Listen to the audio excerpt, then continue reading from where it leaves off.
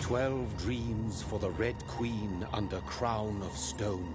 8 voracious beasts born from 8 restless nights. 4 nails piercing the flesh of the sinner. 1 prayer for the summoned, called by this song. 'Tis perhaps the countdown to oblivion for the once proud city of London. 'Tis perchance her inhabitants' last dance alone to face death and pestilence. Confronted by the eerie and unknown, mortals became desperate for answers. A flock's flight makes for an omen, the falling of a star a dire presage. Turning to priests for interpretation when there was no reason to be found.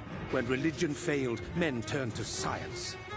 I saw them build such vain cities, crafting machines made for endless war.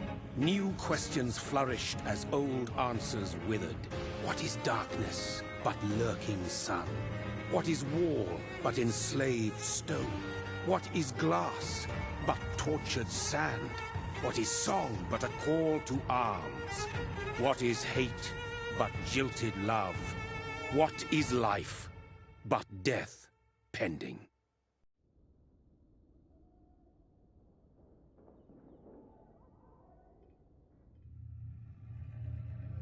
Death.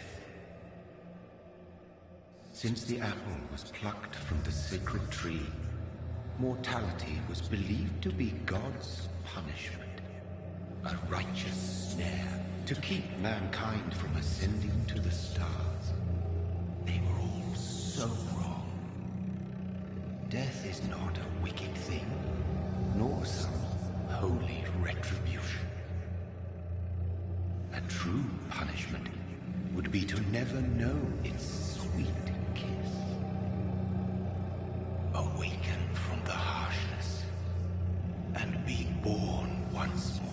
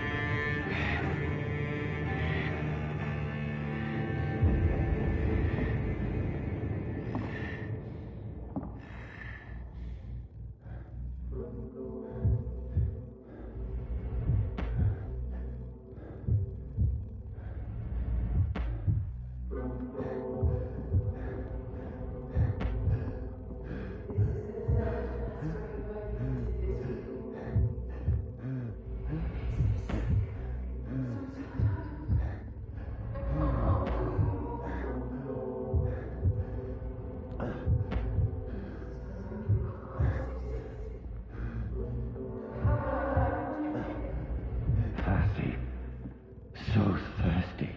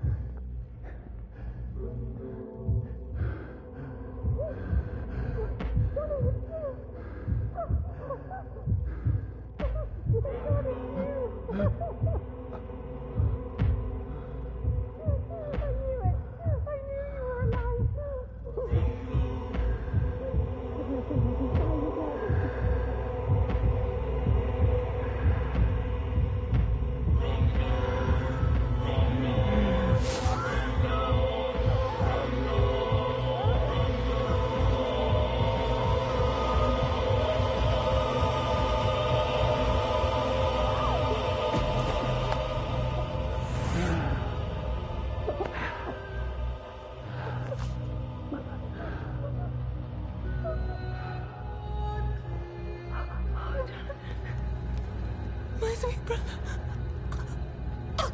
What have you done? Mary! Oh, no! Mary!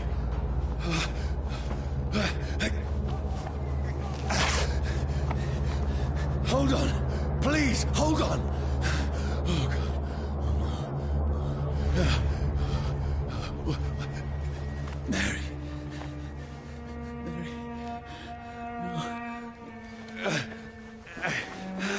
No. No.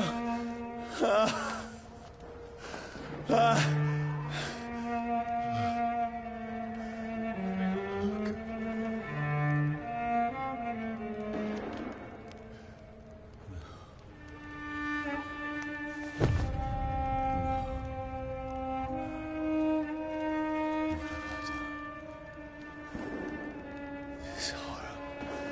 It's a nightmare.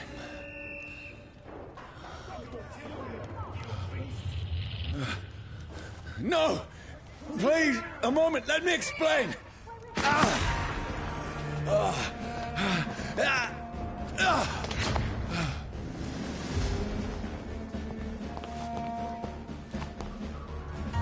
These patrols are after me. Over there! There's one of them! No! Don't shoot! This is a nightmare. I need to get out of here.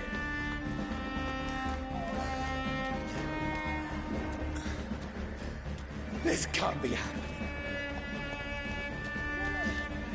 There's one of those vermin! No, please, stop! I mean you no harm.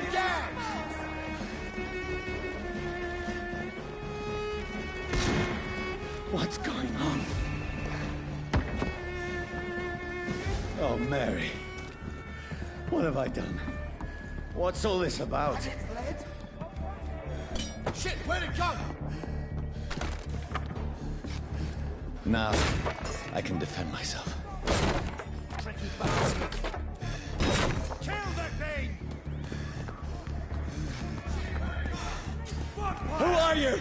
Don't let it out inside! Stay back! Sorry, but you left me no choice.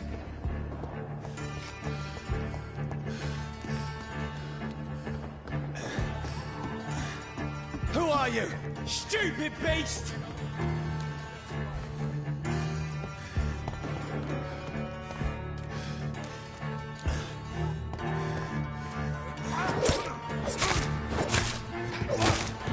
Sorry.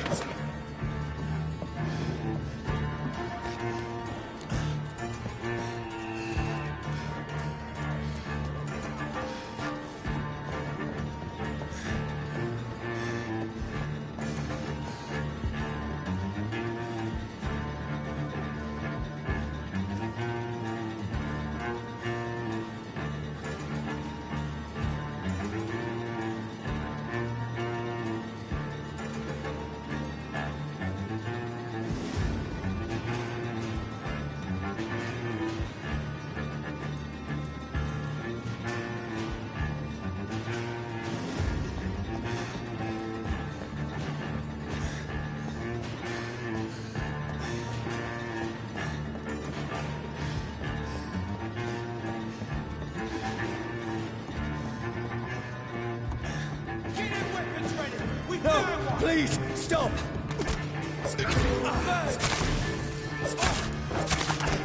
are you? It's one of them vermin! What do you want?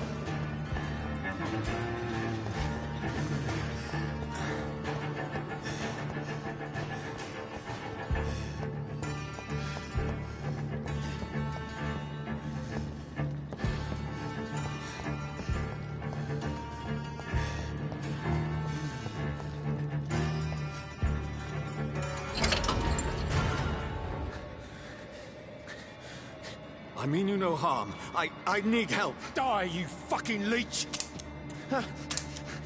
Please, listen to me. I can't make any sense of this. Shut up, beast! Who are you? What is this all about?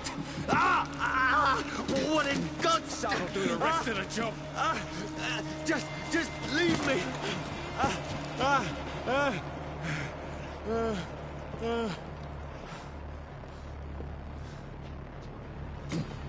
The sun. It feels like it's burning me to the bone.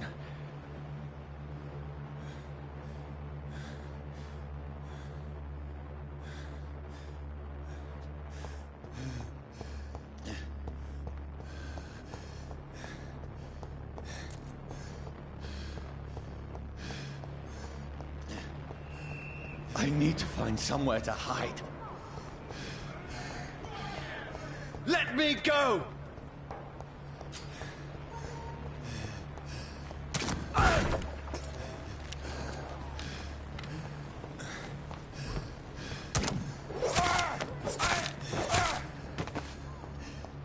I need to find shelter.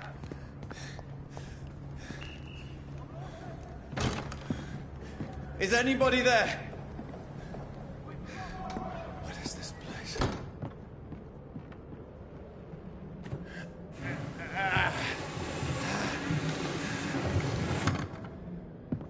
The place seems abandoned. I should be safe enough here.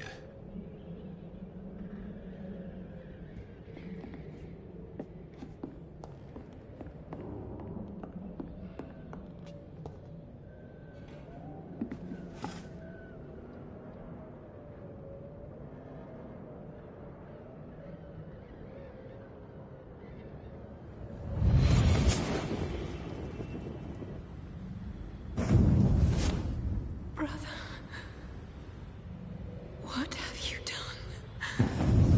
Mary! Mary!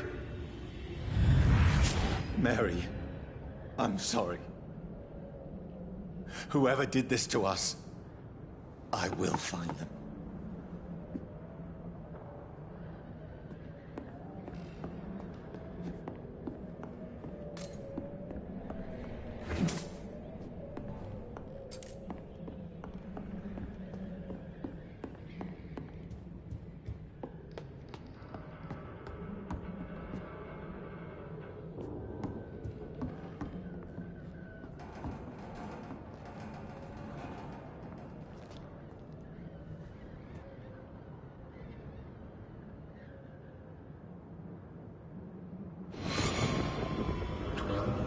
For the Red Queen that sleeps under crown of stone, that she might linger longer, her eyes as white as wool. Who goes there?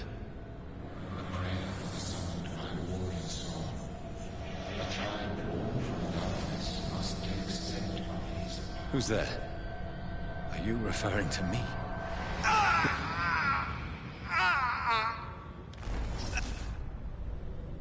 No! No! I still have so much to accomplish.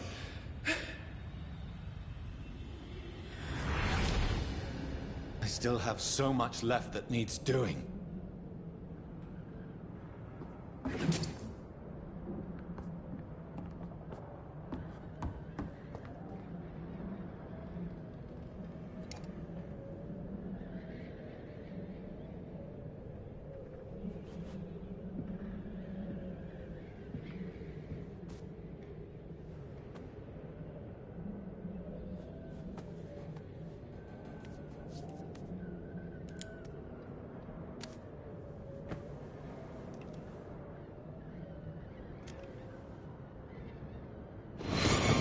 Johnny, this one's lost. We need to leave. And now! No! There's time. I can save him. That's the enemy coming! The orders are to evacuate the hospital! Done. He'll live. And now what? We fight. Killing is a hell of a lot easier than healing.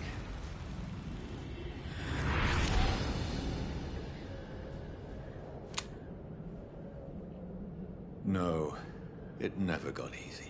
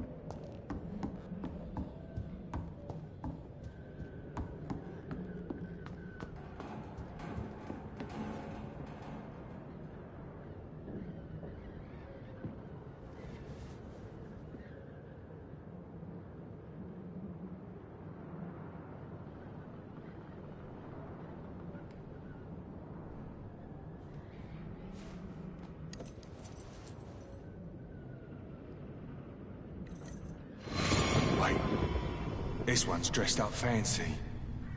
Let's run through his pockets. Picking the dead's pockets? Are you serious? I've still a rent to pay. He's got no more responsibilities. What's this? Gold watch.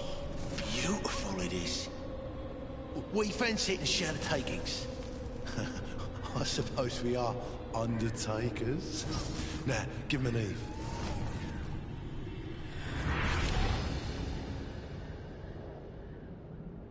That's impossible.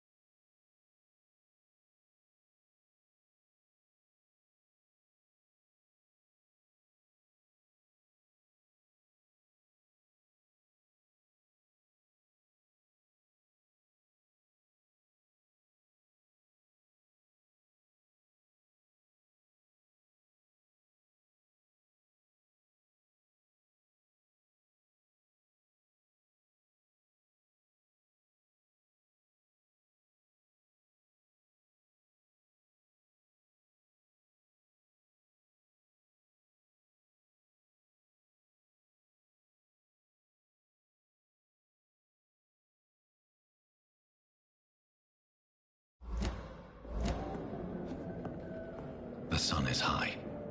I cannot leave now.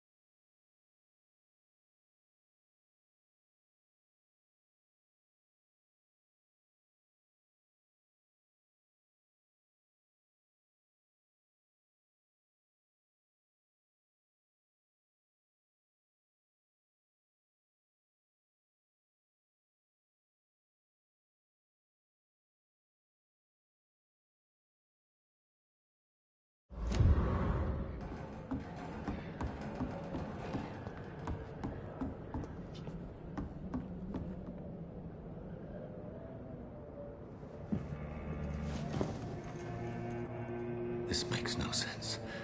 None of it. No sense at all.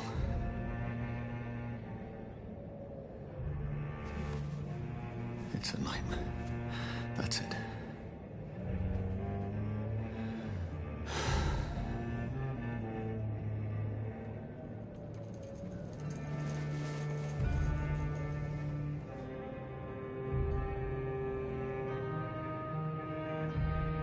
So be it.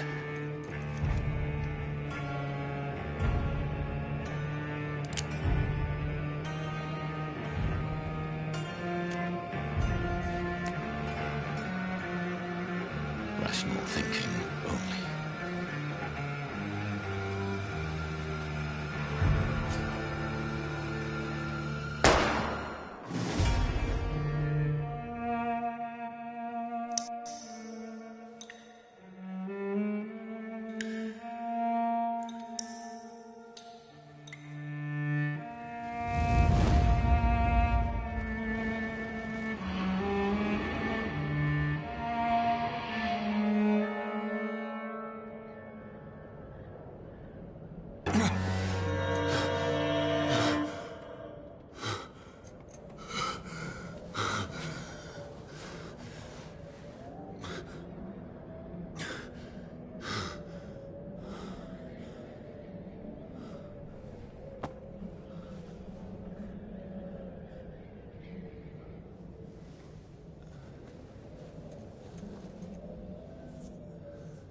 This is absolute madness. I've lost touch with the real. Madness it is. As mad as the moon. Who takes blinding sunlight into a glowing flesh.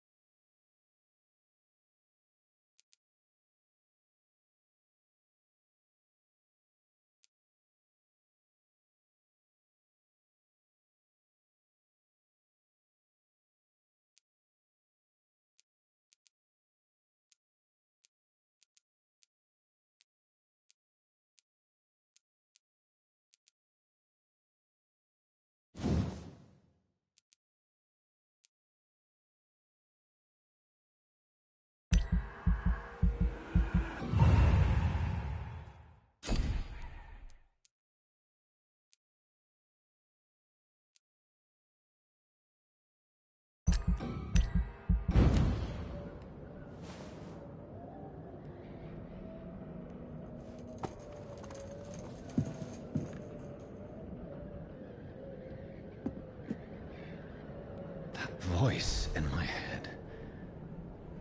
If I'm not mad, then...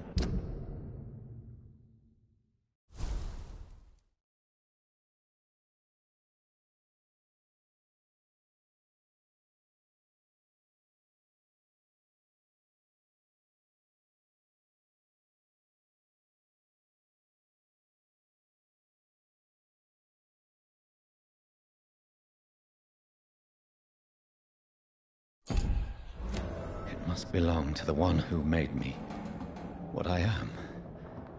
I must find him to understand what I have become. Where is it? It's closed. These people want me dead. I need to leave now.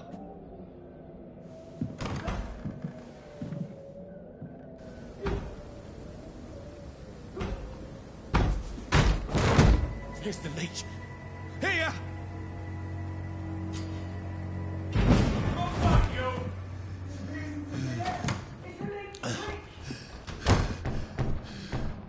My head's spinning. Oi! Come out, you coward! It's locked, all right. Clever fucking beast!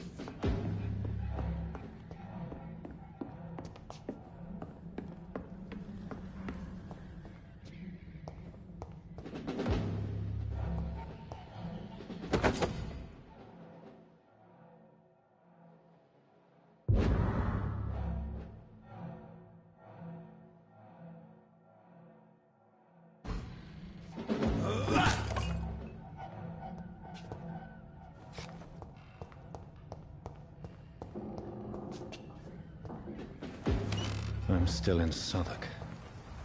I must reach the West End. Go back home.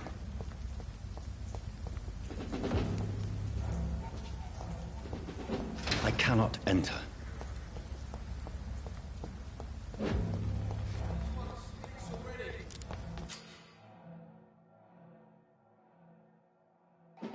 Die, vermin!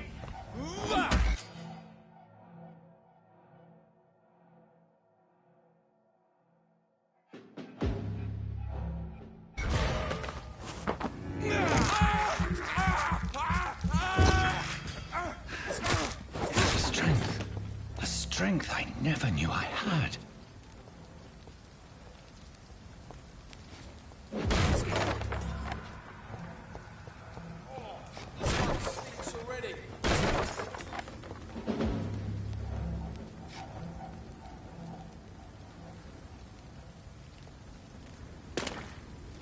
It's dead, all right. Watch out, boys!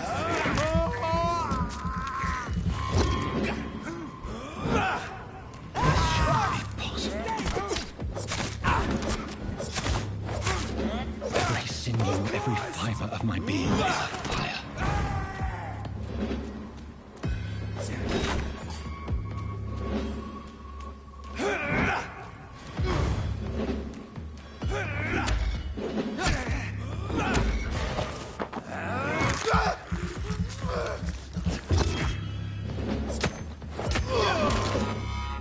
My strength, my reflexes. I'm not human anymore.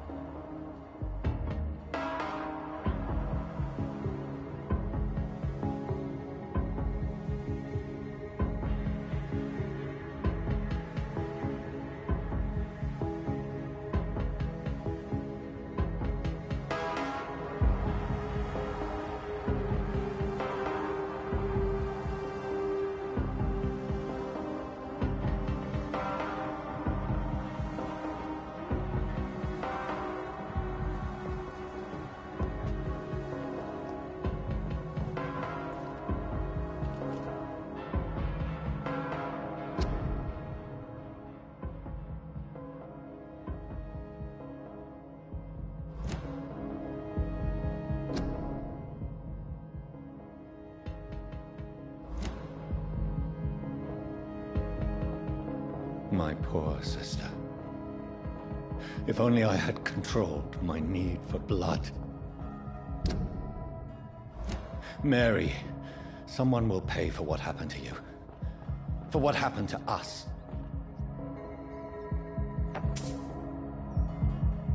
It's locked, all right.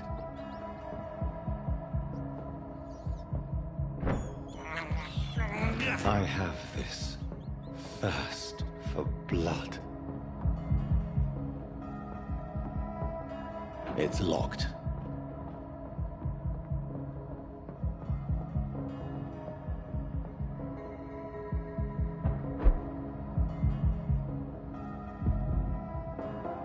The dizziness from the jump. I can now control it.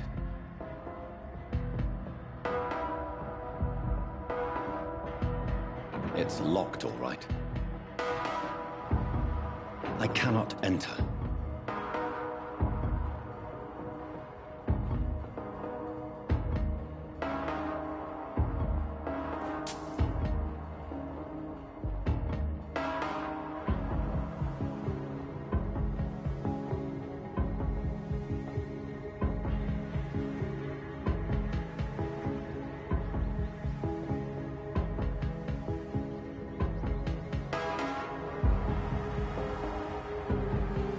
What will London have to say to me?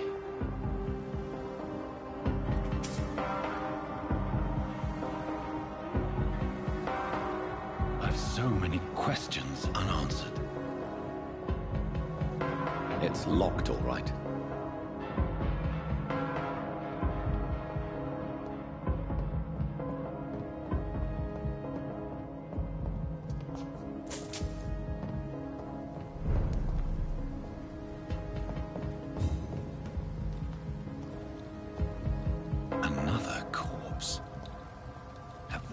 Streets of London become a mausoleum.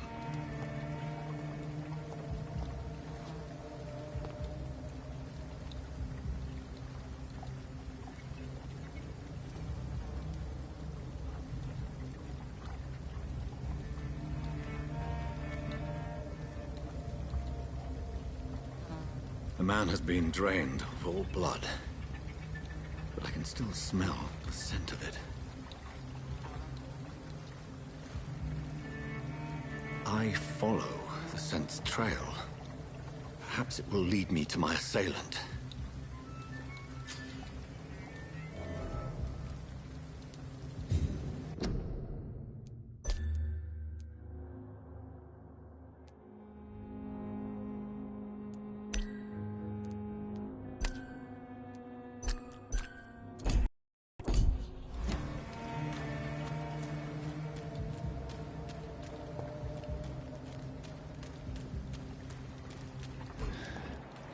Fresh blood.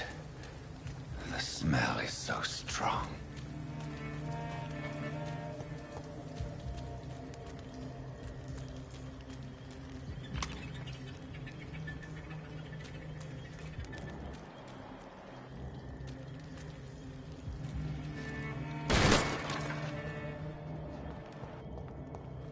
This is a slaughterhouse.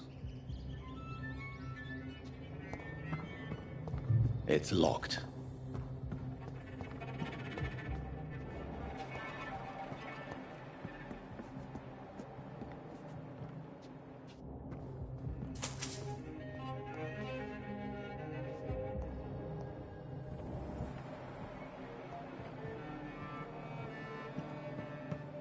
It's locked, all right.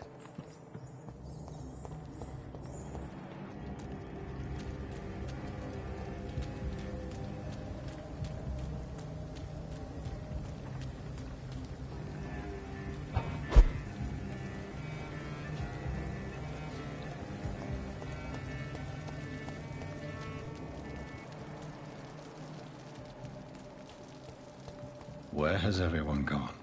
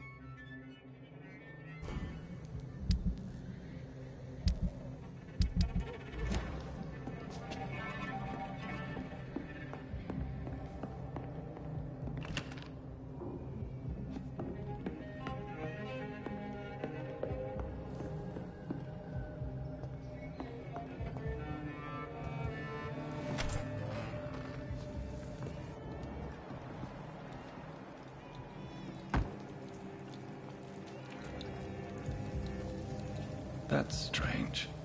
The trail is very erratic, as if the killer was drunk or hesitant.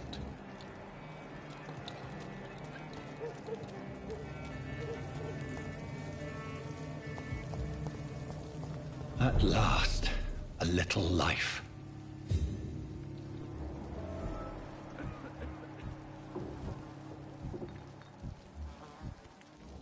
It's a good thing you cannot see me now. Welcome, sir, to the Turquoise Turtle. I should just run as far Good away evening, from sir. this as I can. I wondered if I could ask for your help. Wow, you look like you need a drink. Yes. I apologize for my outfit. It's been a long night. Been there, seen that. Don't worry, things can only get worse.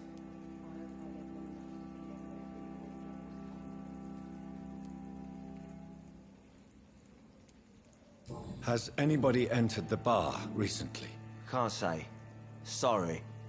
I spent the night making love to that gorgeous bottle, see? This is important, sir. Are you sure no one has come in here in the last few hours? I don't know and I don't care. This is a free country. People still have the right to come and go, don't they? What's going on around here? It's like everybody is hiding. You must be new here. Have you not heard about the murders? Everybody fears the return of the sewer dog.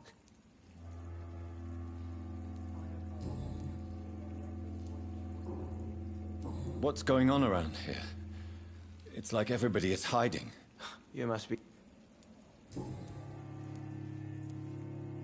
What's going on around here? You must...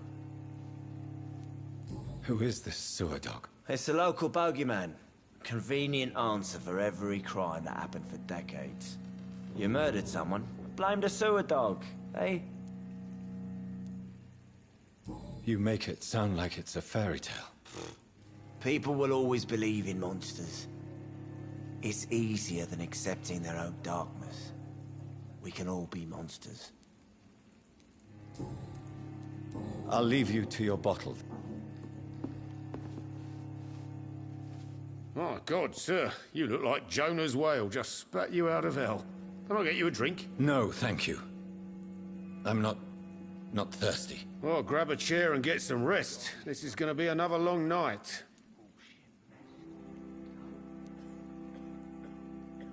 Why is it going to be a long night? You must be new around here. Don't you know about the murders?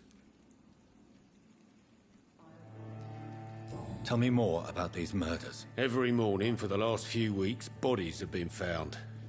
And those poor sods didn't die of flu. Do the police have any leads on a suspect? Even before the outbreak, coppers never came round here. We're on our own. People die in these parts all the time, and no one cares.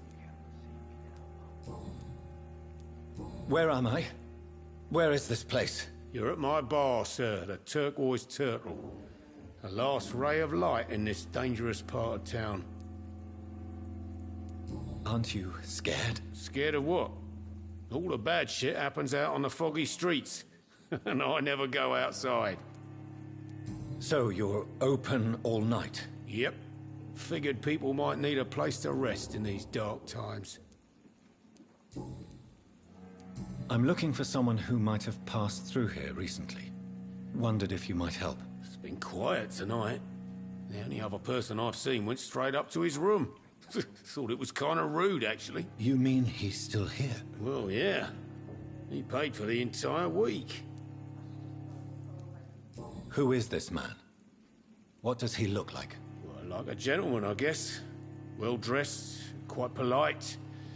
A professor or something fancy like that. Always writing, reading notes.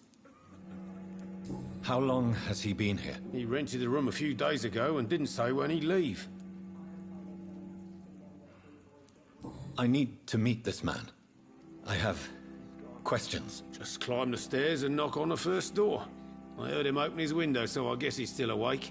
And, Yes? no funny business, you hear me? This is a respectable establishment. Are they stupid or something? I've never even been to India. Damn it.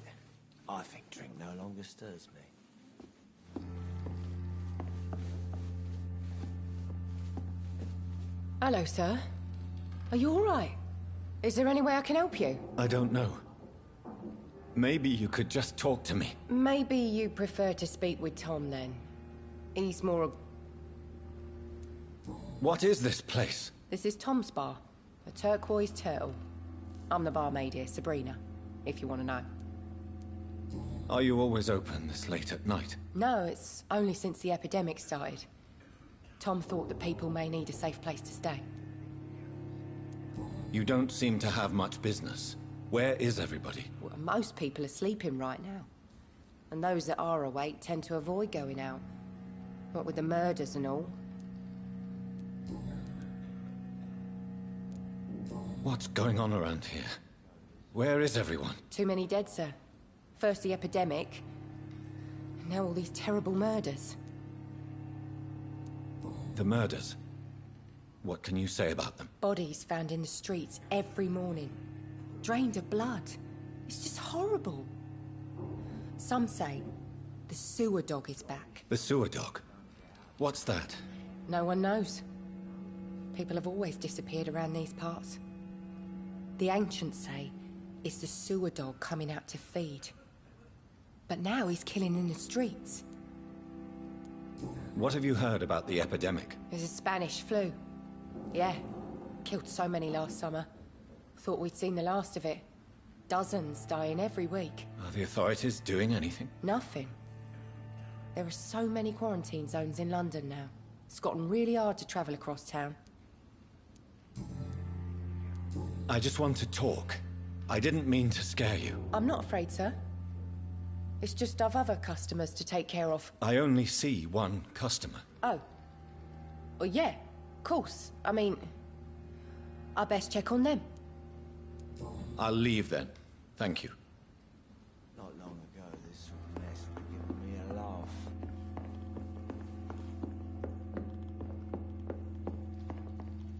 This is no place for you. Prewen has several patrols roaming the area. They do not pursue me. But they're looking for vampires, and they're most efficient. They'll not relent until the killer has been identified. I have a common objective, but I require... Shh. I think someone is eavesdropping. Do you, sir? You might as well come in, whoever you are. Slowly, vampire! Who are you? I mean you no harm. Saith the vampire. Present yourself! I need a word. With anyone.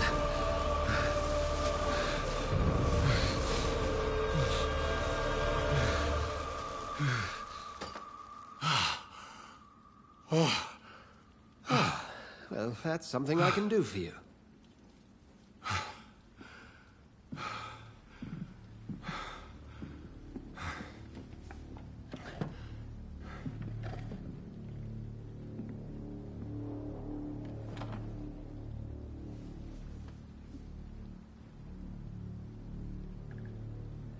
And who might you be?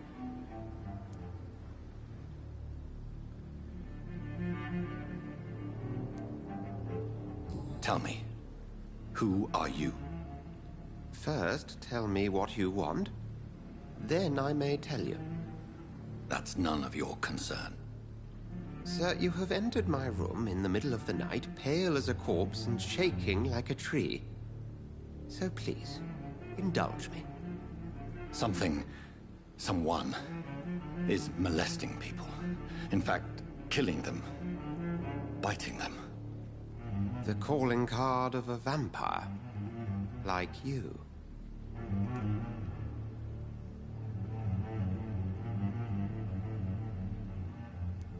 I've been hunted down in the streets and attacked. I'm a victim here too. I believe you. Then if you are not a vampire, who or what are you? Dr. Edgar Swansea of the Brotherhood of St. Paul. I'm performing an independent investigation here in an attempt to understand precisely what is going on.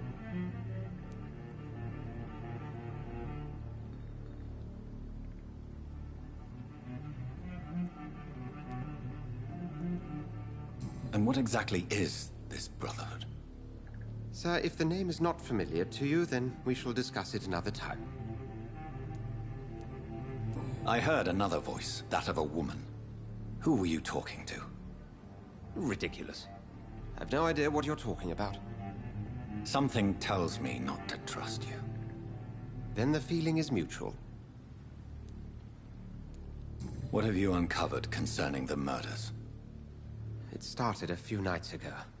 Rumors of violent murders. The docks have always been, shall we say, somewhat unsavory. But this is different. How different? A vampire is at work here. Famished. Reckless. It must be brought to ground, and quickly. Then help me find the culprit. I may. If you'll first tell me why you opened this door. I followed a trail. The scent of blood from a recent victim. It led me here. You thought I was your aggressor. That explains a great deal. We are both chasing the same shadow.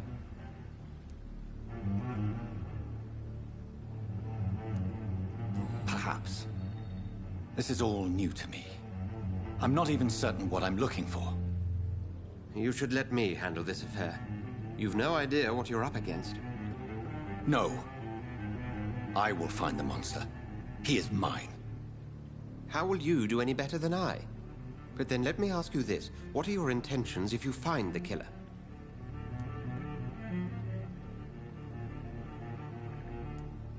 I will at last have the answers to my questions. Then I can only wish you good hunting. And pray we shall meet again.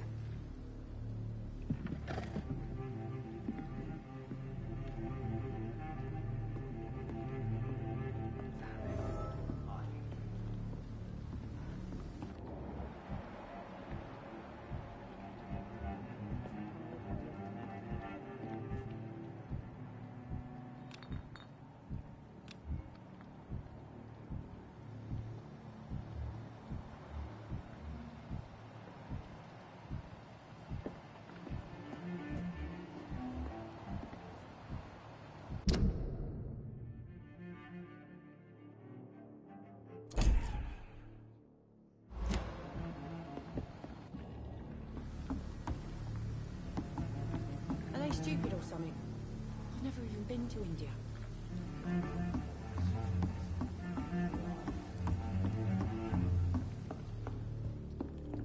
If Swansea is not my attacker, it means somebody else came here tonight. Someone must know something.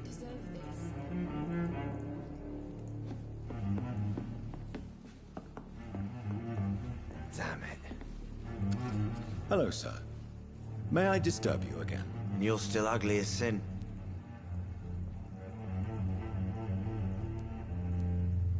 What's going on around? You must be... I'll leave you to...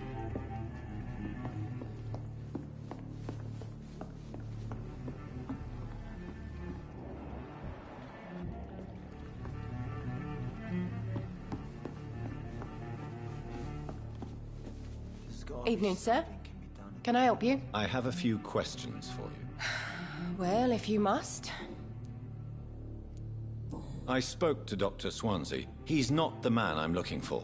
Now, I want the truth. The truth? What do you mean? I suspect that someone else was here tonight.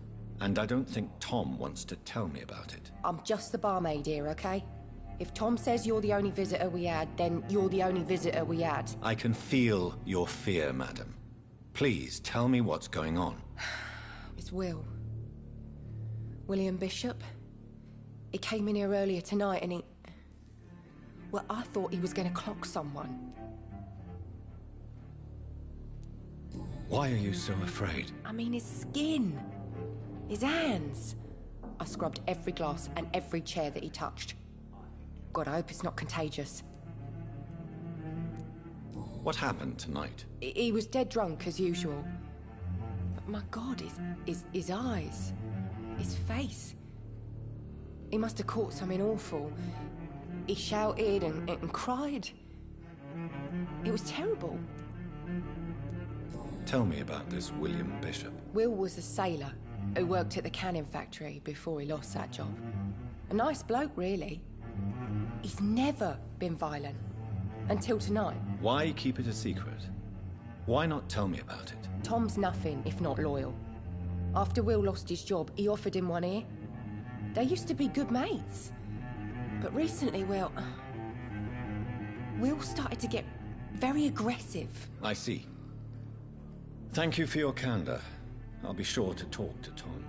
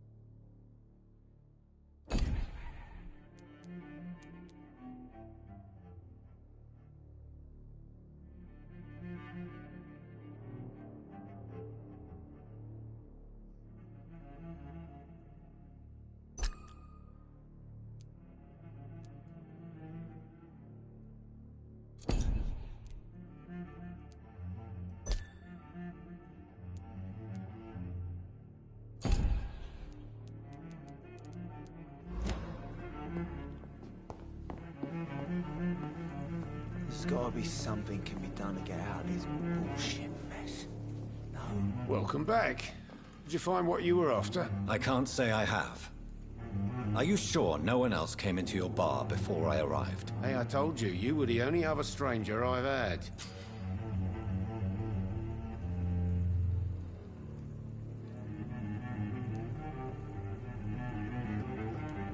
Tom, talk to me about the visit from your old friend, William. Yes, Will came by tonight, but he's not my friend anymore. Who is he? William? Just an old sailor who loves his gin too much. He worked for years at the canning factory before it closed. Is he dangerous? Yeah. Like many drunks, he's all bark and no bite. He can barely stand up most of the time. How was he tonight? Was he different? Sicker than usual, perhaps. He whined and mumbled about how mean people were to him and how he'd like to talk to me outside, and then he left when I refused. I need to find him. It's a matter of urgency. Do you know where he is? You could try his boat. It's up by the North Pier. He sleeps there when he's too drunk to get home. Please describe him to me. What'd you expect? He's a tall, sick bastard with a bad rash and torn old clothes. William used to be strong. Now he's a mess. Thank you, Tom. If you see him, tell him I don't want him back here unless he cleans up his act, okay? Jack. He didn't deserve this.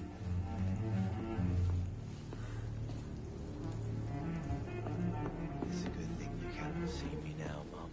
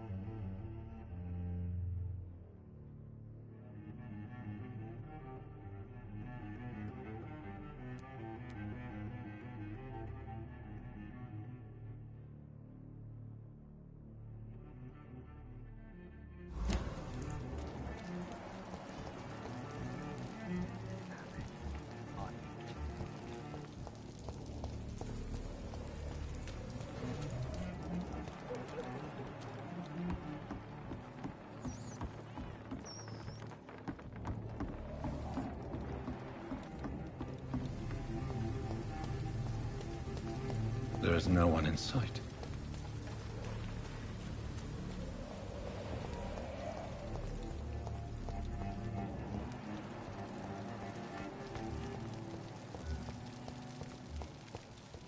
I will get to the bottom of this intrigue. What's been done to me, to this city.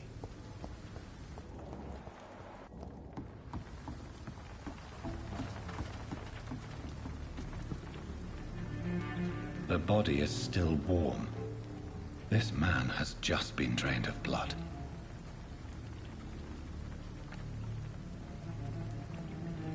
Blood and empty gin bottles. This bishop fellow is something of a heavy drinker. This man was armed. He tried to defend himself. This corpse has been dried of its blood, just like the previous victim. What's this? Some sort of note.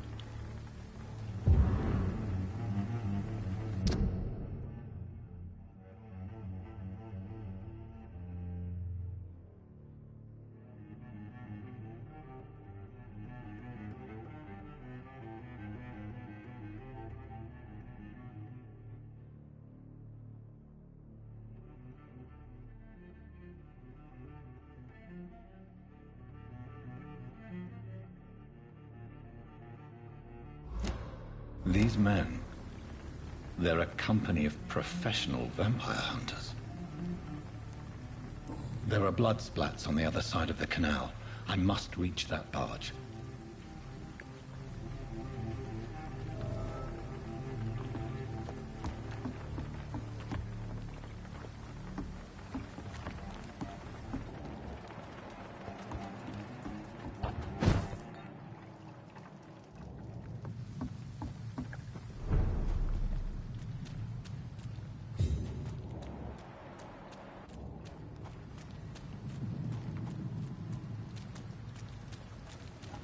It's locked.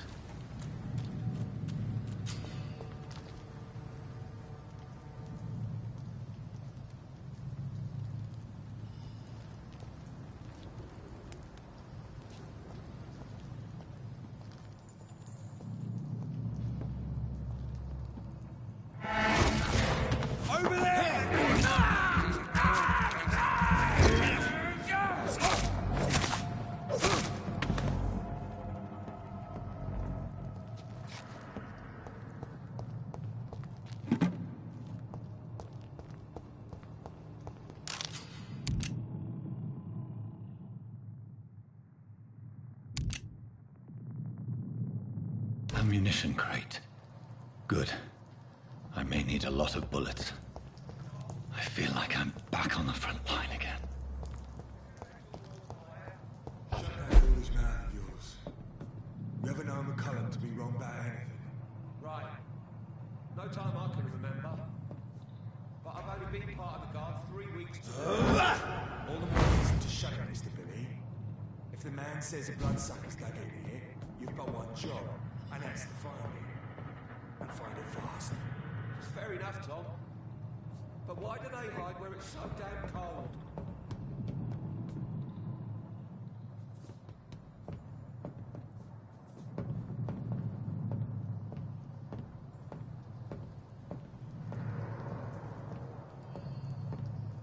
It's locked, all right.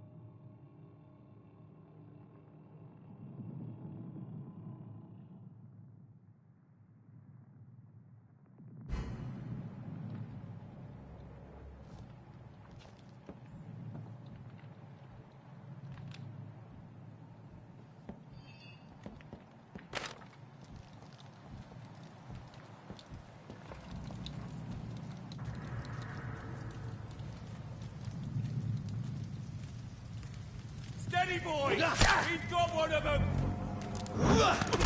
I'll kick its head!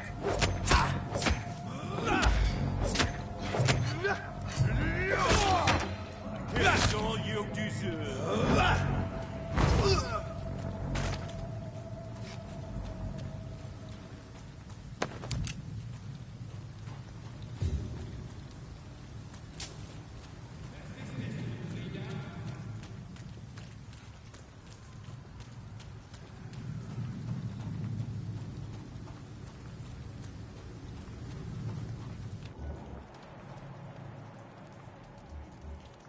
I like their screams when you burn them alive.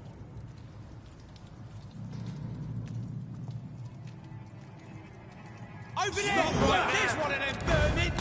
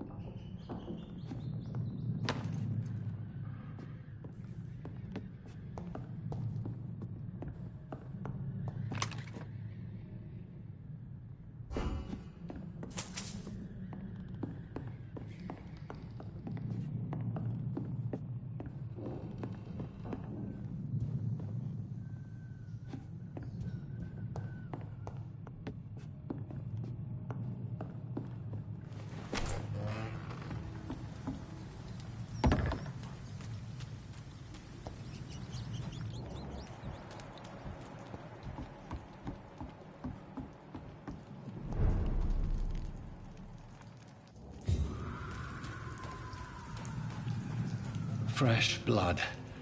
The whole building reeks of it. The scent is so strong it makes me dizzy.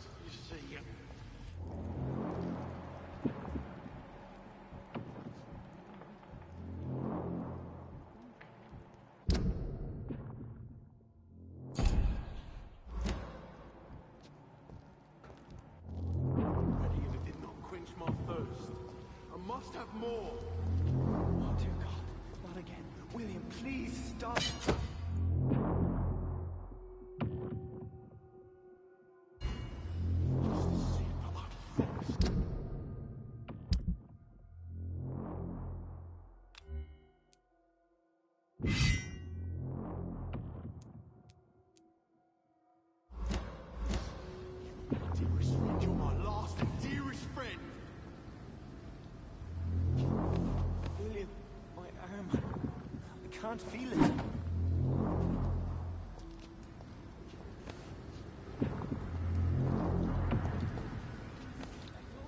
I cannot enter.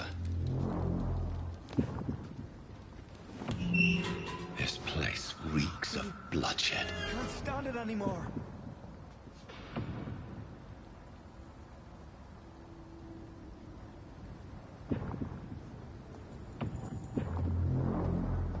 This creature is bedeviled. I must put it down.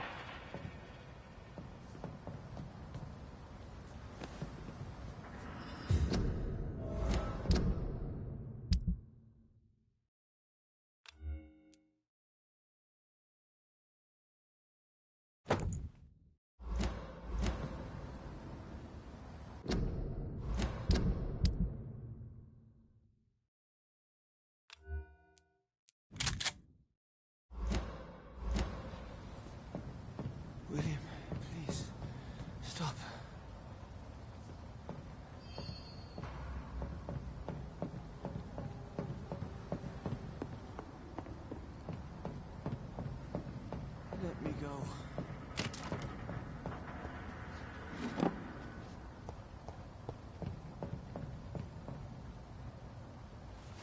William was an honorable man. I could have saved him. Mr. Hampton, are you in there? I knew him well, another lost soul, a kindred spirit. Sir, listen to the sound of my voice. I'm a doctor. You're suffering from shock. I must return to my flock. They'll stray without me.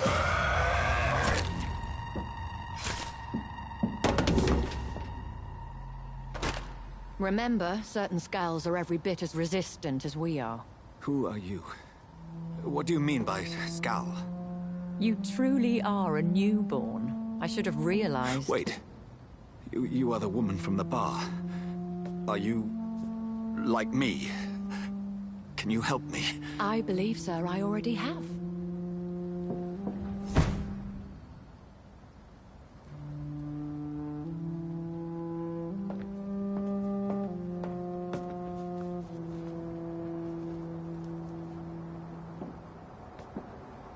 By George and the Saints, you've solved the mystery of these terrible murders. Patience, good fellows, I've come to offer help. Just give me a moment to secure my boat. We can leave this awful place.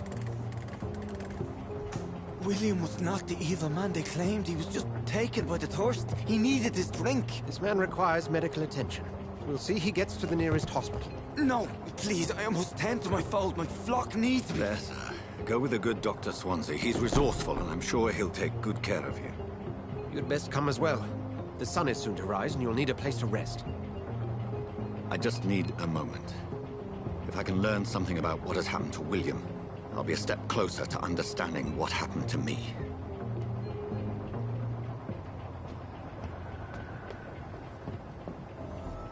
This poor creature can't be my maker.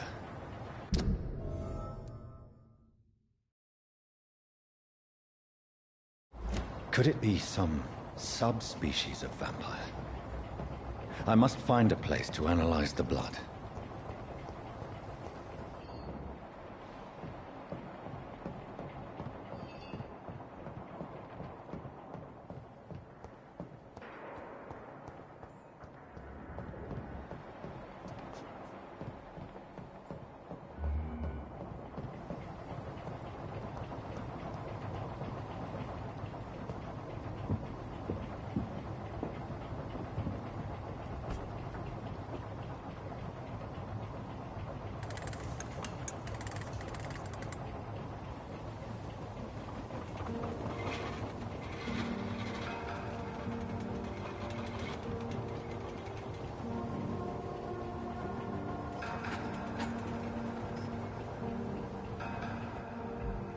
Where are we headed? We're on our way to the Pembroke Hospital. It's just across the canal. They'll have a bed for poor Mr. Hampton. William was... what manner of creature was he? Predator, prey, villain, and victim. Who can say? The important thing is that he's been stopped. Duly noted. And the woman? What... who is she? What woman? No, don't play me for a fool. You used me to locate that skull. You must know who she is. And I thought you a gentleman. You shouldn't talk about a lady behind her back, but I will tell you she values her privacy. Were London as peaceful as she appears from the middle of the canal?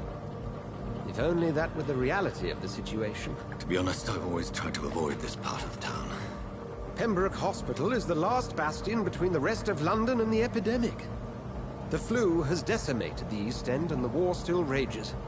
Welcome to the front lines of a plague. This is where you work, Dr. Swansea? I am the administrator of Pembroke Hospital. I thought you were here in service of your mysterious order, the Brotherhood of... Of St. Paul's Stone, yes. But first and foremost, I'm a man of science. A physician, like yourself, Dr. Reed. How do you know who I am? No need for modesty. You are Dr. Jonathan Reed. A surgeon of some caliber and renown, if I'm not mistaken. You are correct, sir. I knew it! I had my suspicions. But when you took the blood sample from the corpse of poor William, I was certain. Dr. Reed. Marvelous. Have we met? I attended 3 of your seminars before the war. I have the utmost admiration for your research. And what a turn of fate. England's most esteemed blood specialist returns to London a vampire. That word, again. From a so-called man of science. I understand. Traditionally, the role of science is to refute myth, but when myth walks among us, the Brotherhood of St. Paul has dedicated its purpose to their study. There's so much for you to learn. Of that, you are right. Well, then let me be blunt. Join my staff at Pembroke Hospital. As a physician. I suspect you'll not find a better post of employment to contemplate your predicament. This is sudden. I was returning home to see my sickly mother. But alas, that was before contracting this affliction. Dr. Reed, take a moment to consider. The post would be for the night shift, providing a good explanation for your absence during daylight hours. You'll be adequately reimbursed, and have a place to hide. I even had the forethought to bring some clean clothes. So, what do you say? It seems I have little choice, but yours is a generous offer, so I thank you. Brilliant! Oh, Jonathan, this is one for the book, and the beginning of a beautiful friendship.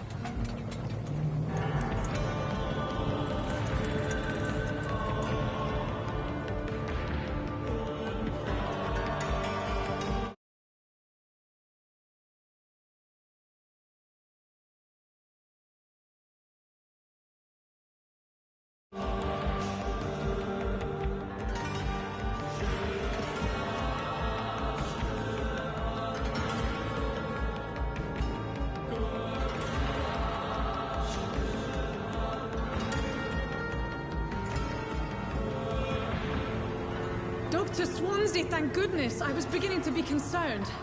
Worry no more, Nurse Crane, for I bring good news. Oh, Doctor, what a night. We lost 2 more patients. Nurse Scow said she couldn't take it anymore and resigned. Yes, well, I'll make a new rota in the morning. In the meantime, find a good bed for Mr. Hampton. Be sure to pay attention to his needs. Of course, Doctor. Oh, and Dorothy? Yes, Doctor? Dr. Reed here has just returned from the front. He served King and Country and will be joining us here at Pembroke. We're very lucky to have gained a surgeon of his talent, and one so experienced in blood transfusions. That is good news indeed, Doctor. Oh, yes.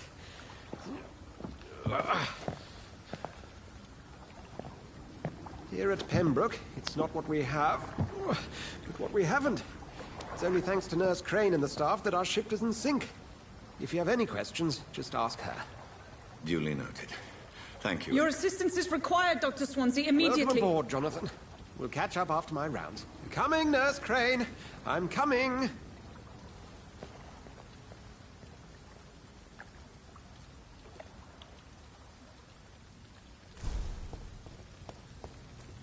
It's locked.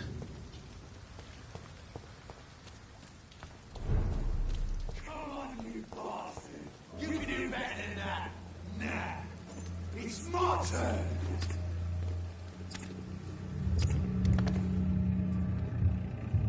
Rotten or pristine, each heart contains the seeds of life.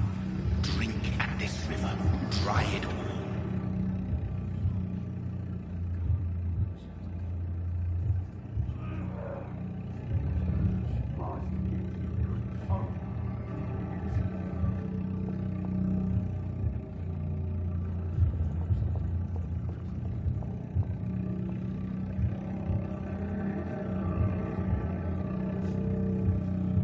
I'm sorry, Jonathan. Mr. Hampton needs me right now.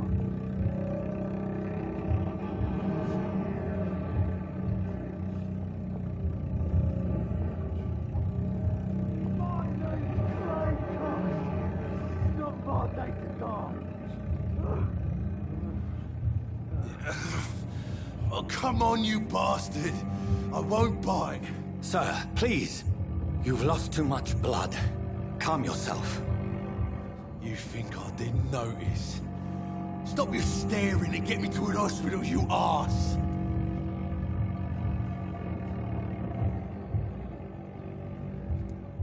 Insulting a good Samaritan. Not exactly the way to get rescued.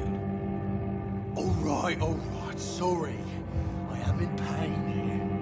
My guts are spilling out onto the street and you're yabbering on. Yes. That's a very nasty wound you've got there. Take my word, I am a doctor. Dr. Jonathan Reed. Name's Clay Cox. I'd appreciate you helping me to a better place, Doc. Follow me, Mr. Cox. Let me assist you to that better place.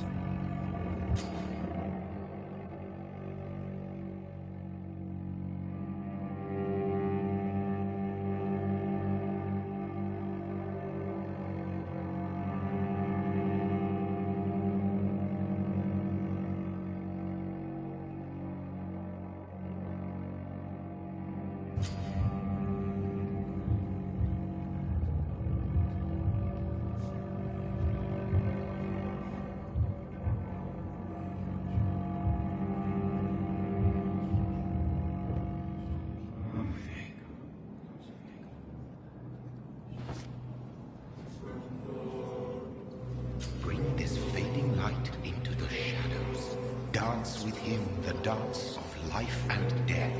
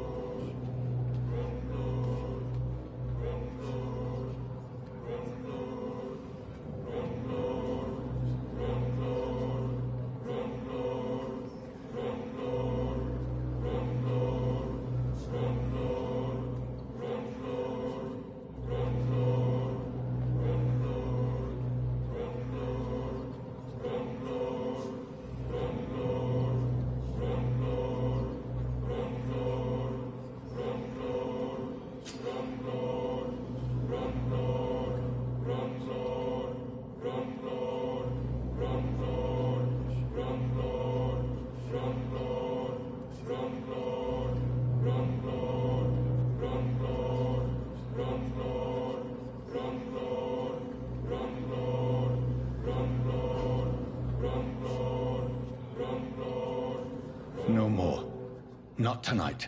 Not like this. I will not take another life.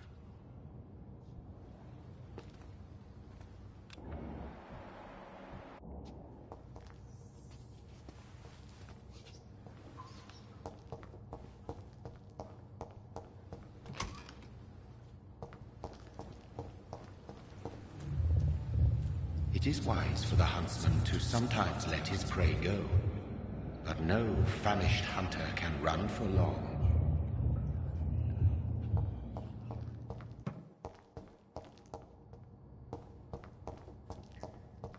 Did I black out? What happened?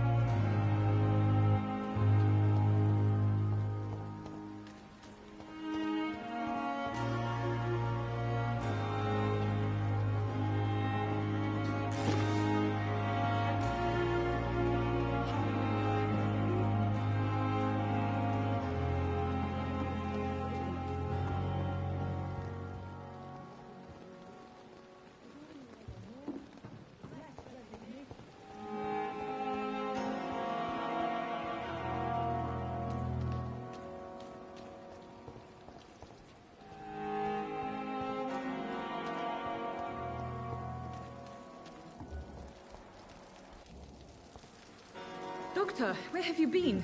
I've little time to play hide and seek with new staff members, no matter how illustrious they may be. I found a wounded man by the docks. He answers to the name of Clay Cox. He requires urgent medical attention. Already making the rounds? That's the Pembroke spirit. I'll ask our porter, Milton, to bring him back immediately. Thank you, nurse. What can I do for you? Dr. Swansea insisted we provide you a quiet office. You'll find it on the second floor with your name on the door. Thank you. Nurse Crane, isn't it? Yes, Dorothy Crane. Welcome to Pembroke Hospital, Dr. Reed. Your office has been prepared. I would like to ask a few questions first.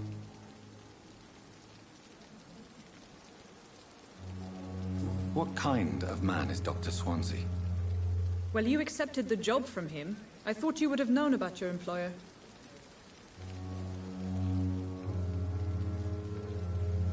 Apologies, I've only just met him the once. This is sudden. I've only just returned to England. Dr. Swansea is a brilliant surgeon and the most compassionate physician.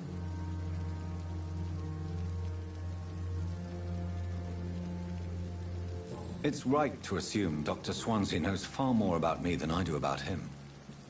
You'll get to know him soon enough, and better than me. The administrator has better things to do than mix with us. And Mr. Hampton, the patient we brought in, how does he fare? I gave him a sedative to help him sleep. Poor thing was in quite a state of shock. If you could point me in the direction of my room again, nurse. Second floor of the hospital, left after the stairs. It's the last vacant office at the end of the corridor. Thank you, Nurse Crane.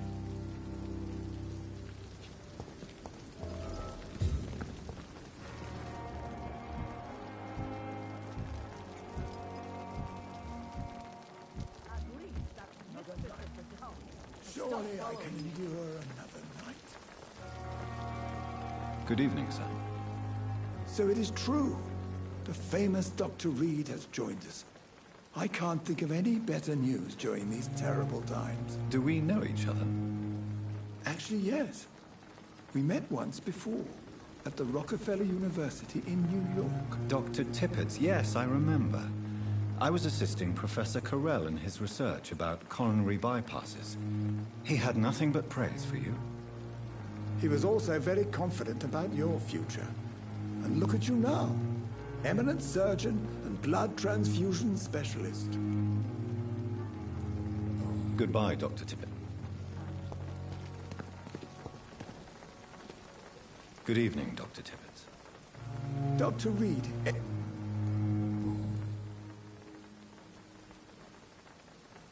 What is the Pembroke Hospital situation? And please, speak freely. This hospital is not exactly the best of London. I'm sure you are used to working in a better environment.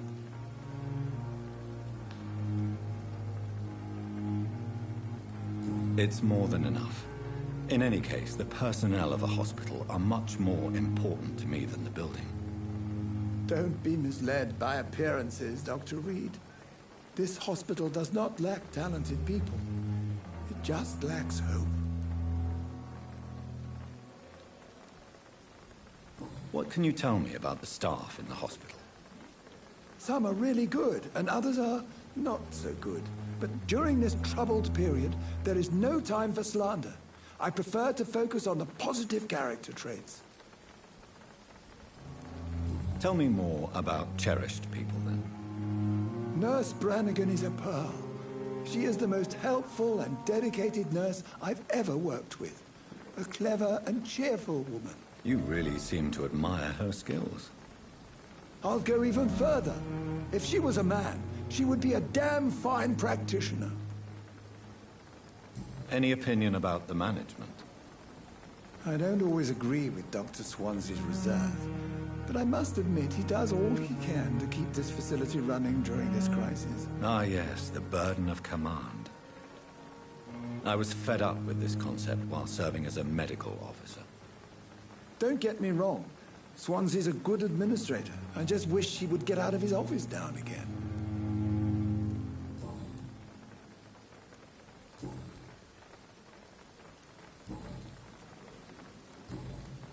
Goodbye, Dr. Tippett.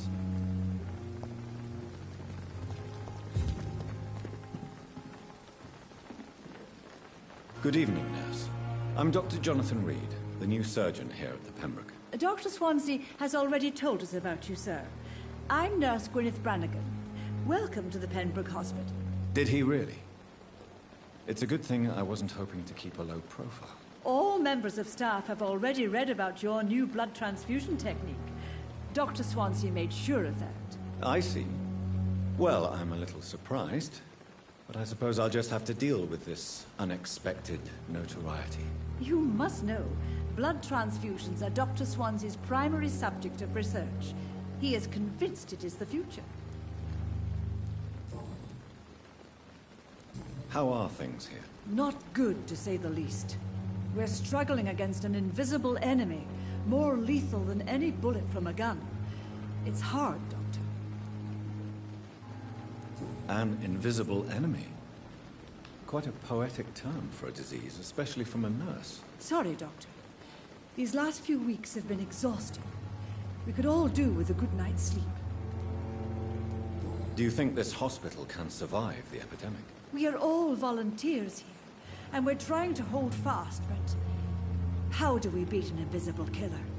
Some nurses have already resigned. I'm not familiar with all the staff yet. Perhaps you could help me. Brilliant professionals, most of them. Dr. Swansea has a gift for recruiting talent. Most of them? Is there a problem I should know about, nurse? It would be inappropriate for me to speak ill of a colleague.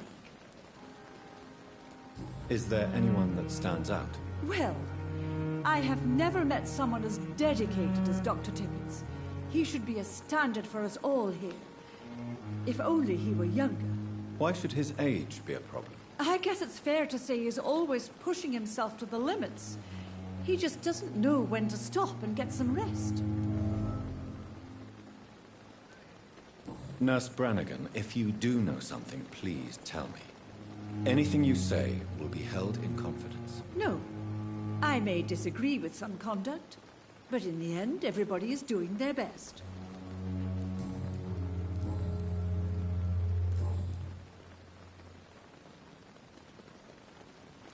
Why does Dr. Tippett claim you're the main reason he keeps working, despite his fatigue? If it wasn't for him, I probably would have left the Pembroke years ago. Dr. Tippett does not think of you as just a nurse anymore, does he? If you're suggesting he's not taking my gender into consideration when it comes to medical practice and knowledge, I really hope he doesn't.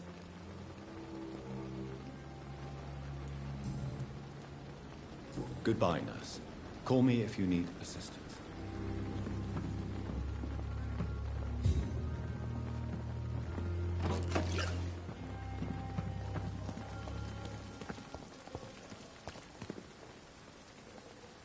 Good evening, sir. I'm Dr. Jonathan Reed. I'm new here. I've already heard about you, Dr. Reed. I'm Milton Hooks, the ambulance driver for this shithole of a hospital. That's quite a blunt introduction, Mr. Hooks. You can call me Milton. I like to speak my mind, Dr. Reed. Perk of the job. Don't judge me, and I won't judge you. I'm not sure I understand what you're talking about. Well, I'm no doctor, but I'm pretty sure a gun can't be used as a surgical instrument. You have a keen eye. I learned to shoot during the war, and have carried one ever since. Old habits die hard. No need to explain, Dr. Reed. And if you ever need a better gun, remember, I may have something for you.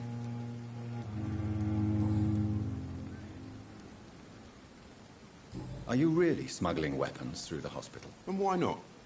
I've already been attacked by patients, you know. And by gang members willing to steal my money. But you're not defending yourself.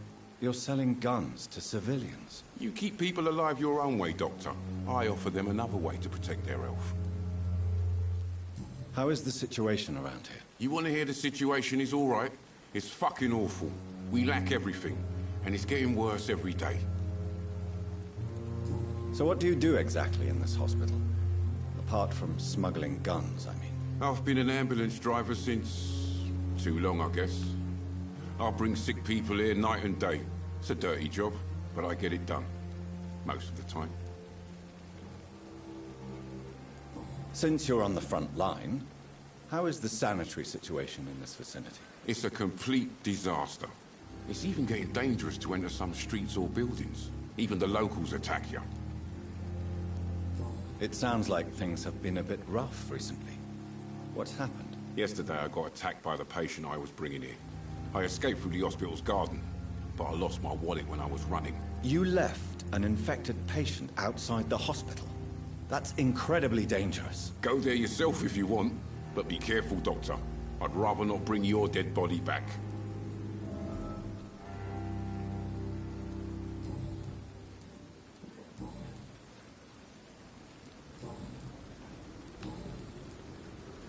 I'd like to see your goods. Wise choice, Dr. Reed. A reliable gun is what everybody needs these days.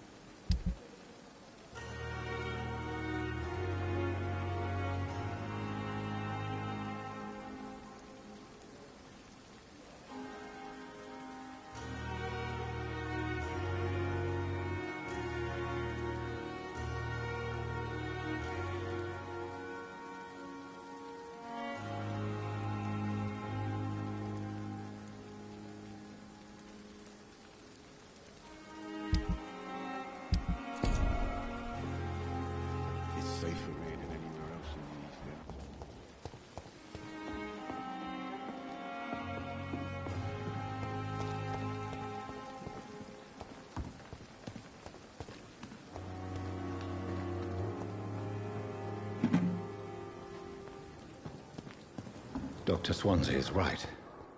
This place seems perfect to conduct my research.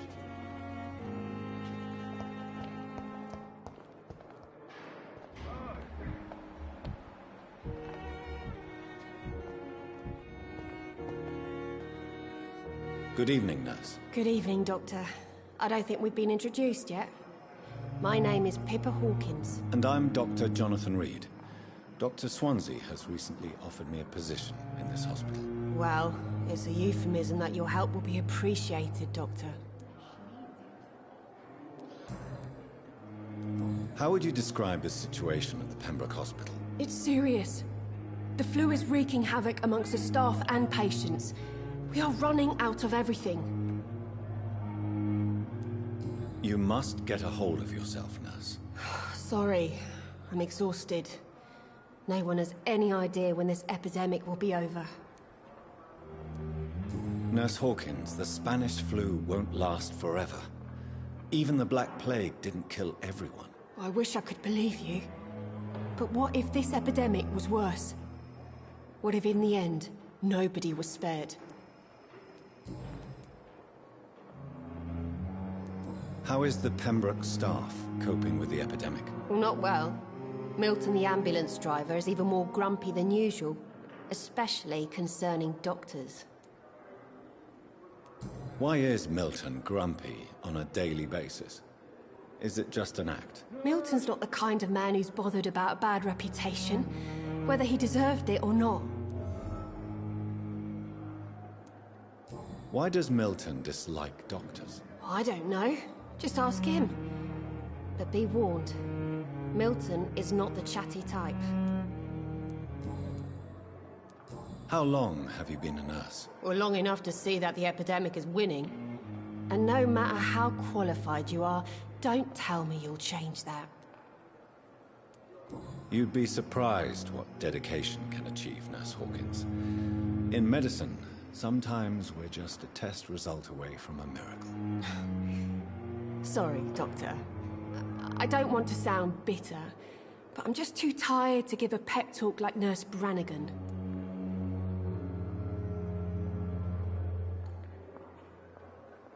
How long? Or long enough. You'd be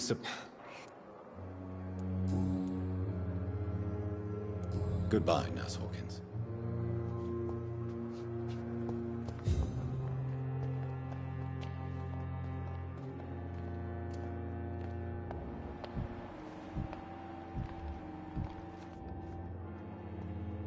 I wonder why the Goswicks came here in the first place.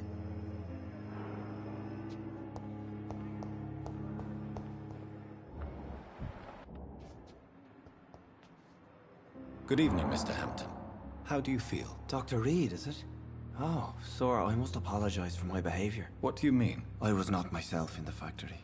Fear and exhaustion made me say awful things to you, I'm afraid. You remained perfectly nice and polite. A little delirious, perhaps? But who wouldn't be after enduring an abduction? Thank you, Doctor. That's a relief. Now all I need to do is rest and return to my flock. Do you know Tom Watts, the bartender from the Turtle? I met him before I found you in the canning factory. Tom? Yes, of course. Always the helping hand, good old Tom. Without men like him, corruption and despair would have wiped out the East End long ago. People are still in despair.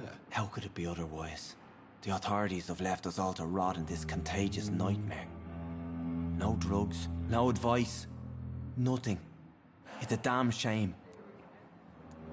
Who should I avoid in this part of town, then? Any particularly evil figures? Not really. Most men and women are just doing their best. And it's not my habit to speak ill of people I know, Doctor. How did you end up in William Bishop's den? I had received alarming news about his recent behavior. I went to his place and he refused to let me go.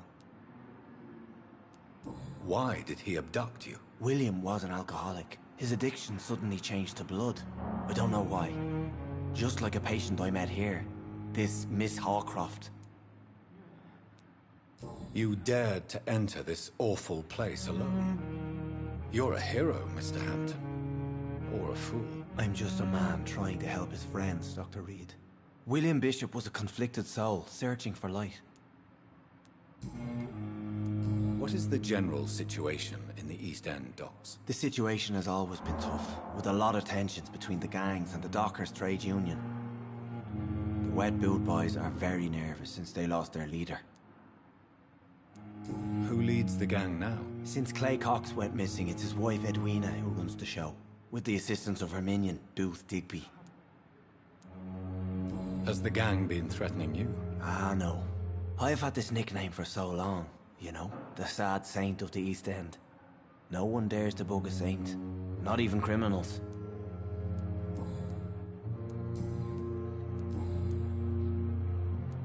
How do you feel, Mr. Hampton? Medically speaking, I mean. I feel exhausted. Beyond exhaustion, actually. William drank so much of my blood in his madness. I feel empty. You're in good hands here. Dr. Swansea is well versed in blood transfusion, and I'm sure he'll take the best care of you. Thank you, sir. I believe all I need is rest. And then I can go back to the people who need me. What do you do for a living, Mr. Hampton? I can't help but notice the cross around your neck. I manage a night asylum for the poor and homeless of the docks. And I try to guide the lost and hesitant on the right path to our Lord. Are you a priest, Mr. Hampton? A deacon, maybe? Not at all, Doctor. I'm just a man of faith willing to preach the good word. Why didn't you use your cross against William Bishop? To repel him somehow? That's a very strange question, Doctor. A cross is no magical token, if that's what you were trying to say. Not mine, anyway. Have you made friends since you arrived? Not really. But I recognize Miss Harriet Jones. I knew her when she lived by the docks. That poor woman had such a miserable life. You never came to see her here at Pembroke?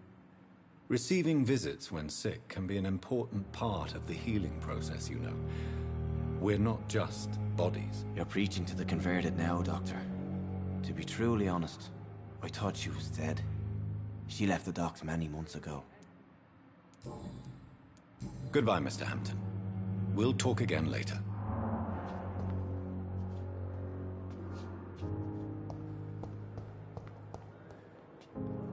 I have wasted too much energy. Good evening, sir.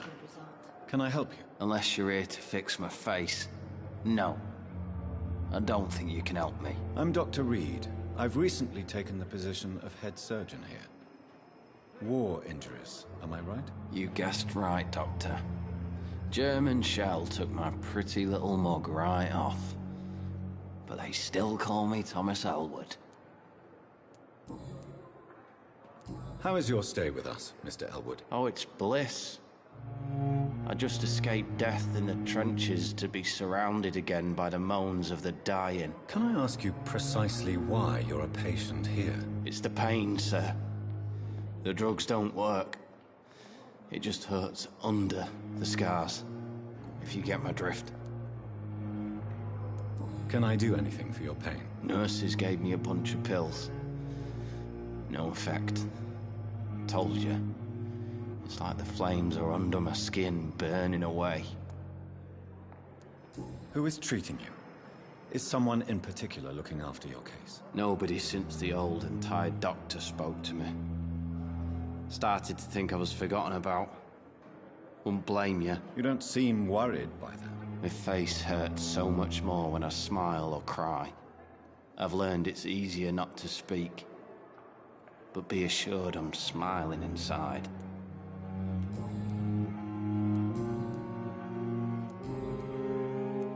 Where were you stationed, sir? Did you serve for long? I really don't want to talk about all this shit. No offense. I was pushing too much. I served in France myself. I just wanted to know what happened to you. You were an officer, weren't you? Then I doubt we fought the same war, sir. No offense. Goodbye for now, Mr. Elwood. Damn. The pain. It's here again.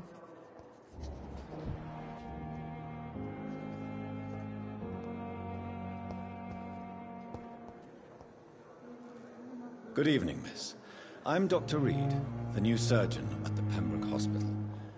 And who are you? Your name has no meaning to me, mortal. You're nothing but dust blown by the winds of eternity. I beg your pardon? What are you begging for, mortal? My clemency? Well, tonight maybe I'm inclined to mercy. You'll never forget the night you met Thelma Howcroft. You keep calling me mortal. Why is that? And if I'm mortal, what are you? Well, Dr. Reed, if you must know, I'm a vampire. And why do you believe you're a vampire? I don't need to believe anything. It is what I am.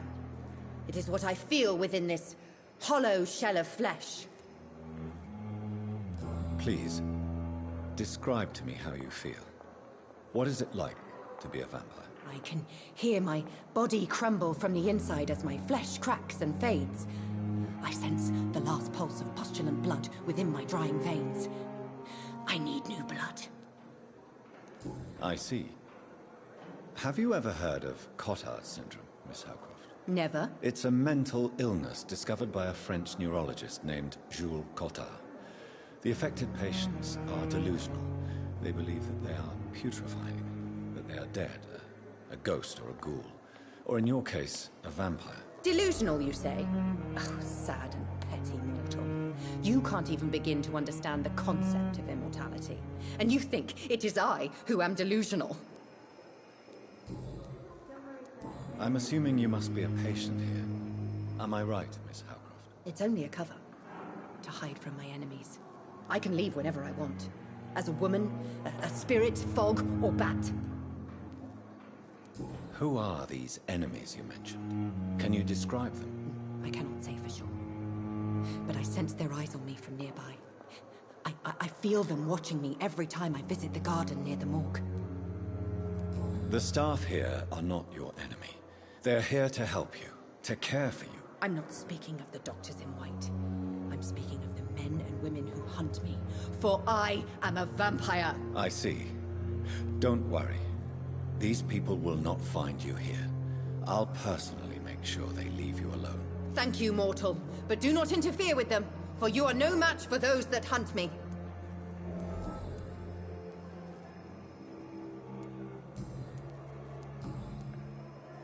Who are you really, Miss Howcroft? I mean, apart from being a vampire. Is that not enough for you, puny mortal? What do you require? Proof of my powers? I'm curious to know who you were before becoming a vampire. It was such a long time ago, I don't remember. Centuries of unholy life can have strange effects on one's minds, you see? I'll leave you, Mistress of the Dark, to your nocturnal activities.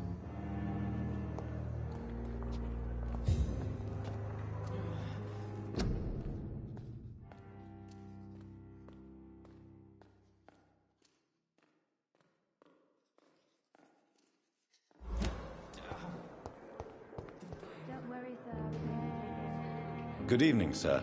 I'm Dr. Reed. I believe we're going to be colleagues. Reed? Yes, I've been informed about your arrival. I'm Waverly Ackroyd.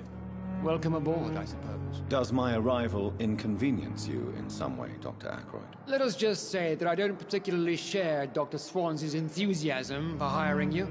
What we need here are reliable professionals, not overrated dabblers. If you have a problem with me, Dr. Ackroyd, please feel free to tell me. Dr. Swansea has imposed your presence on this hospital without asking anyone's advice. The benefit of his position. But I don't agree with it. I know we've never met before, but I believe this hospital could use all the help it can get. You will agree with that, I'm sure. Oh, but I have heard about you, Dr. Reed. Of course, you can't say the same about me, since I have not wasted my time courting the press.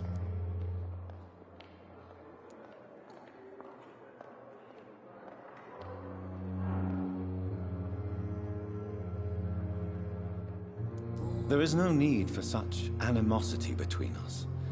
Don't you think the epidemic is already enough to deal with? That is one point we could agree on. And that is precisely why I want to be sure that you will be of help to this hospital, instead of a burden. Since your tenure in this hospital is longer than mine, perhaps you can tell me more about this place. Let's just say I'm tired of the carelessness around me. I have always respected the skills of Dr. Swansea, but over time his enthusiasm has become displaced. Carelessness? Exactly what are you talking about? We're here to save lives. The people who trust us are not volunteering for experimentation. They're here to be healed. I don't intend to run any radical experiments, Doctor. Even if I, as any good practitioner should, express an interest in pushing the boundaries of medical research. Modern medical methods were created through audacity and ego. But there are rules in our line of work, and they're here to protect our patients.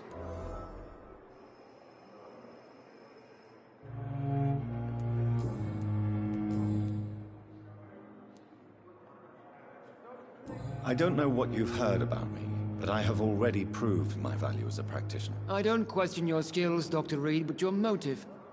Is it money, fame, or are you truly dedicated? And what exactly is that supposed to mean? I served in the war just like you. But unlike you, I did not use the wounded to play the modern sorcerer. Be careful what you insinuate, Dr. Ackroyd. I only want you to admit you used those men to improve your theories.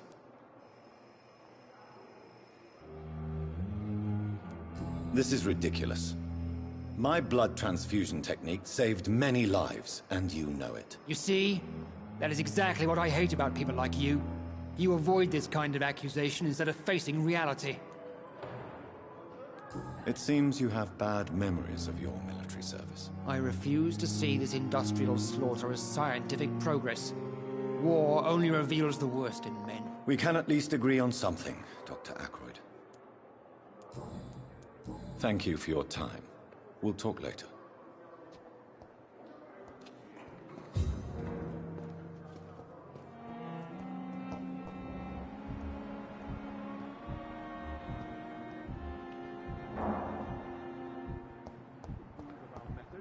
And you will kindly apologize when you're feeling better. Circumstances, I'm willing to give you the benefit of the doubt. Good evening, Doctor. I believe we're going to be working together. Dr. Reed. Dr. Swansea informed us of your arrival, but I could not dare to believe we'd have such good fortune. Such an honor, sir. Thank you. And you are? I am Thoreau Strickland, Dr. Thoreau Strickland. I'm a great admirer of your work, Dr. Reed.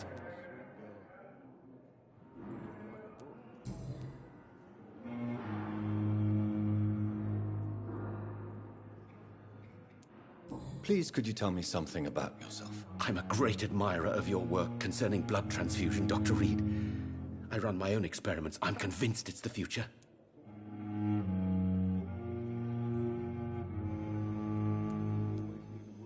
I based my technique on my mentor's research. He helped me perfect my method. What is yours? I'd rather not talk about it. For now, it's just theories and first approach. My process is purely experimental. and unsuccessful. As long as you're cautious and methodical, you may remain empty-handed, but you won't fail. You're not the first one to warn me, but I am convinced knowledge is the main weapon against the ravages of this epidemic. What made you choose to be a doctor? I'm not ashamed to admit you and your work have inspired me. I am honored to have the opportunity to work by your side. I'll give you some advice, but understand that nothing beats practical experience, which can be exhausting and solitary work. Of course, sir. And don't worry, I will never allow myself to be a burden, neither to you nor this hospital. What do you think of Dr. Ackroyd's aversion to modern medical methods? It's a shame he's so narrow-minded. Dr. Swansea taught me that science is about exploring uncharted territory. I'm convinced that's true. With the influenza and all that's going on, you should put your differences aside, don't you think? Why is it so difficult to work together? I believe that if Dr. Ackroyd had been the one to discover the transfusion process, he would be the first to recommend its use. So you believe it's just a question of jealousy and pride? Dr. Ackroyd is as proud as he is blinded by his obsolete concept of medical science. What can you tell me about the Pembroke? Well, it has always been an honor to work with Dr. Swansea. But with your arrival, I can't think of a better opportunity to learn about blood transfusion. You seem quite optimistic. It's a rare and precious attitude in these difficult times. I'm convinced that this epidemic is a test of endurance and dedication for us men of science. Questions remain about our capacity to resolve the situation. True, true. Last summer, during the first wave of the epidemic, I used to joke with Milton about the extra work. We're not smiling now. Do you need help with anything in particular? Well, yes, maybe. I'm waiting for a batch of products I ordered for my personal research, yet my supplier seems to have vanished. Do you want me to play the errand boy for you? Oh no, Dr. Reed. But if you went personally to his shop, what with your reputation and all, he wouldn't dare to refuse the products I need. I see. Well, give me the address, for I may pass by if I have time.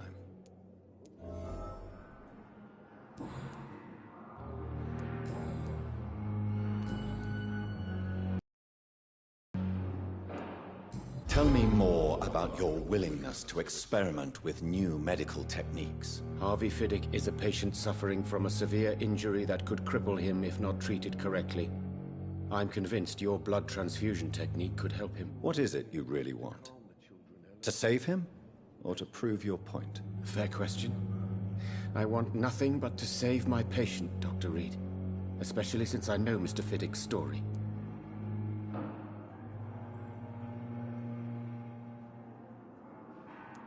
Tell me Mr. Fiddick's story. Our first diagnosis was compromised because Mr. Fiddick lied to us about the real origin of his injury. He first claimed it was an accident. But why would he hide such crucial information from us? Because he is a proud father, ashamed of putting his children at risk because of his own negligence. This personal involvement could also appear to be a lack of impartiality. You must know that a good surgeon must remain neutral. I agree. But that does not excuse Dr. Ackroyd's behavior, a man who did not even take time to converse with his patient. Do you think keeping his distance was a mistake? All I know is that I'm taking care of human beings with desires, hopes, and fears. Not some biological machine comprised of blood, bones, and flesh. Goodbye, Dr. Strickland.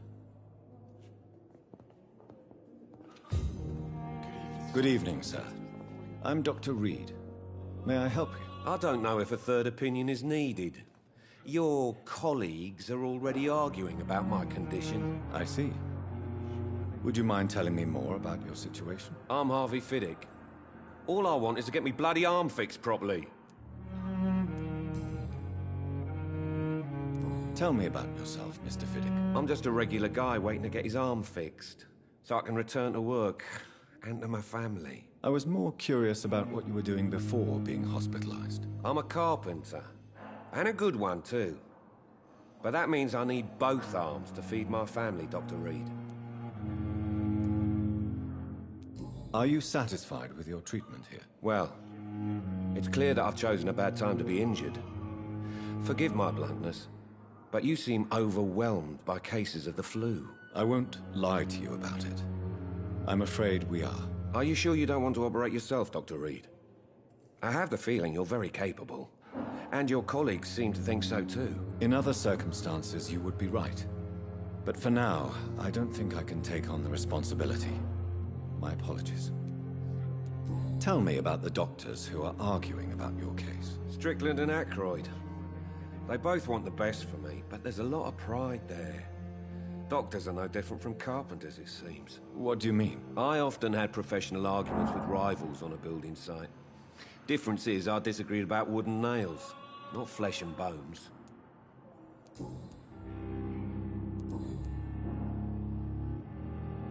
Tell me about your injury, Harvey. Why do you feel so guilty about it? My wife died because of me. And now I may lose everything because I've been careless enough to hurt myself. What an arsehole. How could your job be responsible for your wife's death? I was working a double. She went out to bring me a hot meal and got caught in a German bomb raid. You can't hold yourself responsible for your injury, Mr. Fiddick. Unless you tried to hurt yourself. Of course I didn't hurt myself. But I can't work until my arm is fixed. My children need to eat, Doctor. Tell me more about the death of your wife, Harvey. 1915. I was in the army. Building workshops for the Royal Flying Corps.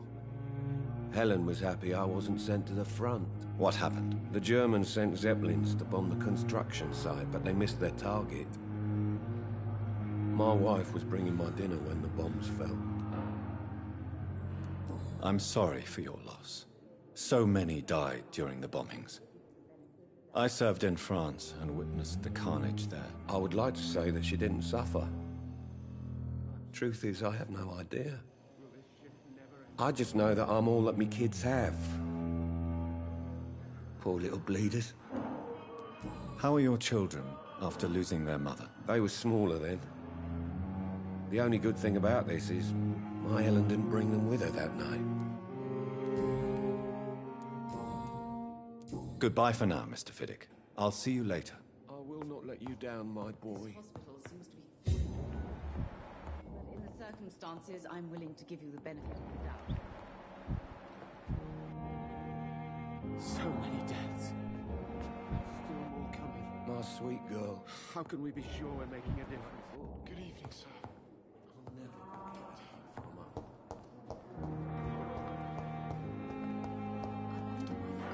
Came here in the first place.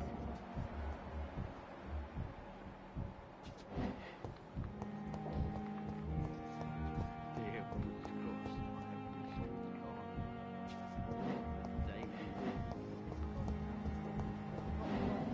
Giant morgue disguised as a hospital. That's Pembroke nowadays.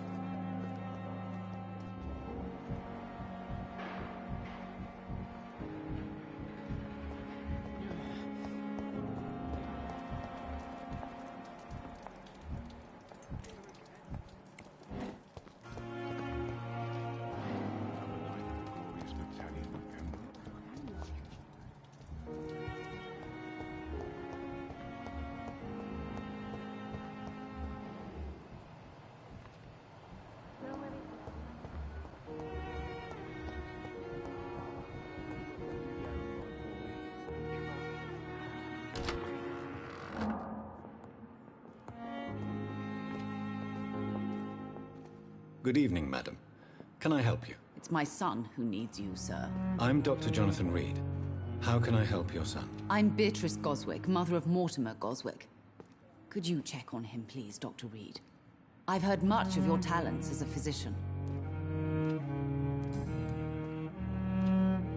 What can you tell me about yourself, Mrs. Goswick? Not much to say. Just take care of my Mortimer and I'll cover all the expenses. That's all that matters. Are you really that rich? Most of the patients here are of a more humble origin, if I may say so. Yes. Thanks to my husband. May he rest in peace. I can cover any needed medical expenses. May I ask if you have an occupation, Mrs. Goswick? I'm a teacher by profession. I teach young women who are more ambitious about their futures than their families. What do you think of your reception here? Any complaints? I have had the uttermost reservations about this hospital since we arrived. But we had no other choice, considering the state of emergency. Is there something in particular that's bothering you? Some of the staff were not especially welcoming. I suspect they're not accustomed to dealing with patients of such social standing. Tell me more about your arrival at the Pembroke Hospital. What gave you such a bad first impression? The ambulance driver was quite rude, for a start. And that nurse, Miss Hawkins, seems to have quite a dubious attitude. What do you mean? She managed to secure a bed for my son despite the epidemic. It was a relief, but it wasn't cheap.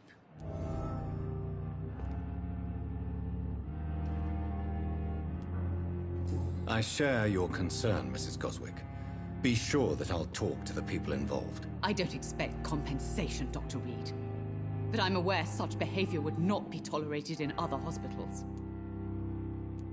She charged you for a bed? Yes, and I paid without question, considering the urgency of the situation.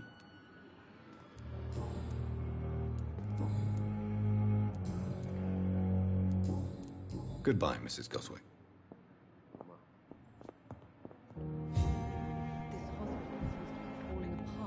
I'm all right. But in the circumstances, I'm willing to give you the benefit of the doubt. Good evening. I'm Dr. Reed. Can I help at all? No. Really? Why are you here, then? I don't want to talk. My throat hurts too much. I suppose that this pain is the reason you're here. Is someone taking care of you? Yes. And no. Could you at least tell me your name, sir? Mortimer. Mortimer Goswick. How painful is your throat, Mr. Goswick? So painful I'd rather not talk at all, Doctor. I'm sure you realize a doctor and his patient have to communicate, sir. Would it help if I gave you some paper and a pen? Not really. I see. Then maybe it's not just your throat that hurts, Mr. Goswick. Perhaps your sore throat is just the consequence of something more hurtful. Yes, maybe. But I don't want to talk or even write about it now.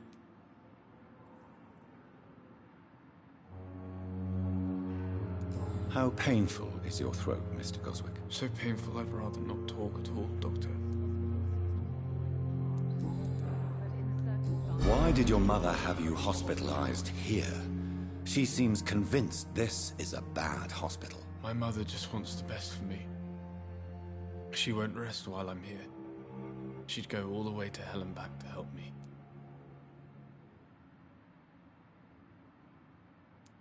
Pembroke Hospital may look unorthodox, but rest assured you're in good hands here. It's not me you have to convince, Dr. Reed. It's my mother. Is your mother bothering you? As your doctor, I can ask her to leave you alone if you would prefer. That's tempting, Doctor. But you have no idea what my mother is capable of. She would tie herself to my bed if you asked her to leave.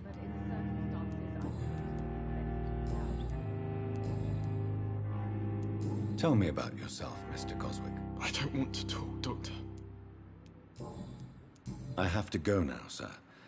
But don't hesitate to contact me if you need any help. I'm all right. Don't waste your time with me.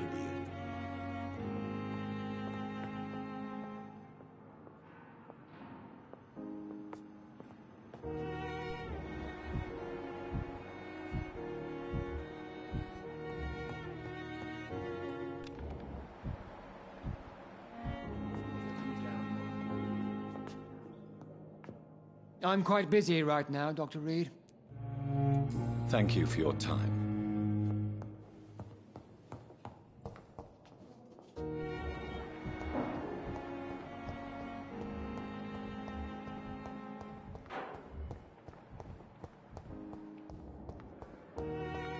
It's locked, all right. reveal all your secrets to me. Even the darkest.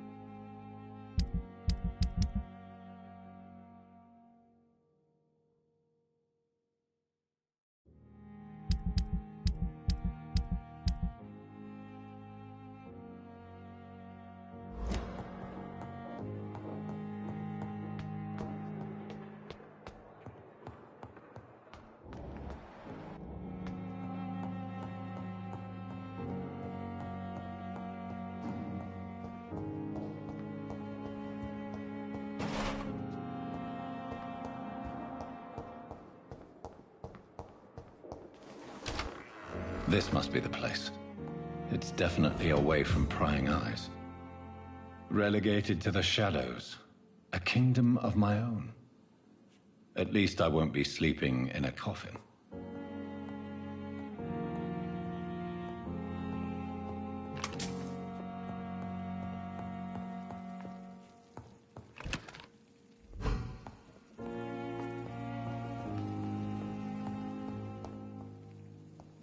The flower's dying. It needs water.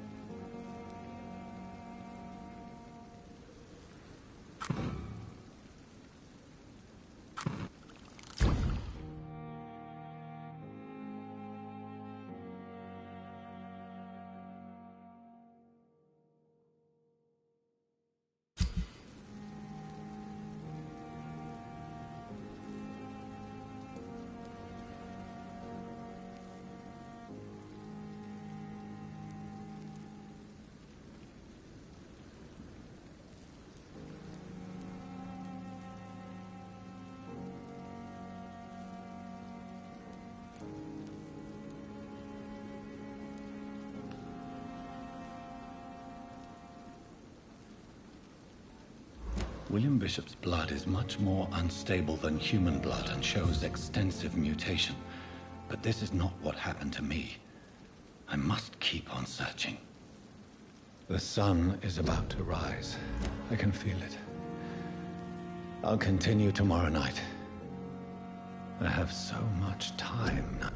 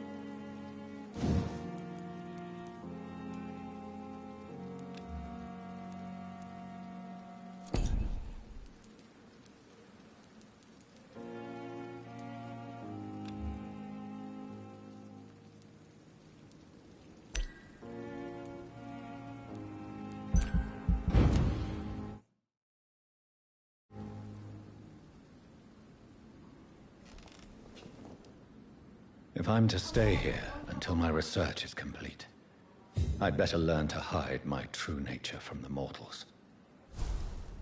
But what about my thirst for blood?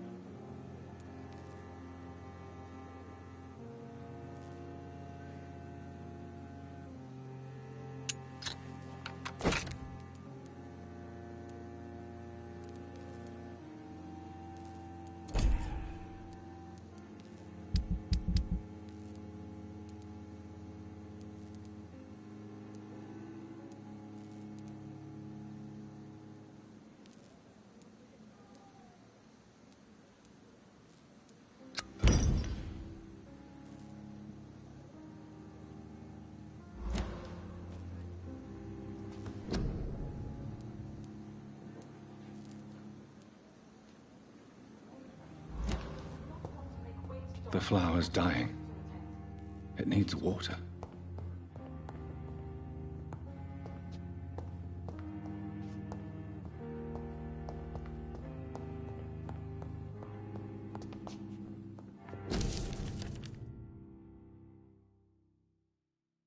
I'm not one to make wait, Doctor. I've patients to attend.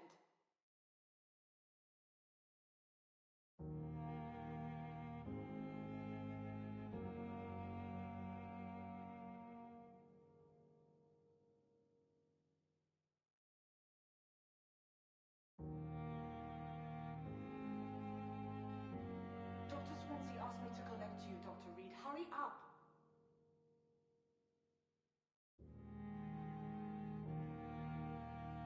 Come on, I don't have all night.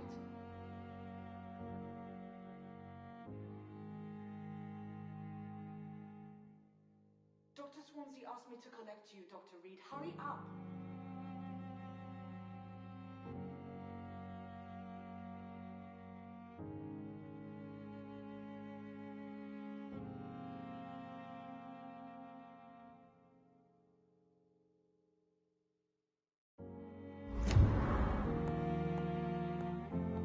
Come on, I don't have all night.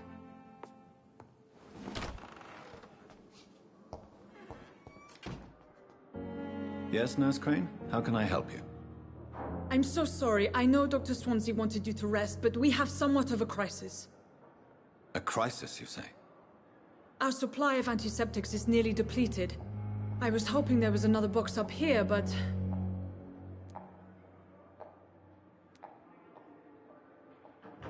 Sorry. There's nothing here. Some of the patients won't last the night without them. Honestly, sir, I'm beside myself. I may have a solution. In France, during the war, drugs shortage was a daily problem, and we had to use our wits to overcome the shortages. However do you mean? If combined correctly, certain household chemical products can be used in a pinch instead. Now, where's the hospital storeroom? The storeroom? Fat chance. This is the Pembroke, and space is luxury we don't have. Everything used to be stored in the old morgue. Perhaps I should look there first. Where is this morgue? It's the large building behind the hospital. You'll need to go in the back door because it's been sealed off for sanitary reasons. Take this key. It opens a small back entrance at the end of a narrow street. The abandoned morgue behind the hospital. A small door at the end of a narrow street. On my way then. Thank you, nurse. Yes, Doctor?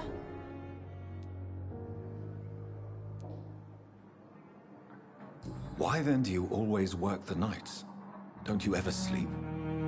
At the Pembroke, we're always hands on deck.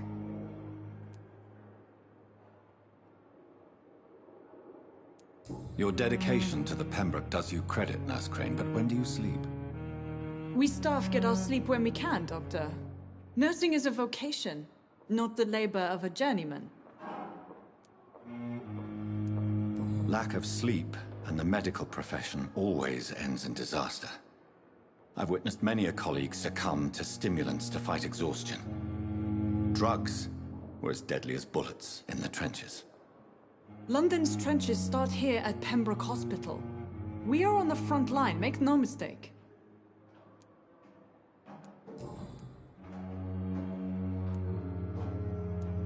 Please, could you point me in the direction of the morgue again? It's the large boarded-up building behind the hospital. You can't miss it. The key I gave you will open the small back door to it. That's all for now, Nurse.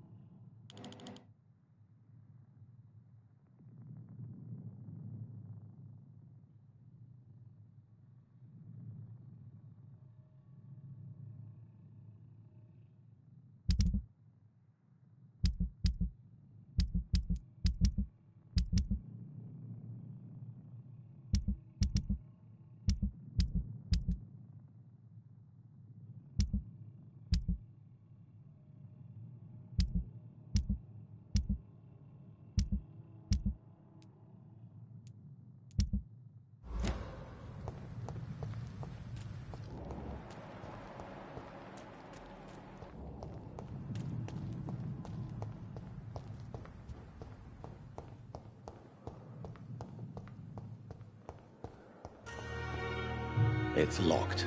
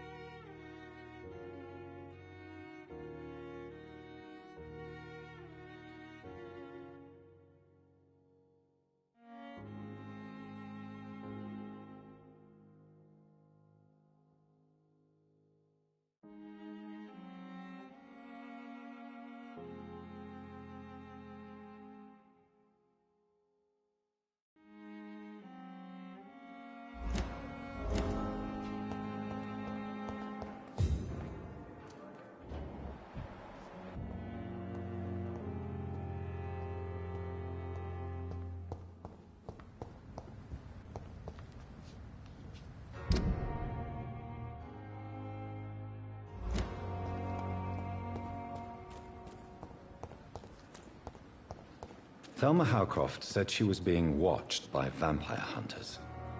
Where are they hiding? I should investigate. I'm sorry you ended up on my plain and cold medical bench, sir. I understand you must be very angry about this unfair situation. I managed to arrange to have you buried in the same mass grave as your wife. I hope that might help. It's locked.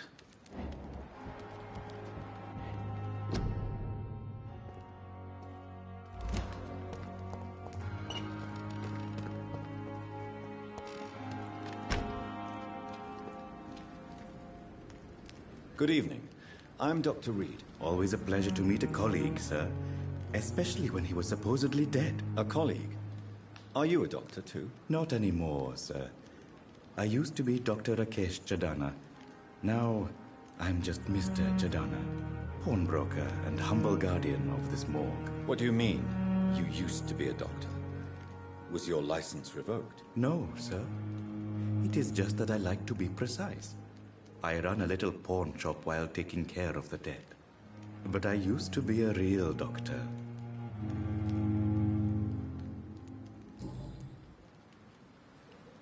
Do you work here alone? Yes, very easy work, sir. All I have to do is watch a few bodies. The situation was very different when the main morgue was still open. Why do you have to watch these bodies? Because these poor fellows have no names. We keep them in case someone comes looking for the missing.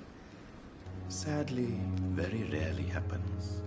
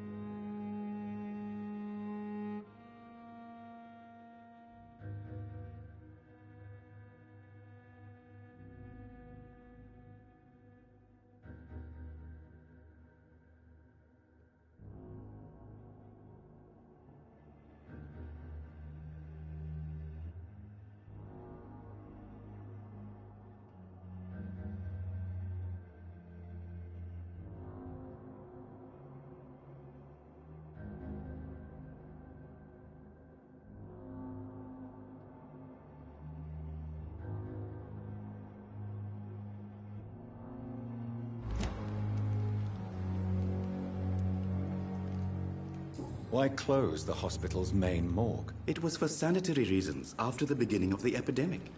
Cadavers had to be moved to the nearest mass grave.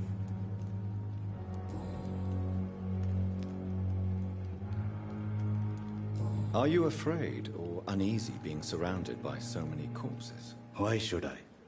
These bodies are empty vessels. Flesh left to decay. Poof. No soul anymore. All gone. An interesting point of view. And quite an exotic one, too. Most people fear, or at least have a respect, for dead flesh. Sir, as a medic during the war, I learned to face my death and the death of others. It's the pain we have to tame, not death itself. How did you get this job? After I left the army, I worked as an undertaker down by the docks. A dangerous place with many an unpleasant business there. Milton Hooks helped me get a job here.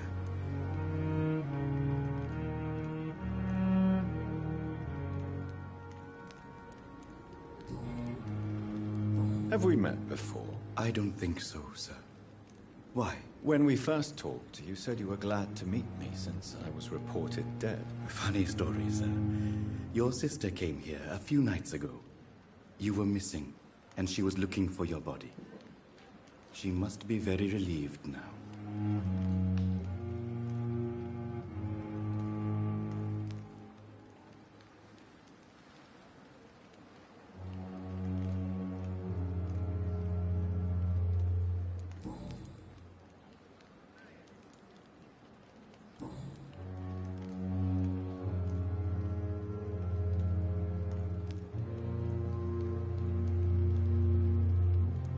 A pawnbroker? I expect you get all types of people here. Yes, sir. All kind of people. For I sell all kind of goods.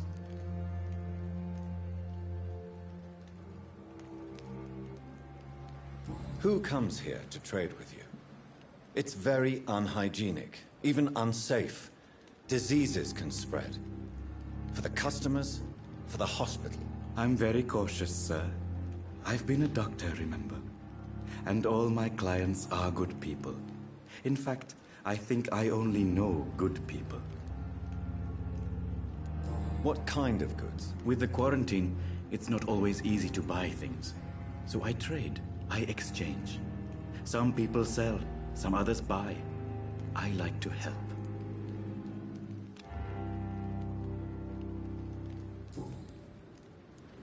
Since you're not afraid of dying, do you believe in life after death, Rakesh? No. I believe we must do all the good we can while alive. For our time is short, and the obstacles are endless. Do you think you would enjoy immortality as a concept? I don't think so. Don't mistake me. I love life, and I'd like to live a long life. But everything has to decay, sir. Even goodwill.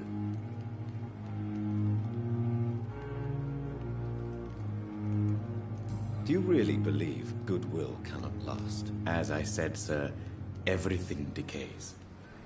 If I was to never die, goodness, I would be bored or worse. And I like to be helpful, sir. Quite depressing, wouldn't you say? Yes, but the good news is, we'll all die before losing our humanity, sir.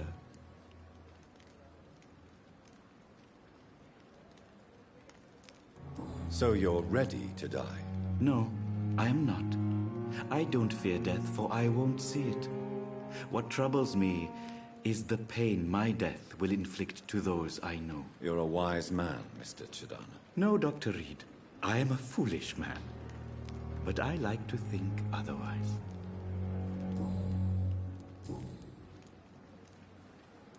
Please show me what you have to sell. Of course. It's just trinkets and curios, really. But I'm sure they can be useful.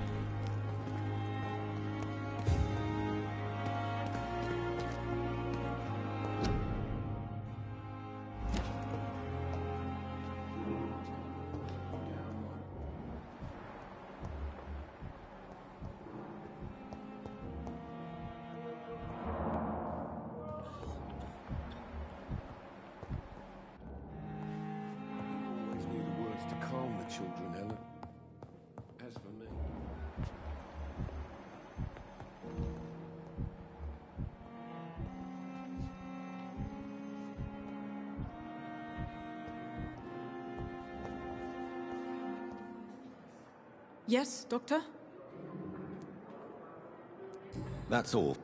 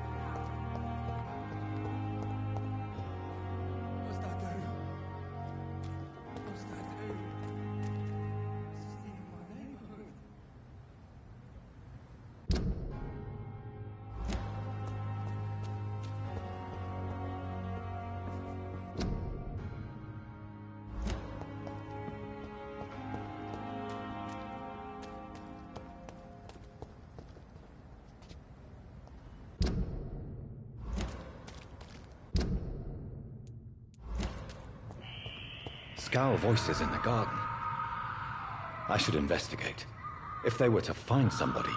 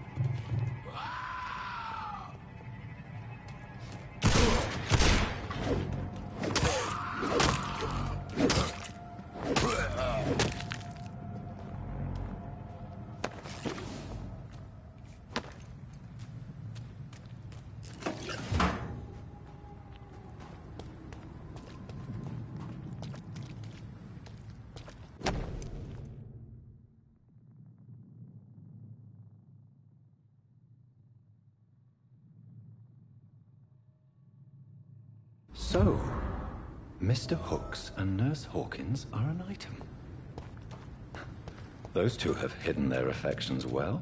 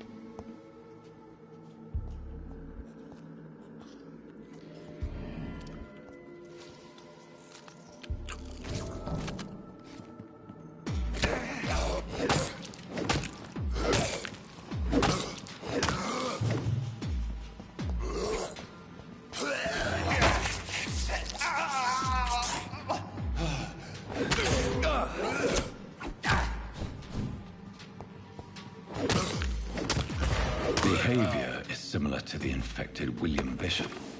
Must be the same strain. This sickness moves faster than influenza.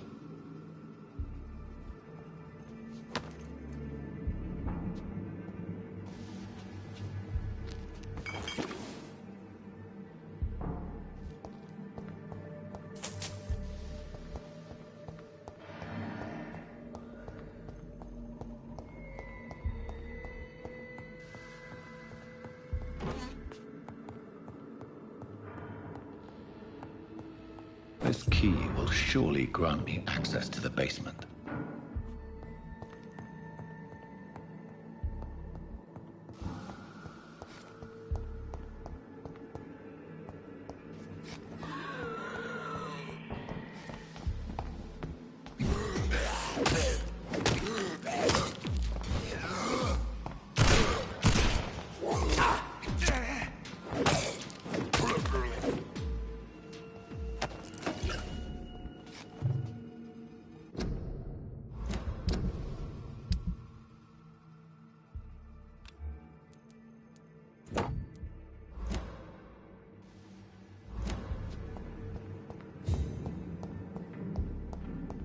It's locked, all right.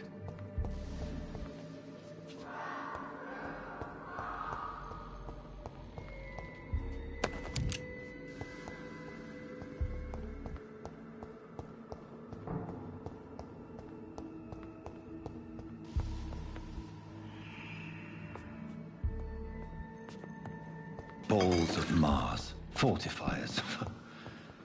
As popular as they are ineffective. But they do contain iron tartrate, and that might prove itself useful.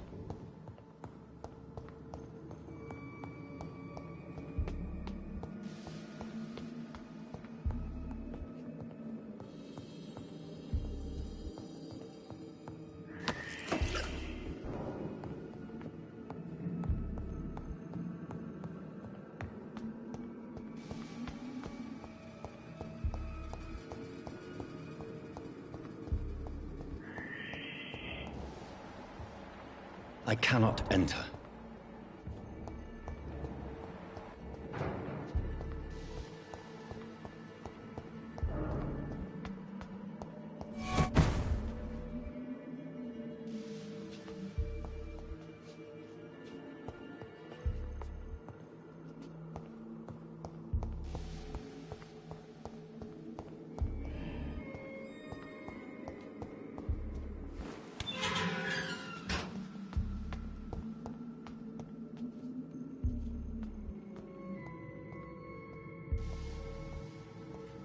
These skulls feed from corpses and the husks of animals.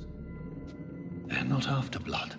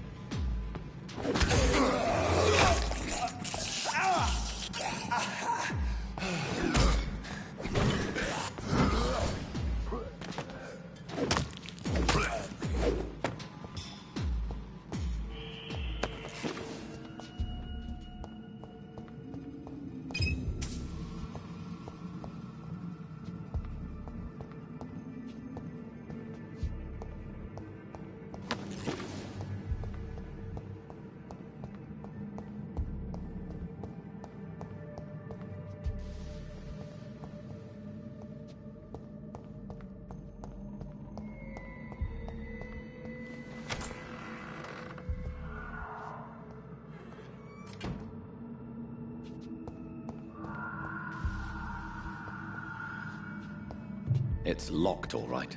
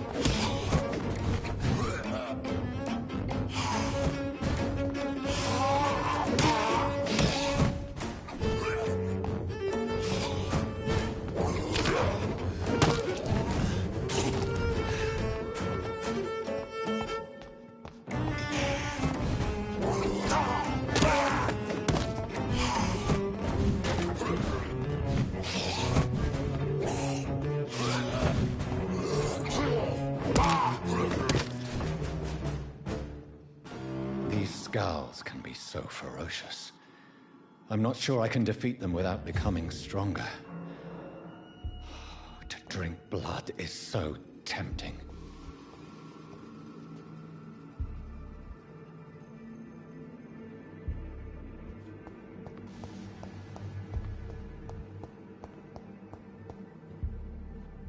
Sodium hypochlorite. Dangerous to administer, but efficient in the proper dosage.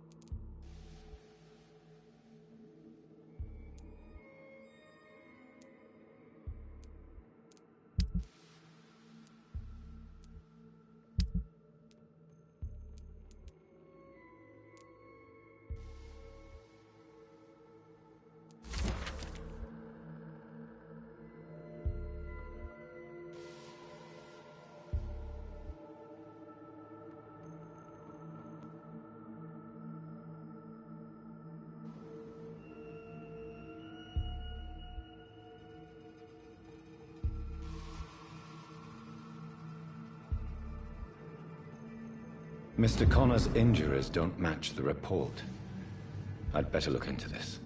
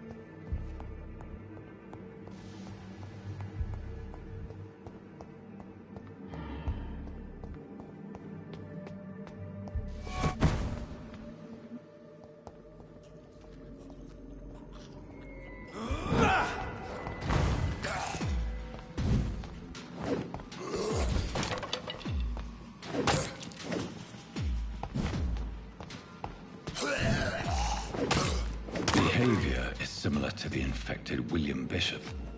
Must be the same strain. This sickness moves faster than influenza.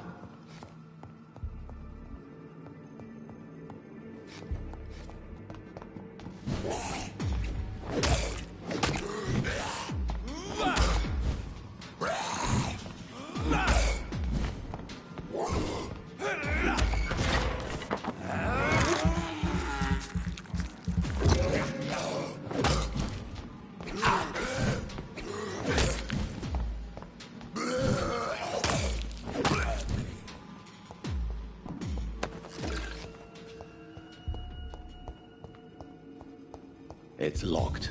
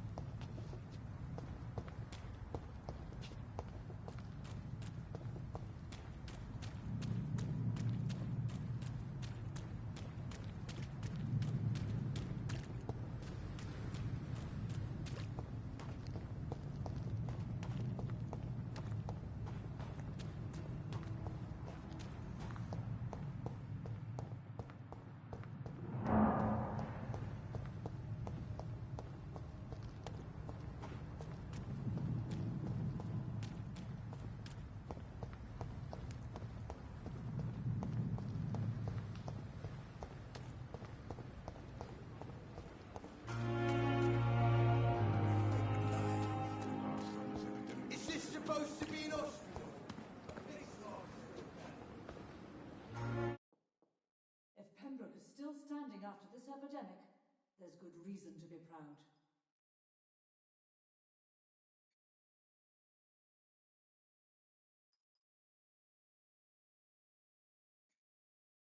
Good evening, Milton. Good evening, Doctor. Still trying to save lives?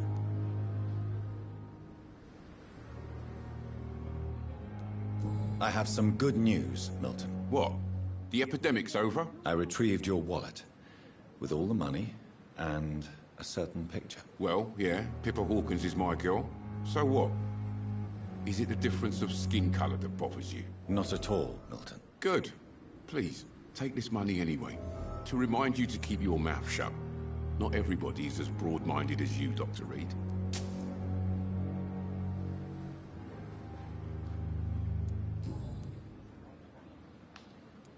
What's going on between you and Nurse Hawkins? Pippa's tired. Tired of all this shit. Tired of all those corpses piling up. She's as depressed as I am.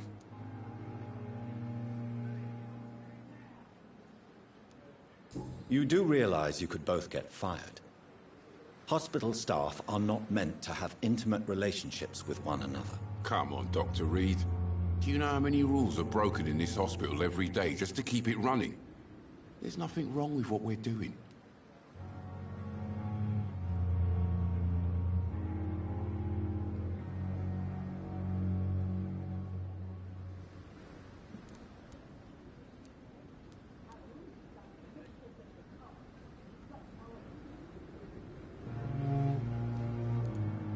During the war, I witnessed a few couples just like you come together in difficult circumstances. It can be very damaging. Maybe you're right. But we support each other. And that's all that matters.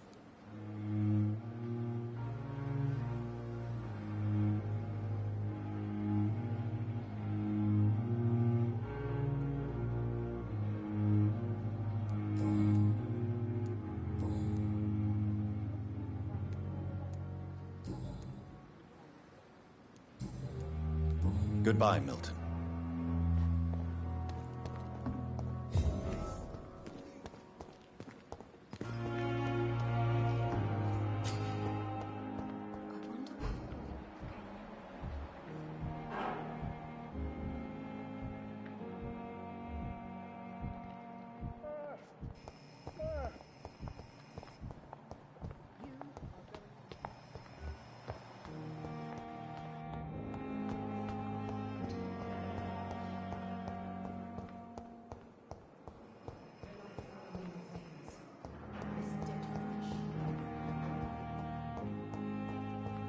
So many deaths. And still you always knew the words to calm the children. How can we be sure we're making a difference? As for me, what? Finally, you've returned, Doctor. Did you find anything of value? Yes, nurse. You've worked your first miracle, Doctor. Now, this patient here needs immediate treatment. Duty calls. When the storm has passed, I'll show you how to mix the remedy yourself with the same basic ingredients. Many thanks, Doctor. When you've finished, you ought to report to Dr. Swansea in his office. He's been looking for you. Seemed pressing.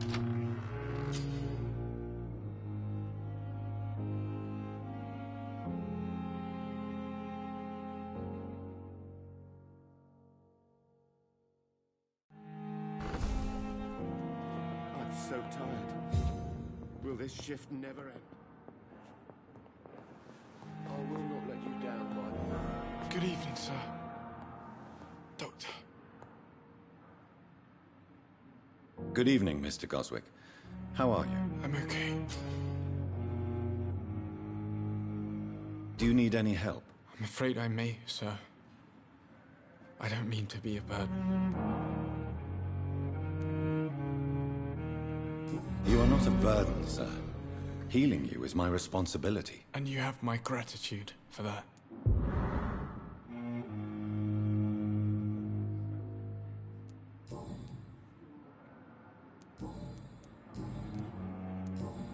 I have to go now, sir. But don't hesitate to contact me if you need any help. Good evening, sir. Doctor. Good evening, Doctor. How is my son doing?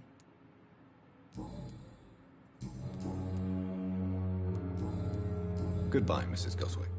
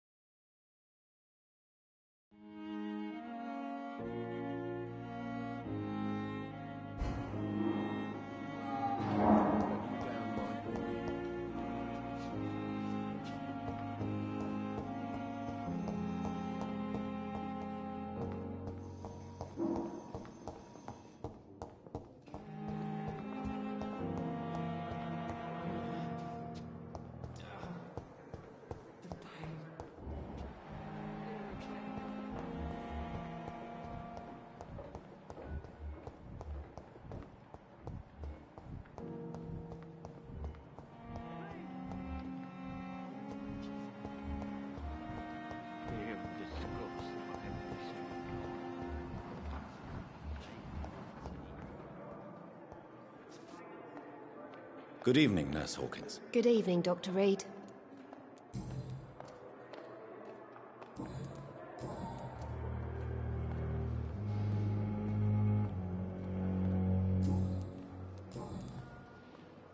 Pepper, are you sure you want to leave this hospital? To become a nurse was a little girl's dream.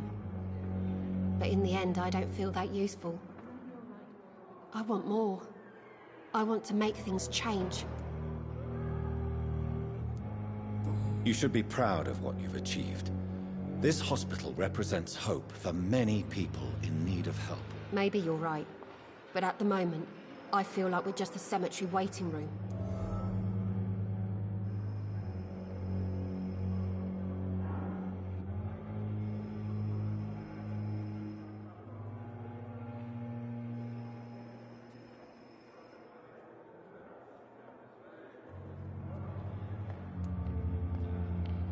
What steps are you prepared to take to feel more useful? I don't know yet.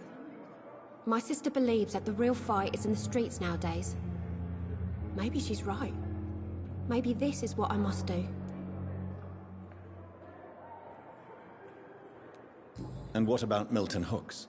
Does he share your point of view? For Milton, any change means more comfort and more peace.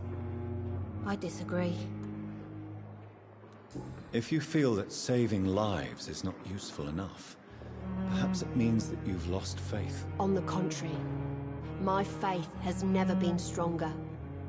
Maybe we are all just too proud to face up to the fact that science cannot compete with God.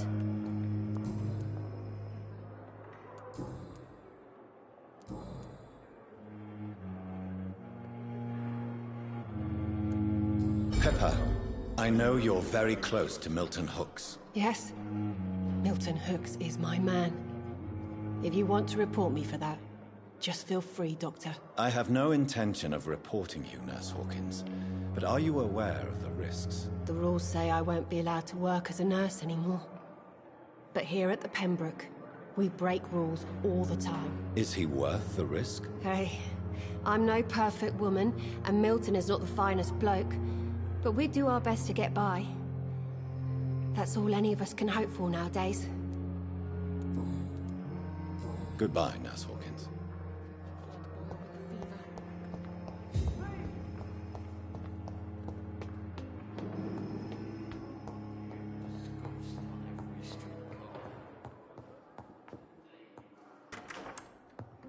Please, Jonathan, come in. Fascinating, is it not? In the last decade, so many mysteries have been brought to light with our microscopes. The human body, biology's penultimate frontier. The more we explore its boundaries, the less we're able to trace a clear line between life and death. You, my friend, have a foot in both countries. The view must be vertiginous. It's at least as vertiginous as chatting about vampires with you, I would say. This must be all so new to you. This area of town, the hospital, a brand new life. How stimulating it must be. I wish I could share your enthusiasm, Dr. Swansea, but my condition defies scientific categorization. Undead? Unalive? Immortality defies logic. I cannot express my thrill at this serendipitous turn of events. The world's most eminent specialist in blood transfusions, a vampire. One might say a gift from heaven.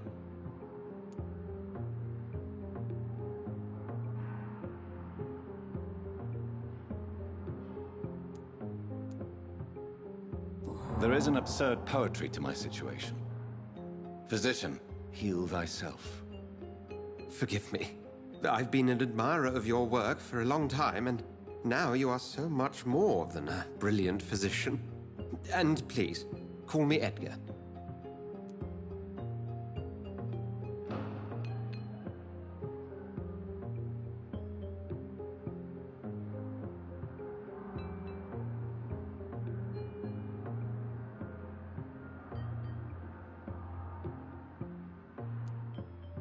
I'm not some doe-eyed student, Edgar. I understand we both have something to gain from this relationship. Very well. I have a task for you, Jonathan. Something that will require all your newfound skills. Please, go on. The Pembroke only survives through the generosity of our benefactors. Unfortunately, our main donor has found herself in a bit of a bind. Now, if you could help her out... A spokesman or politician is what you need. That's not my calling. And until I come to understand what has happened to me, I require discretion. Discretion is in order, Jonathan. Lady Ashbury has recently received rather indelicate correspondence that, if revealed, would jeopardize her position. And you would like me to eradicate this threat? By the stole, of course not. I would just like you to pay her a visit. Her ladyship is certainly near the tents outside, tending the sick. You can't miss her. Look for someone impossibly delicate. Accepted. I'll see what kind of trouble Lady Ashbury is in.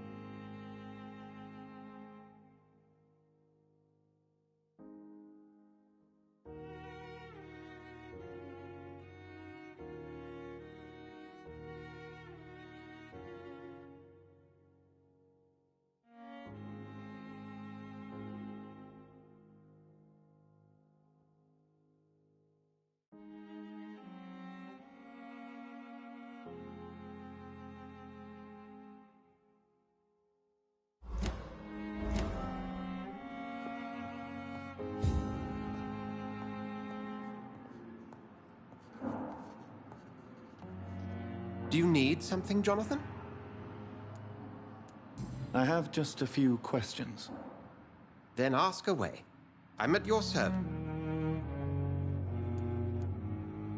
Since I'm the one working for you, what... Well, for many years, we have been the only medical facility in this part of town that people can rely on. We support the community here, as well as provide health care. Where do we stand today? Well, to be honest, we cope on a day-to-day basis. The first wave of the Spanish flu last summer took us by surprise. We lack many of the basic necessities needed. What do you expect of me? What we need is hope. You were a soldier. This is a war. This white coat's still a uniform. We fight to help the poor, the sick of the East End, the forgotten.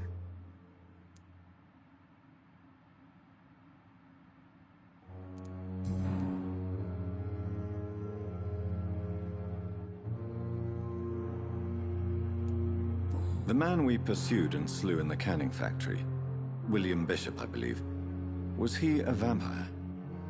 He was a Skald, technically speaking. The debate rages as to their classification. Some think them a subspecies of vampire, others something else. How do scowls come into existence? The name means slave. The etymology may indicate that they are a lesser species of vampire. From what I know, vampires tend to despise them. Just for clarity, what differences are there between myself and a scowl? A skull is easier to eliminate, Jonathan, even if they remain formidable foes for the unprepared. Vampires... Now, vampires exist beyond the mortal realm.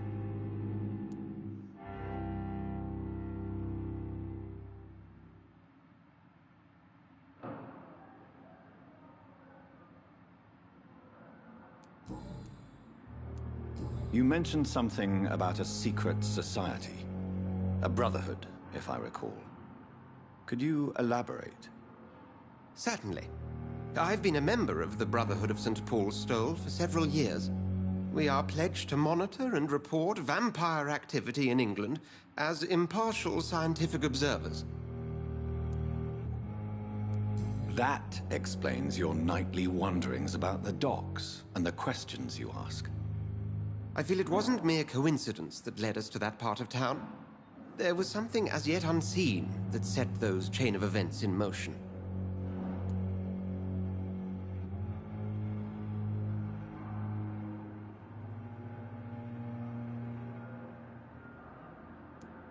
Yet you don't fear me. And still, you know the monster that lurks beneath the civilized surface. The Brotherhood has studied your kind for centuries. We believe you are as supernatural as a lion is to a gazelle.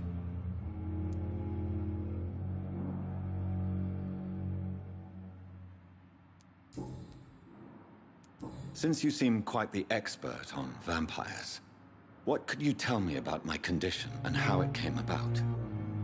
As men of science, our first step is always to start with what we know. Forget the myths, the hackneyed scrawlings, and the penny dreadfuls. They do not scratch the surface of the truth you now find yourself in. The sun. The morning following my transformation. Its rays burned me. There was pain, smoke, and my skin blackened. You will find there is very little that can kill a vampire, my friend. You have been offered relative immortality. The sun will most certainly hurt you, leaving you weakened and damaged, but it will not destroy you. Must I take a life to live? You are a vampire. You feed, and blood is the sole sustenance that can sustain your immortal frame. And only a living creature contains the nourishment you require.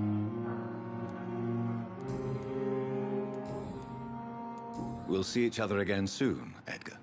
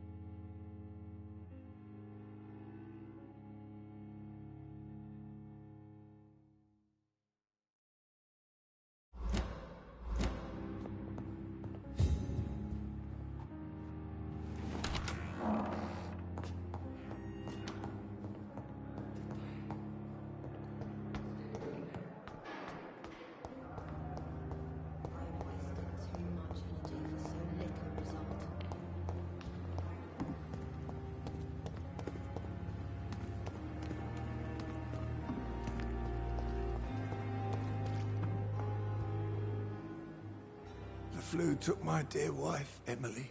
I take comfort knowing we'll soon be together again. Mr. Rainfield, that's no way to talk. You're in good hands here, and we'll be up again soon enough.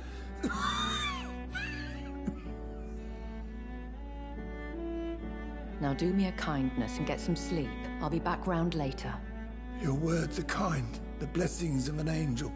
You're the sweet, sweet Lady of Mercy.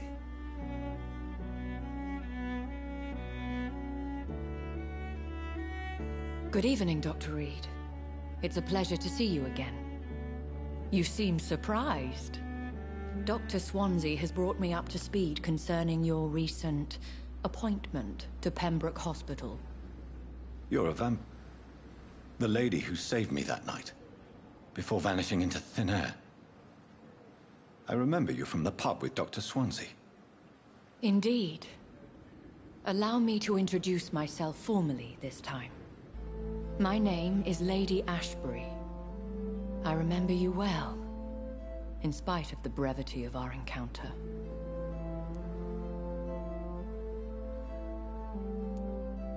Apologies. You've taken me by surprise. I'm very happy to see you. The pleasure is mine, Doctor. I hope you're more disposed to answer my questions now. You must have countless questions, but our rather urgent matter first. Swansea has explained.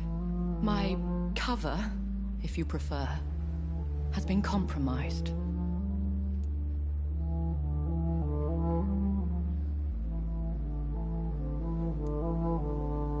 Pardon my boldness, Your Ladyship, but I have questions concerning this condition we share.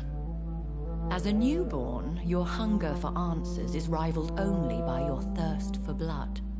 But the questions need wait. I'm a scientist. My trade is in the deciphering of mysteries, and I need information to feed my mind. I will gladly answer every question you have, but first, prove yourself capable of resolving my predicament without eating the culprit.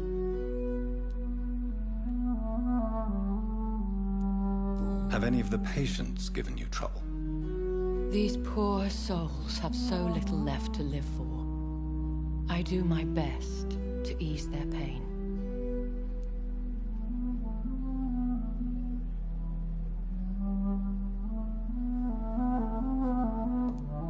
The world would be a better place if it were cared for by women like you. You make me blush. I am simply a necessary evil.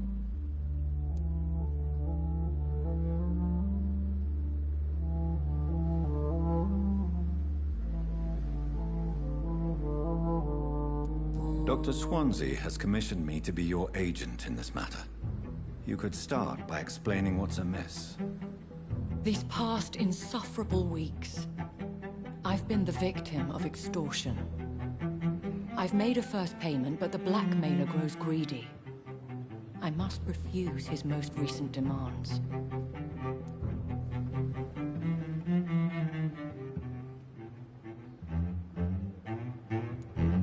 Who would be so foolish as to threaten you? A kindred spirit. Even if it were the case, and I highly doubt it, a vampire would have asked for something more valuable than money. My suspicions lean toward a patient or their family.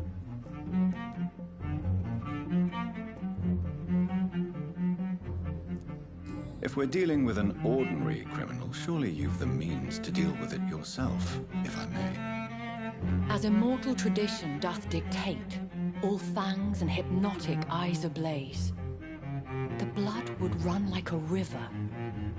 That's what I hope to avoid. Violence has a tendency to spiral out of control.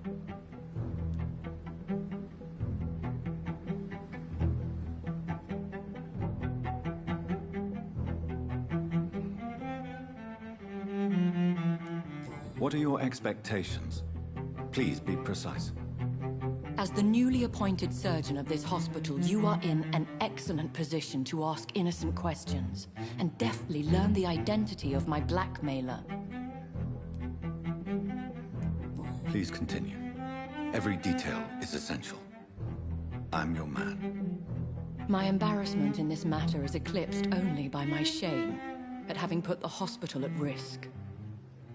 The threat from our anonymous scoundrel is clear. A list of dates.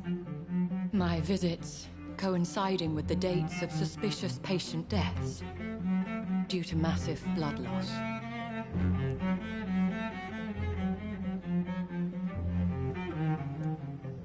Is it true? Now aren't you the blunt one?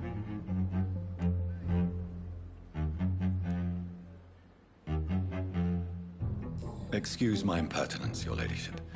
This is not an interrogation. I assure you that this line of questioning is in your best interest. In all honesty, I'm not simply a patron to the hospital. My visits serve a dual purpose. Dr. Swansea has been treating my condition with a revolutionary technique of blood transfusion. It seems you are a specialist in the domain. I'll take care of it. Do you know where I should start? If that was the case, I'd settle the matter myself. You could talk to our local gossip, Harriet Jones. Not a pin drops here without her hearing about it. I'll meet that woman now. My life, as others know, is in your hands, Dr. Reed. I'm sure of your discretion, but I do fear your powers of persuasion will be put to the test. When this is resolved, I'll be your obligé. I'll answer all questions in regards of your condition.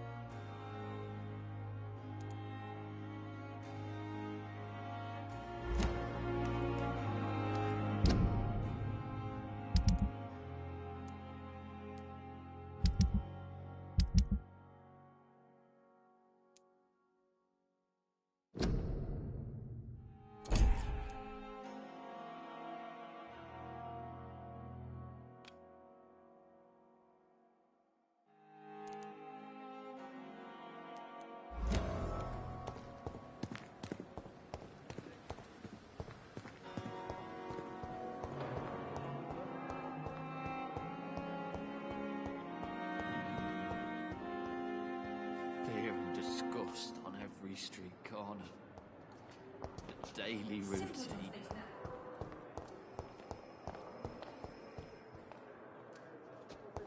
I wish I could be sick again. I wasted too much energy for so little result.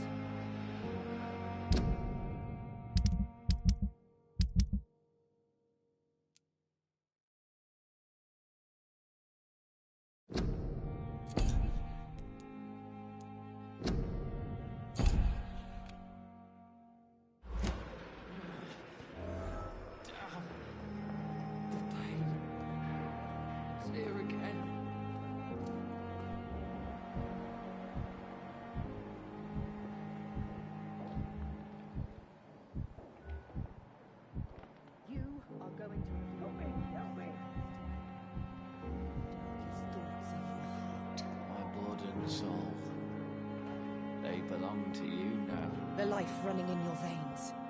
This dead flesh. Oh, please spare me, Dark Queen. Spare your... Good evening, Miss Howcroft. How are you tonight? I need blood, Doctor. Warm, rich, vibrant blood. Have you heard of any blackmailing going on within these walls? I have no time for mortal games. My secrets are beyond their comprehension, Dr. Reed.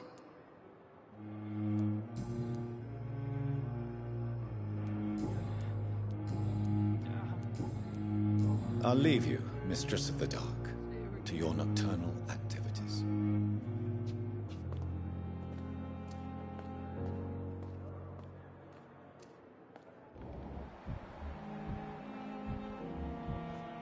Fear and disgust on every street corner.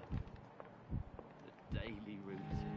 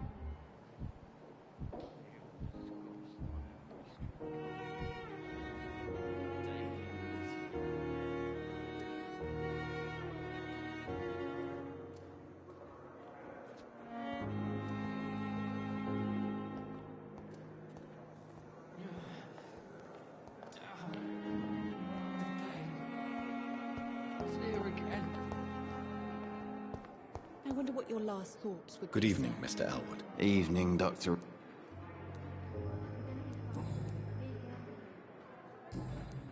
Have you heard rumors of underhand dealings in the hospital? If you want to know what's going on here, you better talk to Miss Jones. She knows everything. Especially what she shouldn't. Why do you feel responsible for the injury, Thomas? What really happened? I wasn't disfigured by any German shells. It happened during my leave. It was an accident. Tell me what really happened then. I went with a whore in Rouen. Dead drunk I was. The hotel was a shithole. There was a fire that night. Did you start the fire? Were you trying to avoid going back to the front? That's not uncommon, you know. No. It's just that I was asleep when the flames reached the room. The girl was long gone. Bitch never woke me up. Left me to burn. Why lie about it? Come on. It's one thing to come back disfigured by the Germans, and it's another to get injured in an accident that could have happened to anybody.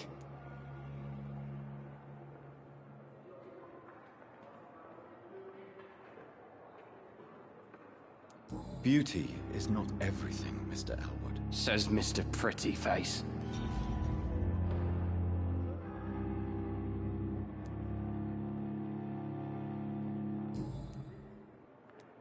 Why do you feel... I wasn't dis...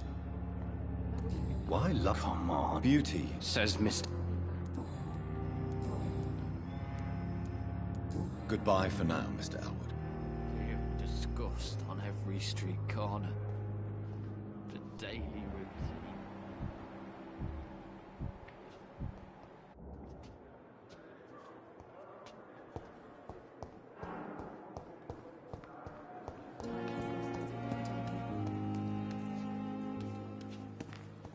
Perhaps I should have considered the offer for that cabinet fellow.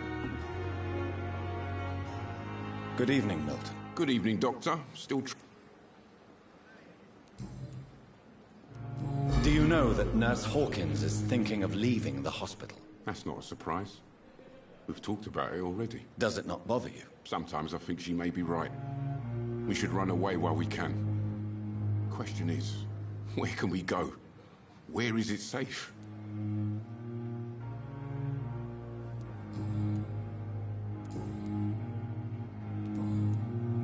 Have you heard of any underhand dealings going on in this hospital? There are a lot of secrets round here. I'm not surprised someone tried to make money from them. What kind of secrets? I'm not in the gossip business, Dr. Reed. If you want to know more, you better talk to Harriet Jones. She's the oldest patient here.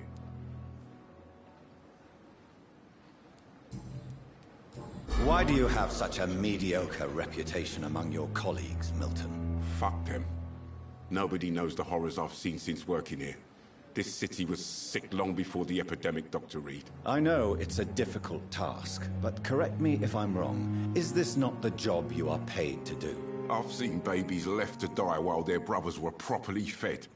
Underage girls and boys sold to all manner of perverts. I'm sorry, I don't know what to say. Yeah, exactly. We lack words.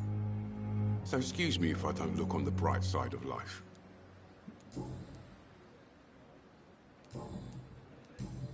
Goodbye, Milton.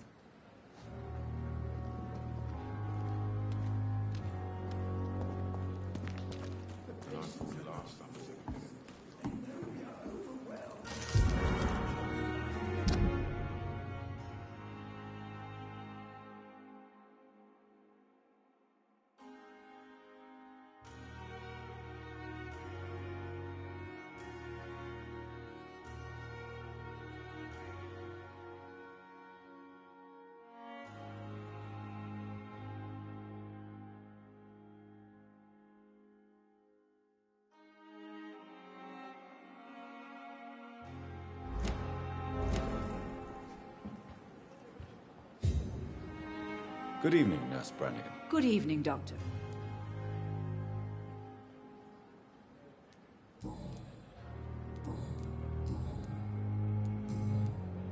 Goodbye, Nurse. Call me if you need assistance.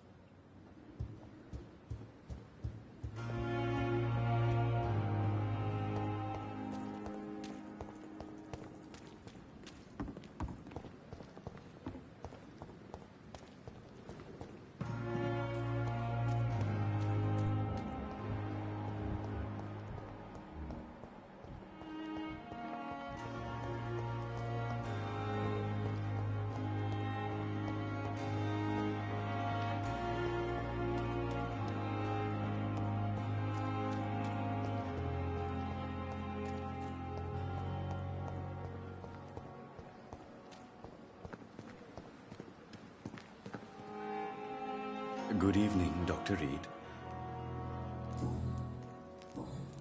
Have you heard of someone blackmailing people in the hospital? Pardon me, sir, but I have no idea what you're talking about.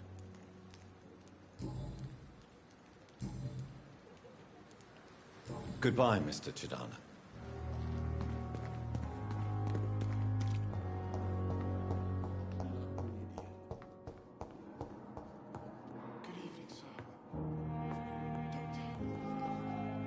Dr. Reed, may I help you?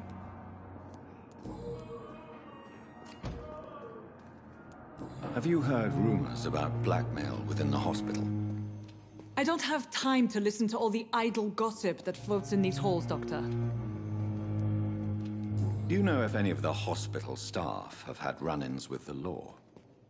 Doctor, you've hardly been here and you're already questioning the moral fortitude of the staff.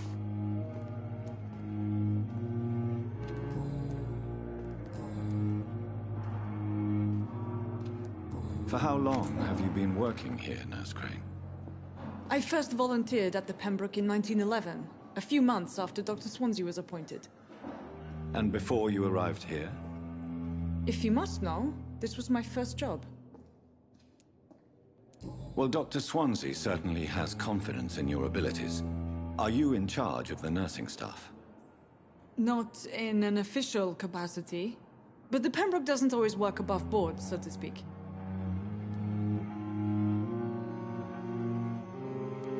What about medical protocols?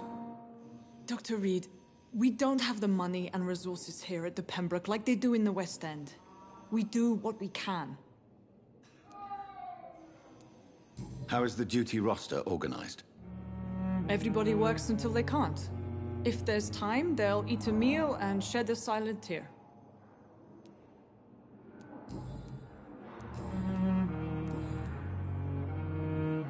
What can you tell me about the epidemic, Nurse Crane?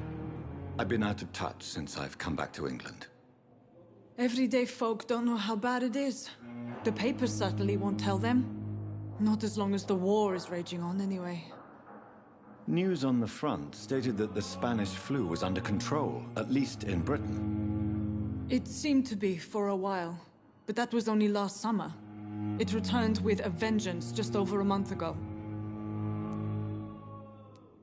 What can you tell me about our patients here at Pembroke? This hospital was founded to help the East End poor and needy. But since the war and the quarantine, we've had all manner of folk. Can you be more specific? Well, veterans, the elderly, dock workers. We even have a few mental patients. If there's space, we take them.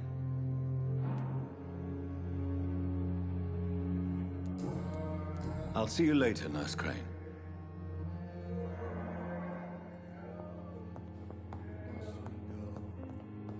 Reads me like a book. From her.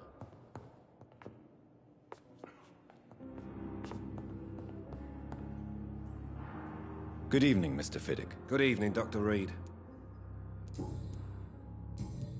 Have you heard talk? No, nothing. Goodbye for now, Mr. Fiddick. I'll see you later. My sweet girl. Reads me like a book. I'm quite busy right now, Dr. Reed. Tell me, Waverly, what do you think of Dr. Strickland's enthusiasm for his experimental research? Strickland is playing with his patients' lives for pride and glory. Now that, sir, is unethical. Are you thinking about something in particular? Harvey Fiddick needs delicate surgery. I believe we should stick to the usual procedure, but my young colleague obviously disagrees.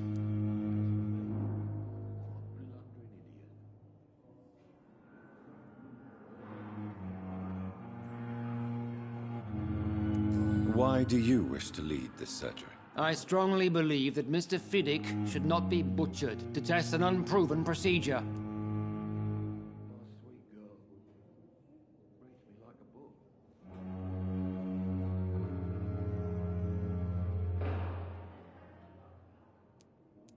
I really hope you're right about this, Dr. Ackroyd. I'm trusting your judgment on this. I'm not the kind of man who runs away from his responsibilities, Dr. Reed. There is no need for you to be looking over my shoulder.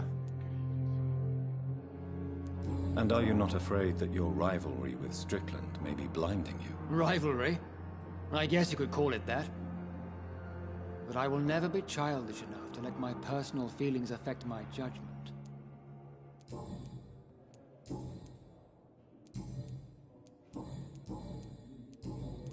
Have you heard about any blackmail going on in this hospital? Blackmail? Nonsense.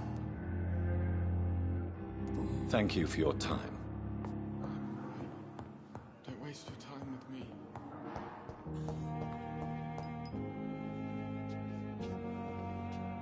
Good evening, Dr. Strickland. And good evening to you, Dr. Reed. Can I be of any help?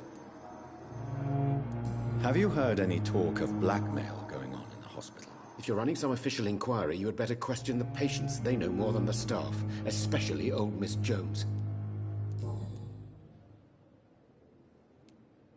Tell me, Thoreau, what's the real cause of your dislike for Dr. Ackroyd? He refuses to admit that your blood transfusion technique is the only way to save Mr. Fiddick. I'm convinced we must use it. What Dr. Ackroyd really said is that you lack the skill to perform this operation efficiently. Is there anything you have to say about this? It's a false conceit. Dr. Ackroyd secretly envies your reputation. His jealousy blinds him. I'm not the real target here.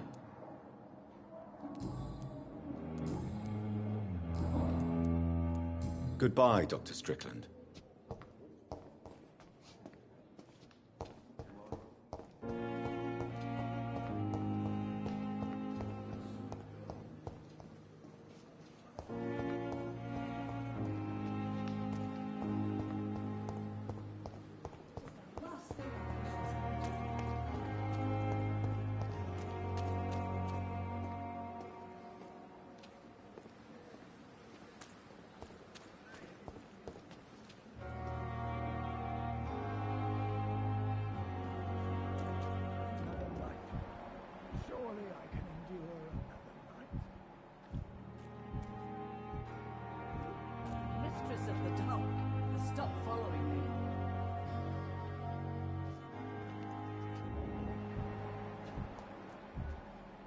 If only I were young again. Just a dozen years or so.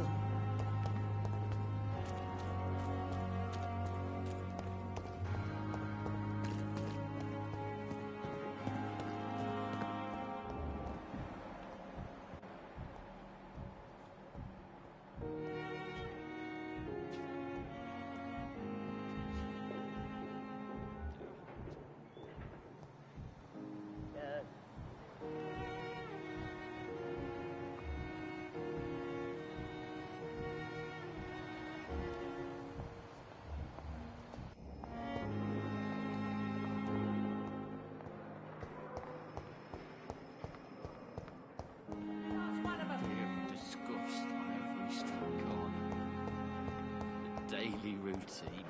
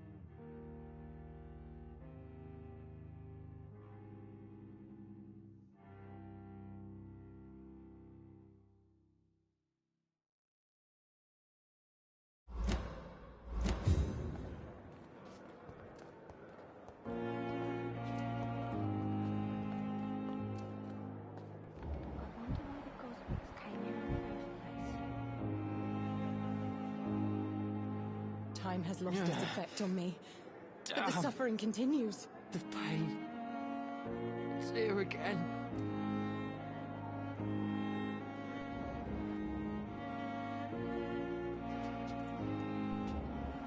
I wish I could be sick again.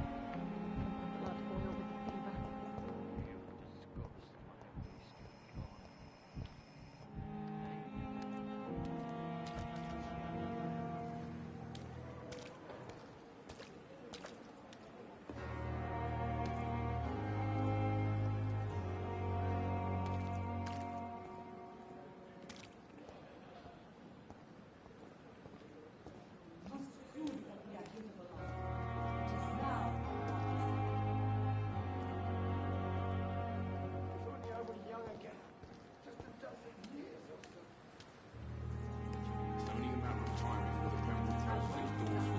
Can you remind me why we still work here? Dr. Reed will help straighten things out in Pembroke, remember?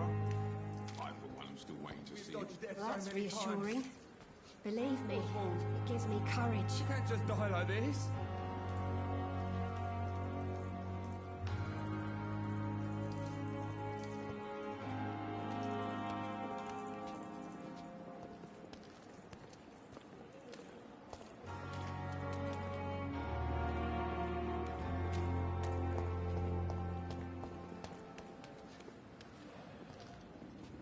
Please, sir.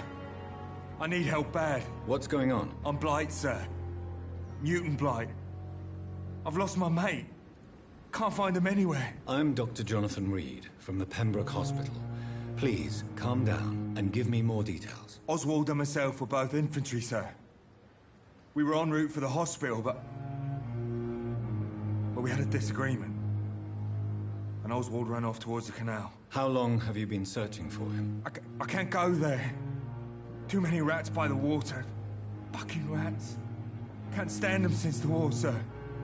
Can't stand them at all. Don't be ashamed, Mr. Blight.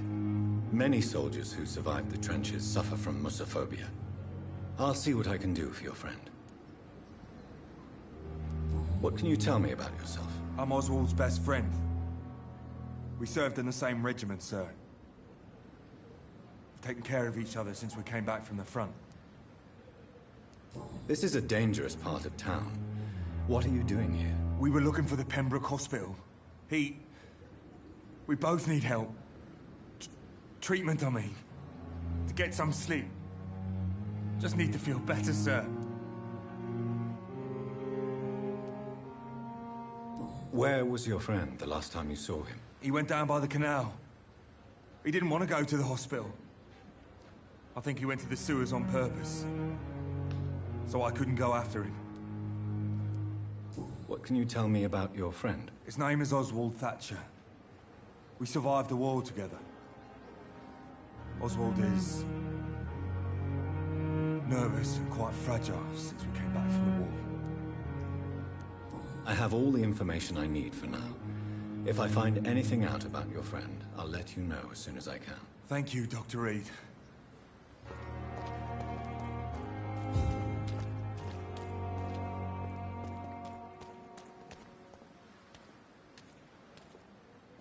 Good evening, Mr. Cox. Dr. Reed. Still working at night, I see. I like that. And why is that? People who don't sleep at night always seem more alive to me. More interesting, one way or another.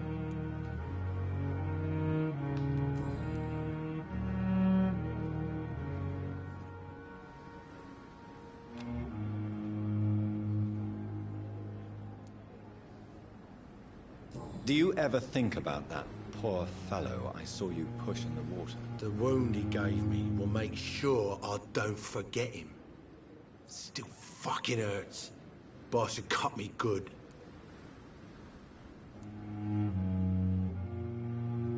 That man was determined to murder you. You almost died. What a surprise. The first time I met him, he nearly shit himself. Fucking coward. I guess revenge gives you balls. What did he want? Revenge? I recently had to kill his brother. Poor arsehole thought it would be easy to return the favour.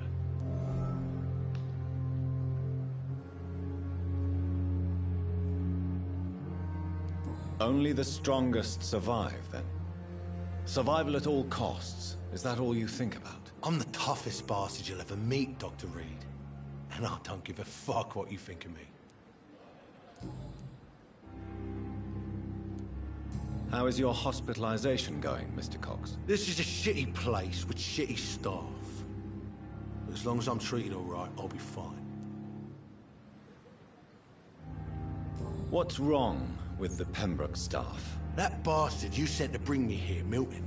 I thought he was going to break all my bones before I reached my bed. I see. Any other smart comments? The nurses aren't too ugly. Especially that foxy one, Nurse Crane.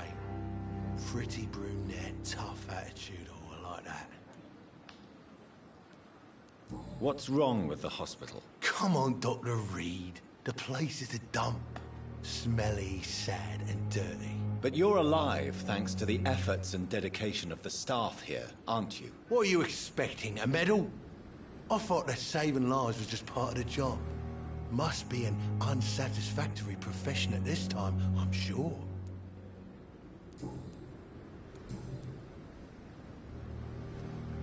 Have you heard of any underhand dealings going on in the hospital? Blackmail?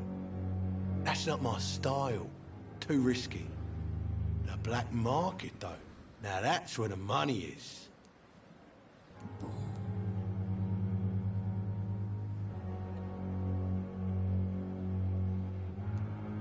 Am I right to assume your wife's letter pissed you off, Clay?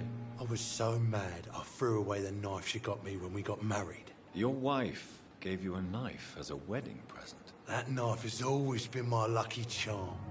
If I'd had it in my hand when I got stabbed on that pier, I'd not have been wounded.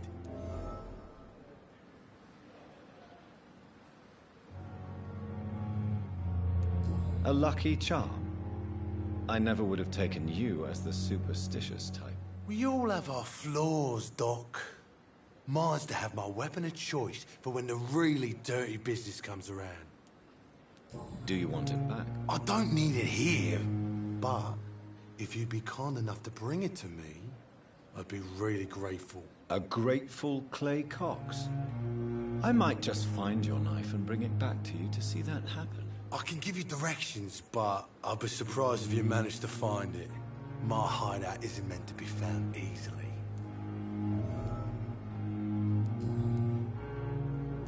How long do you think you can escape the law, Clay? I know this city like the back of my hand, Doc. I know its streets, who to pay, who to avoid, and who to bully. I won't get caught.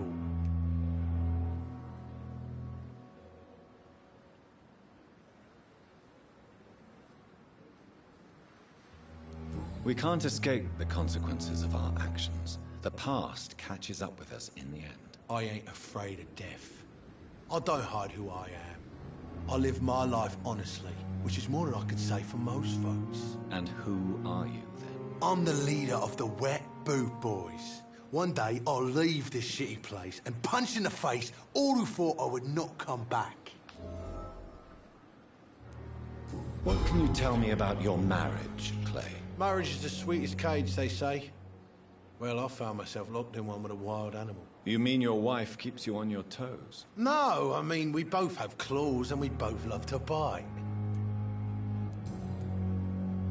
I'll leave you for now, Mr. Cox.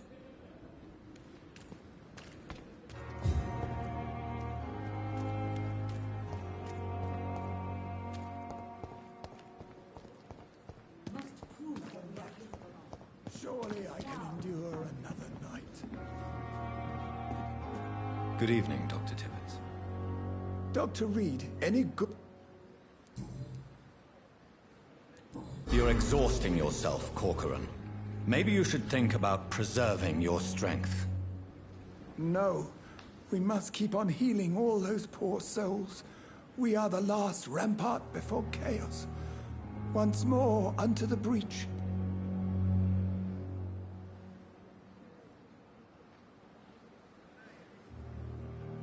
Nurse Brannigan is worried about you, Doctor. She should not have told you that. I will have a word with her. You don't have to blame her for her honesty. I'm not that kind of man, my dear Jonathan. Actually, Nurse Brannigan's opinion is the only one I may listen to.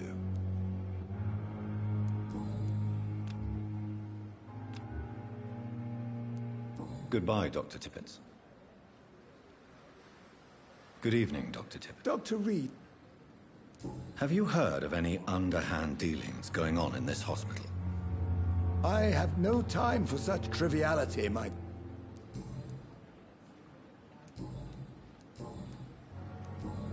Goodbye, Dr. Tippett.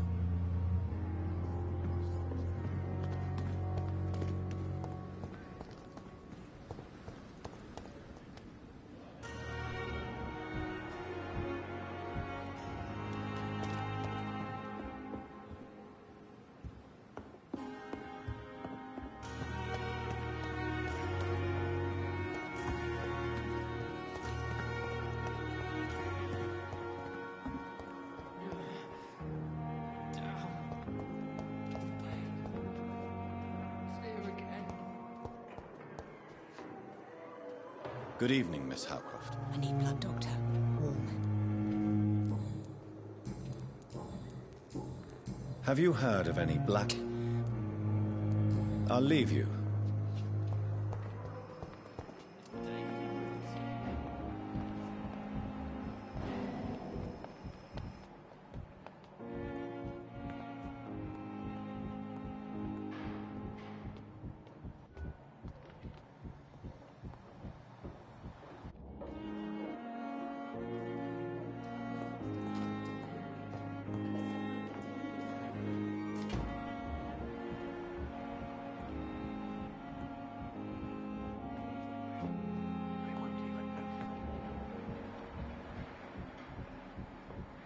I cannot enter.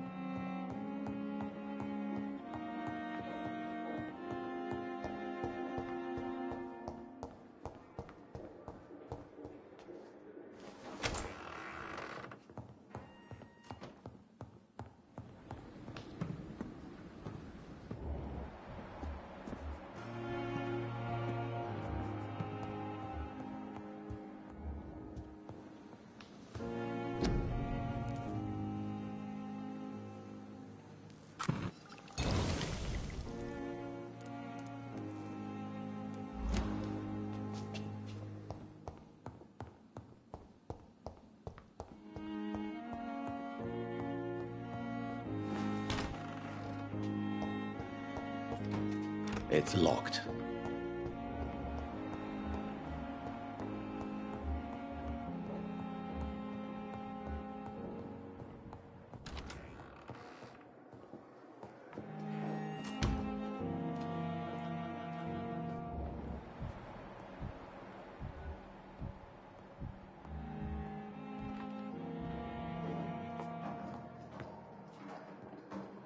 I cannot enter.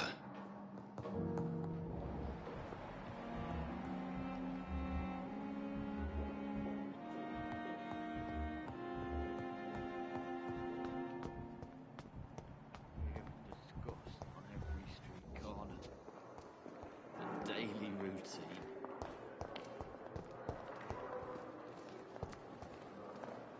Good evening, Dr. Tippett. Dr. Reed. Goodbye, Dr. Tippett.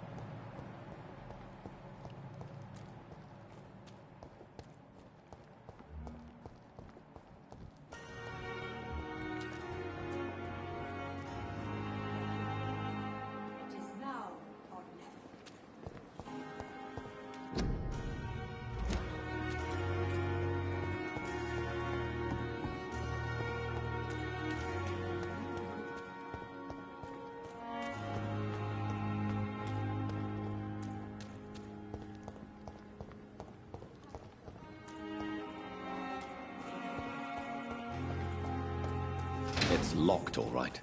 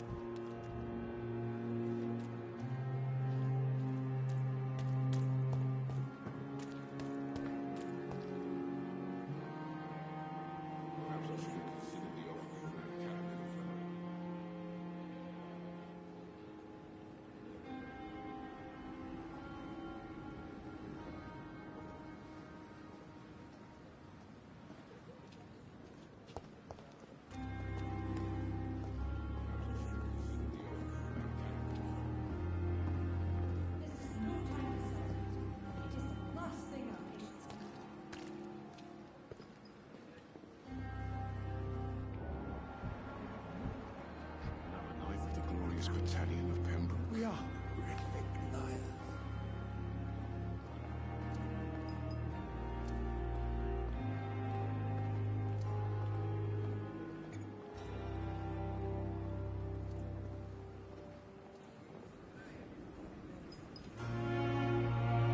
It's safer here than anywhere else in the East End.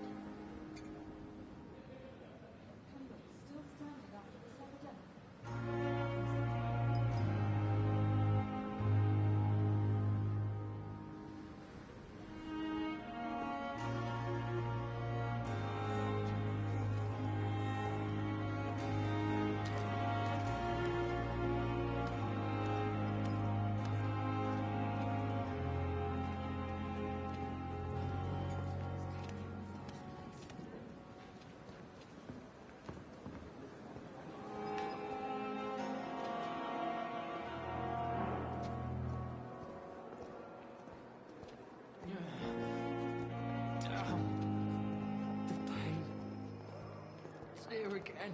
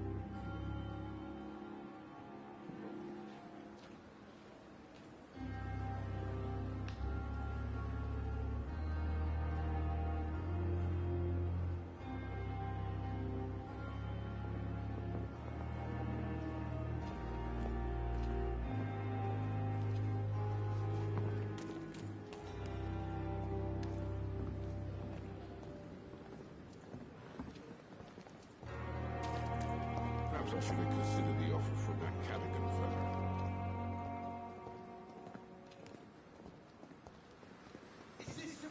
This is no time for self-pity. It is the last thing our patients need. Another night. Surely I can endure another night.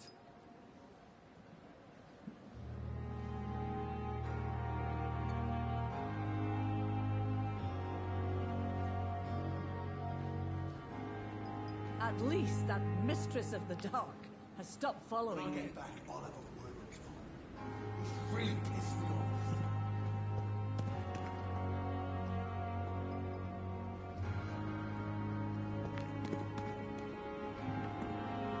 Safer here than anywhere else in the East End.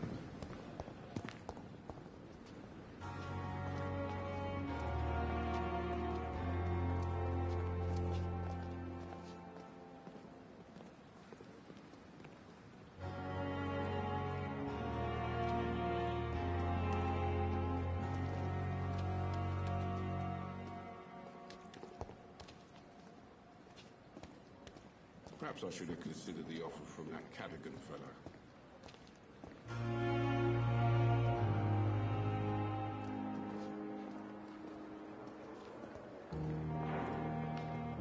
I have wasted too much energy for so little result.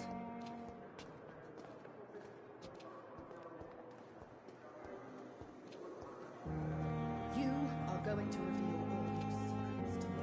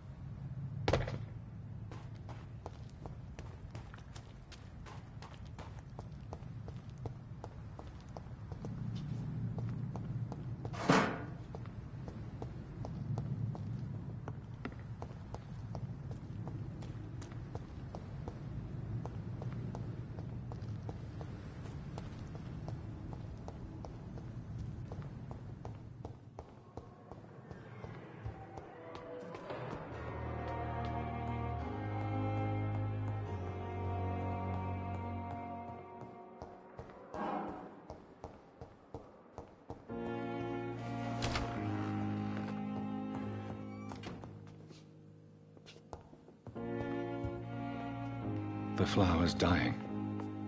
It needs water.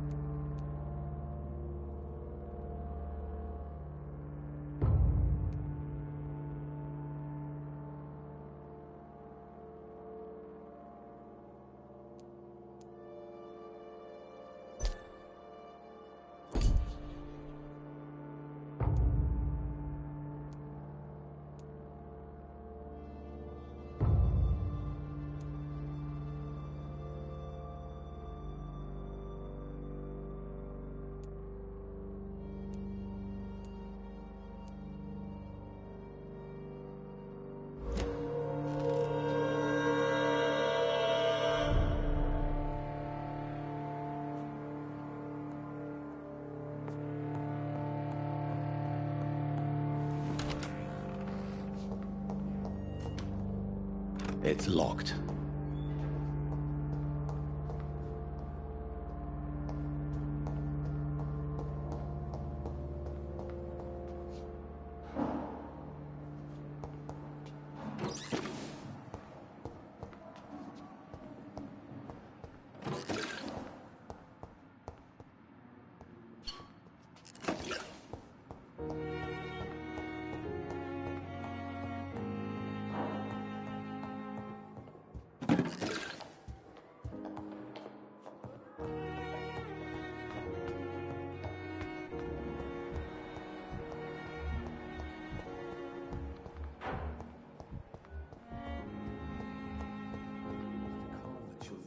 Falling apart. As for me, But in the circumstances, I'm willing to give you the benefit of the doubt. Still more coming.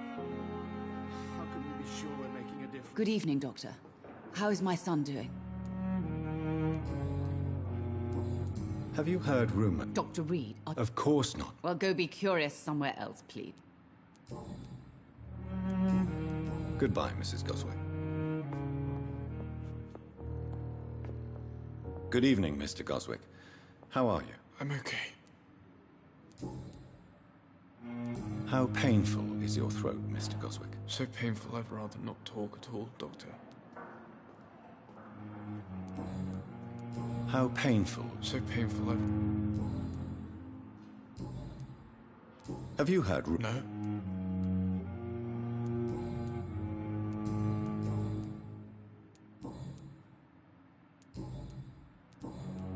Have you heard rumors about... No. How painful? So painful I'd rather... I'll let you get... Good evening, sir. Doctor.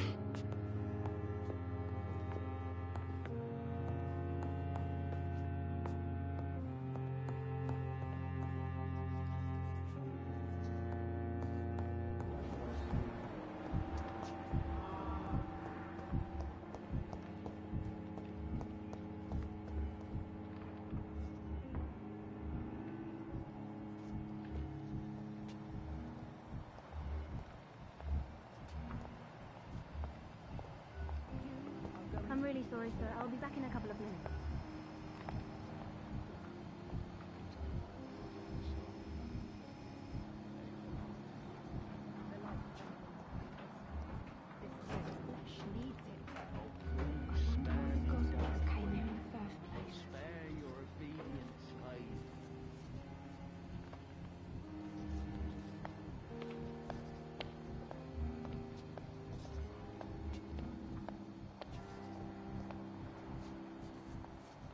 I have wasted too much energy for so little result.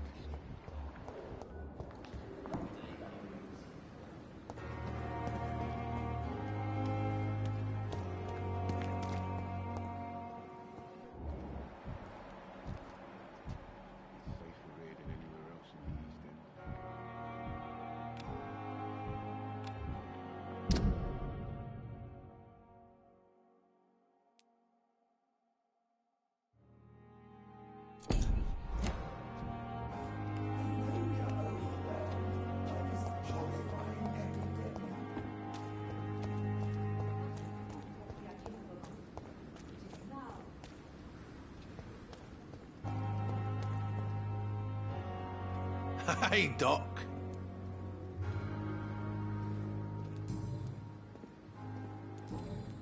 Have you heard of... Blackmail?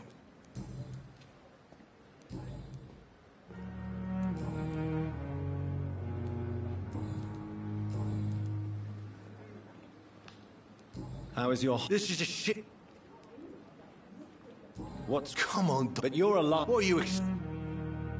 What's... That bar... I see. The nurses... I'll leave you for now, Mr. Cox. Dr. Reed will help straighten things out in Pembroke, remember? I'll just wait to see.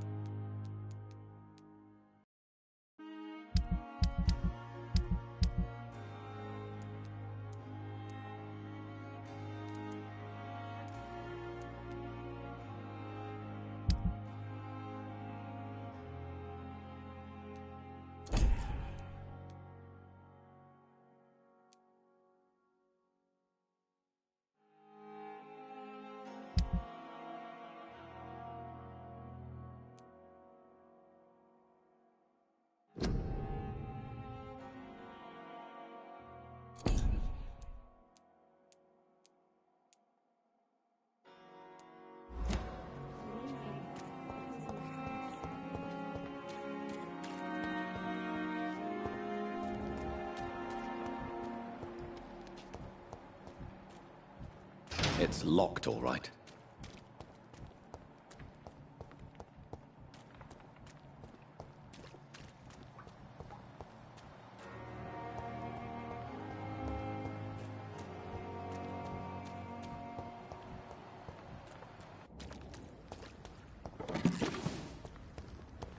It's locked.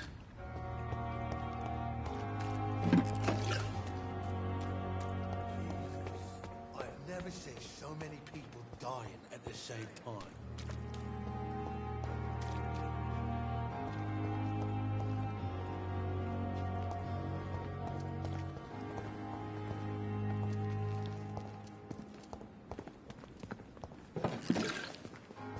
The Pembroke is so lucky to have Dr. Reed. I met him in New York once. If only there were more of us, with less resignation and more determination. I know I can count on you. I wish I could say the same for the others. You look exhausted. You're pushing yourself too hard. You don't have to bear the burdens of this hospital alone.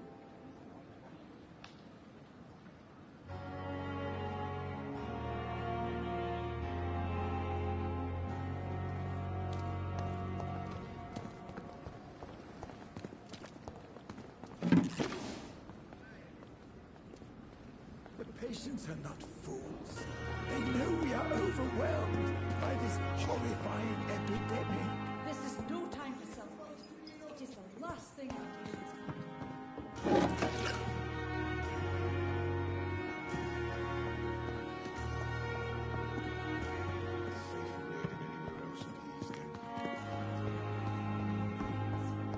This dead flesh Spare your obedient slave. A giant morgue disguised as a hospital. That's Pembroke nowadays.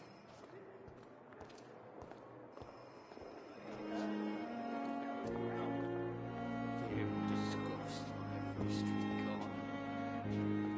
Daily routine.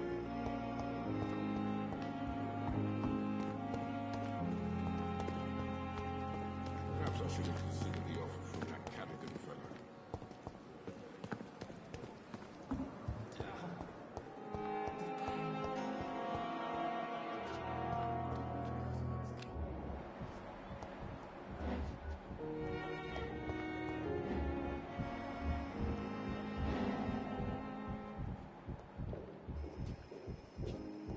A giant morgue disguised as a hospital.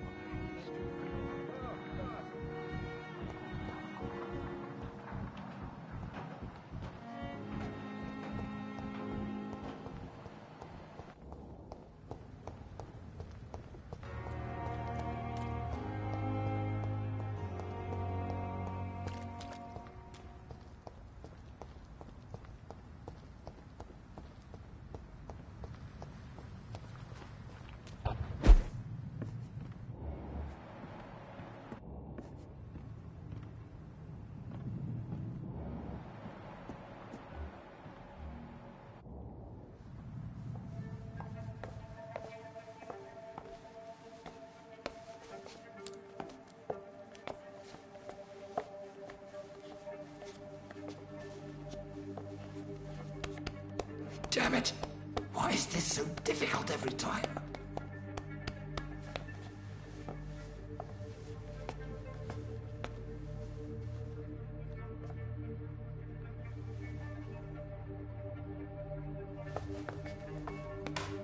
That is better.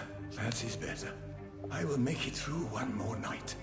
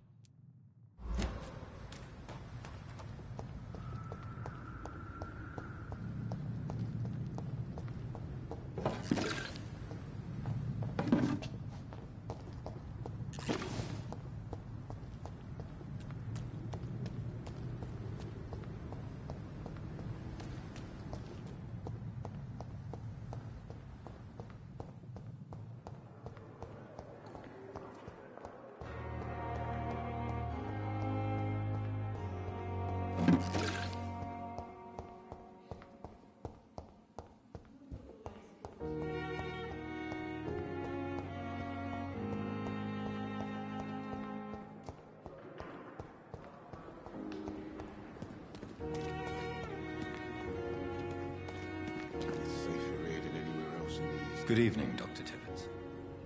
Dr. Reed, any good news to share? I know you're taking drugs, Corcoran. Why take such a risk? I need it to endure the long shifts. We have no idea how long the epidemic will last. We can't let it win.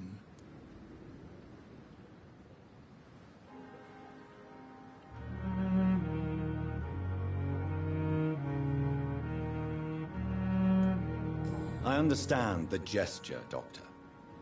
An immediate answer to an emergency situation, but this can't be a long-term solution. Thank you for your understanding, my dear colleague. And be assured, I have total control of my consumption.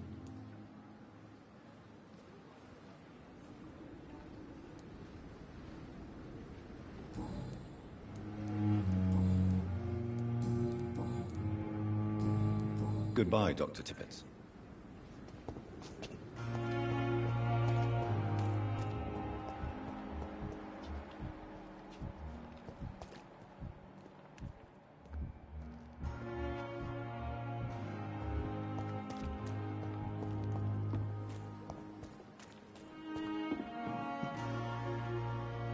Good evening, Nurse Brannigan. Good evening, Doctor.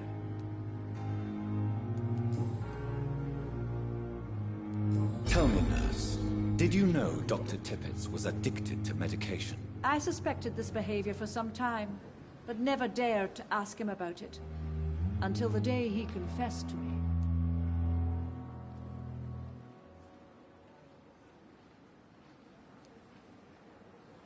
Do you approve of his addiction? Of course I don't approve. But I understand he needs it to fight the exhaustion. Let's hope he'll stop injecting himself once the epidemic is over. And what if he doesn't? Then we'll have to convince him to stop. I believe he's still in control of his addiction, for now, but we must remain vigilant. Why would he confess to you about his addiction, Nurse Brannigan? Don't you know you doctors can't hide anything from a nurse? We're always there, even if you don't notice us. Do you consider yourselves our confessors, Nurse Brannigan? I wouldn't dare, Dr. Reed. But I'm intrigued. How did you discover Dr. Tibbets' secret? What can I say? I seem to have a knack for discovering secrets. And for hiding them as well.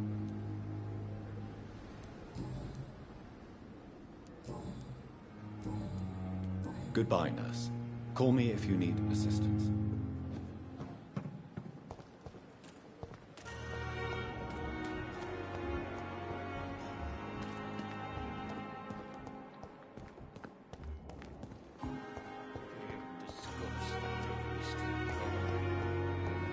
Giant moon disguised.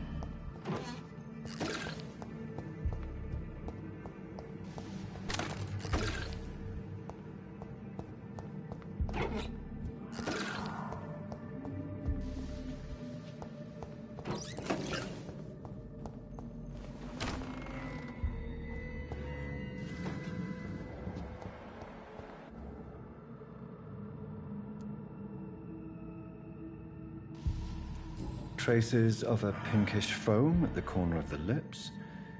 Some sort of drug overdose, perhaps? Multiple abrasions and scarring on the arms and legs. Old and distinctive injuries of a sailor or a fisherman. The chest was originally open to perform the operation. The sutures are clean, but the chest has been reopened. A puncture over the left lung, possibly a chest tube insertion. Not the cleanest work, but I think it was successful. Signs of internal bleeding. So, Dr. Tippett's anesthetics were incorrectly dosed, causing the patient's death. And then, he tried to operate on him again. Tippett has made an egregious error. It's time we talked. Tippett has made an egregious error.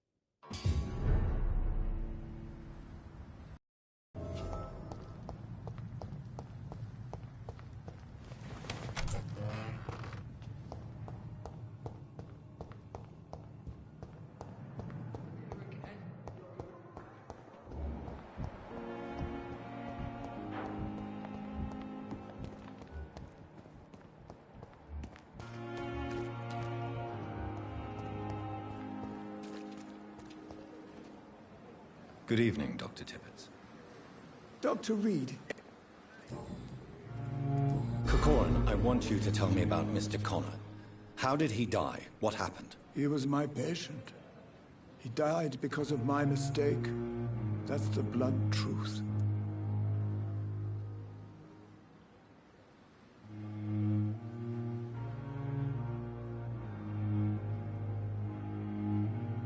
What was the nature of the mistake? It was a twofold error. My diagnosis was wrong, and the administered dosage was too strong. Who was this patient? I don't know. Some sick man from the docks, maybe a fisherman.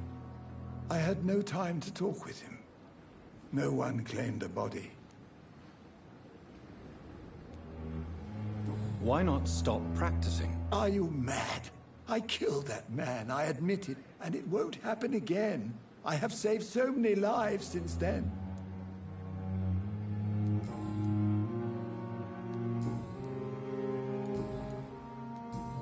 Goodbye, Dr. Tippett.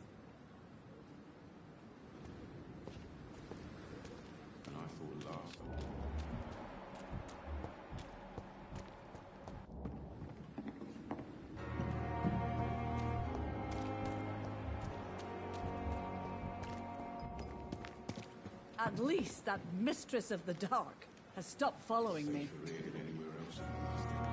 Good evening, Nurse Brannigan. Good evening, Doctor.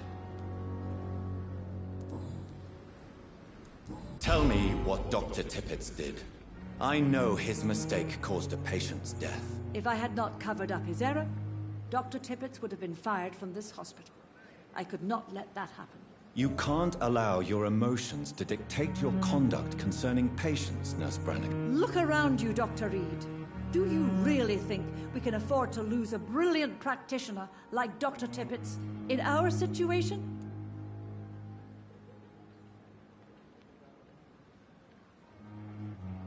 I can't say I approve of what you did. But as a field surgeon, I know that some situations require you to bend the rules. I'm not proud of what I've done, but to contain the epidemic must be our priority, so we can't afford to lose Dr. Tippett.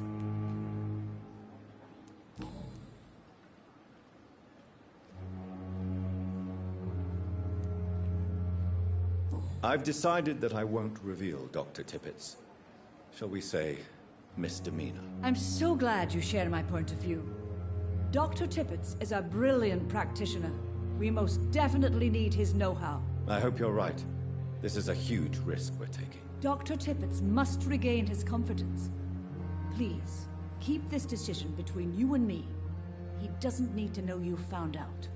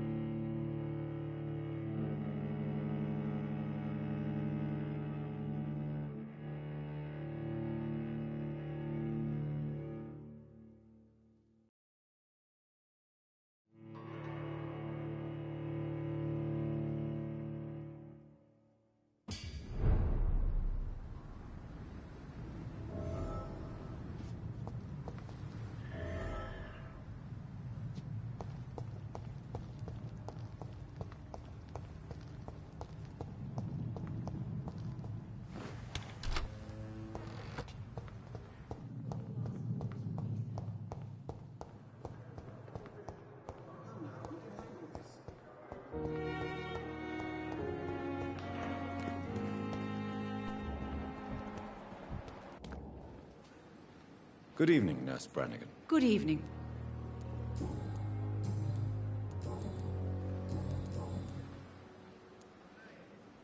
Tell me what Dr. Tippett did. I know his mistake caused a patient's death. If I had not covered up his error, Dr. Tippett would have been fired from this hospital. I could not let that happen. You can't allow your emotions to dictate your conduct concerning patients, Nurse Brannigan. Look around you, Dr. Reed. Do you really think we can afford to lose a brilliant practitioner like Dr. Tippett in our situation?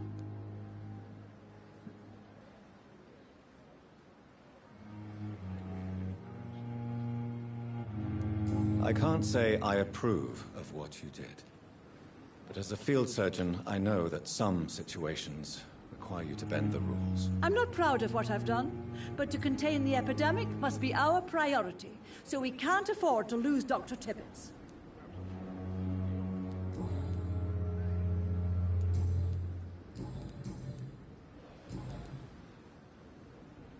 Goodbye, nurse. Call me if you need assistance.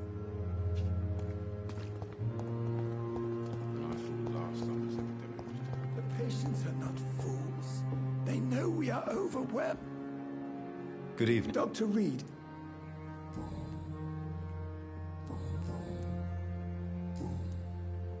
Goodbye, Dr. Tippett.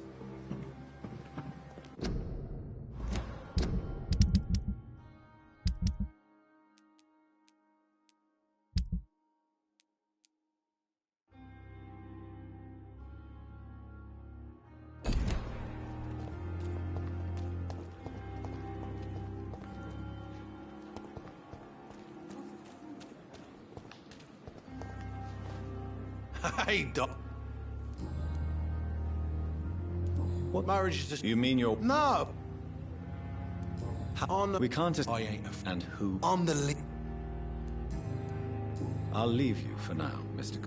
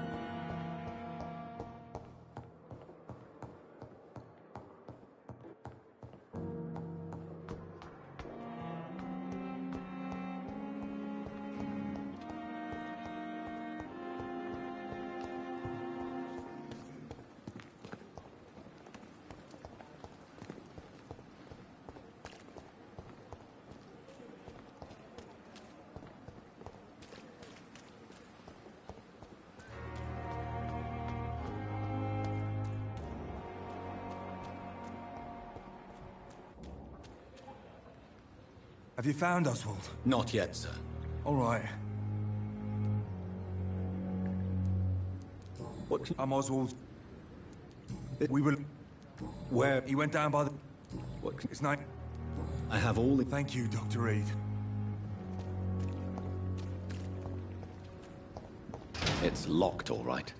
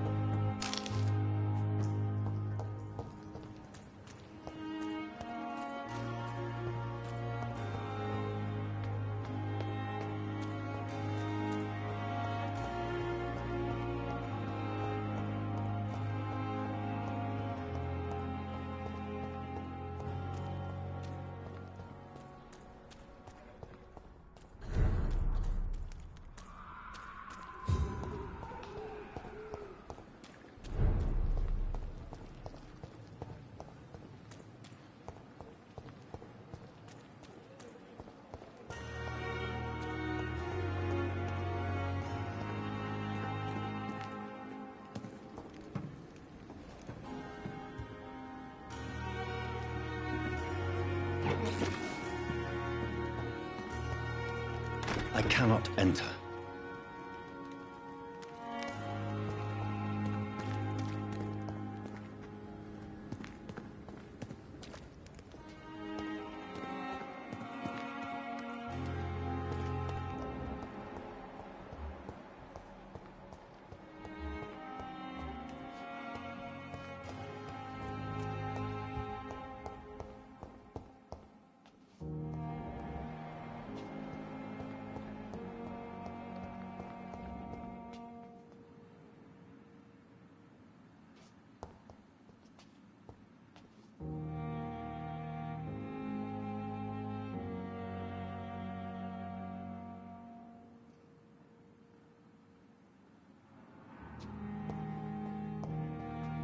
It's locked.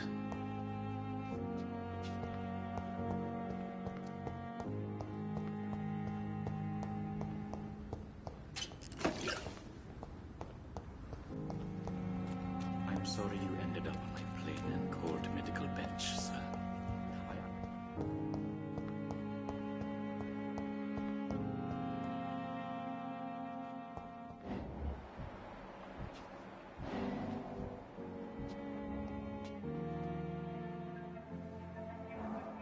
You don't mind if I search your pockets, do you, sir?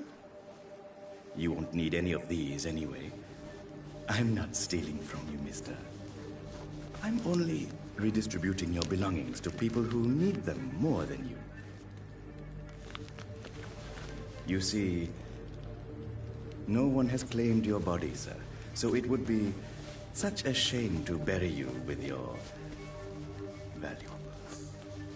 I will not forget you, sir, and I thank you for your generous donation.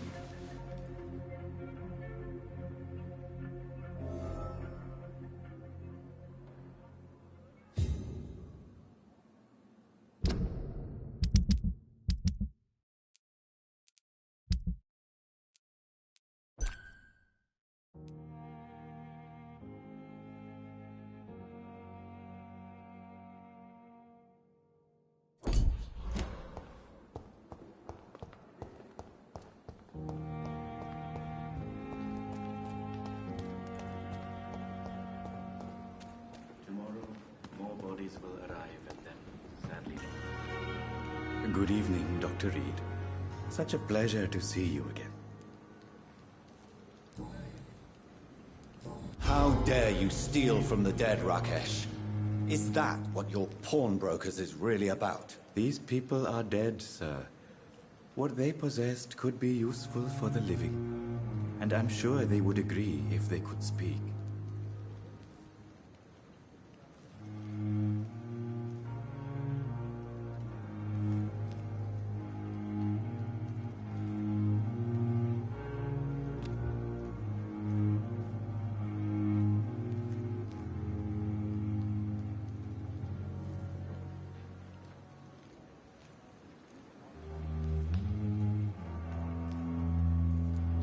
You may be right, but you'll go to jail if you're caught. If ever I have to go to jail, I'm sure I'll find a way to help people there, too.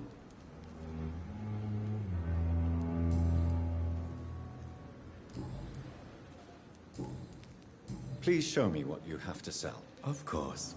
It's just trinkets and curios, really. But I'm sure they can be useful.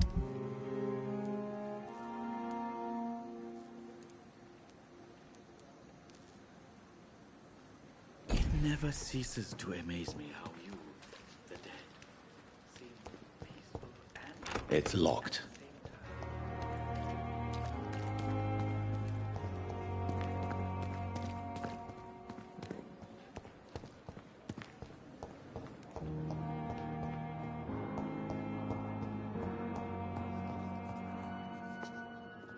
My sweet girl reads me like a book.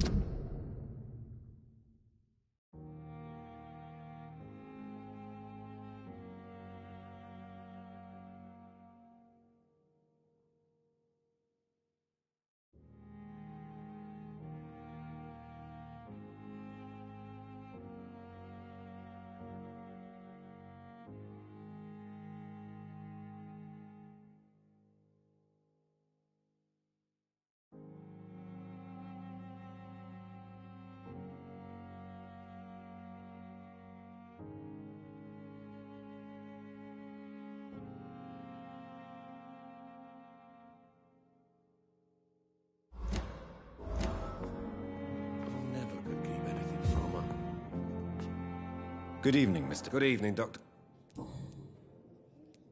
You seem worried about the safety of your family.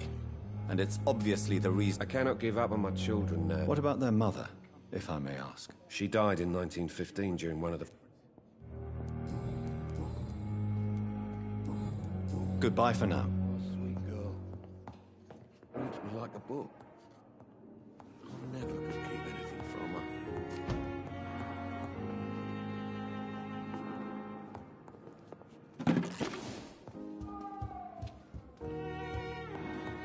You always knew the words to calm the children, Ellen.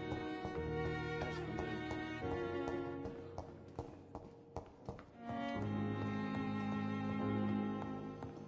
It's locked, all right. Come now, we can handle this.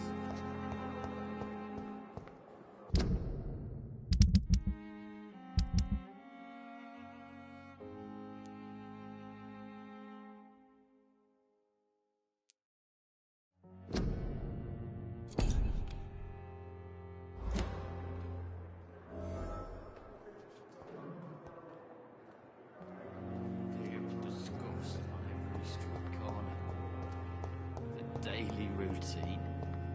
Simpletons, these nurses. Bred with no respect.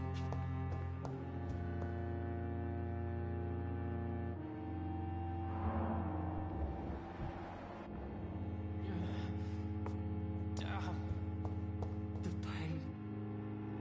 Hello again, Doc. Goodbye, Mr. Hampton.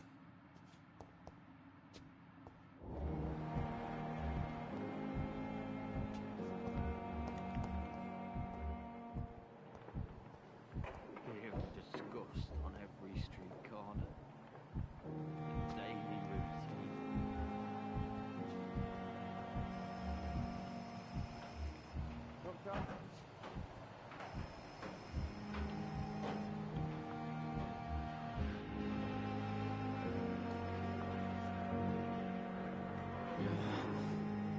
Damn. The pain. It's here again.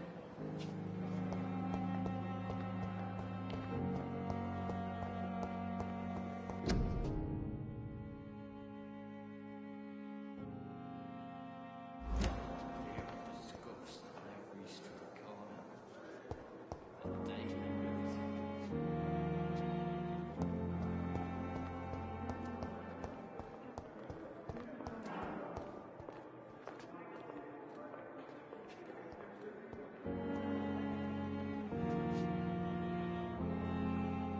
You are going to reveal all your secrets to me, even the darkest thoughts in your heart. My blood and soul. They belong to you now. The life running in your veins. This dead flesh needs it. Oh, please spare me, Dark Queen. Spare your obedient slave.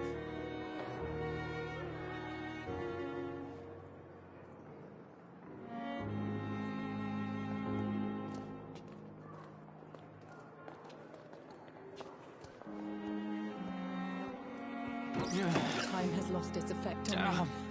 But the suffering continues. It's here again. Came here in the first place.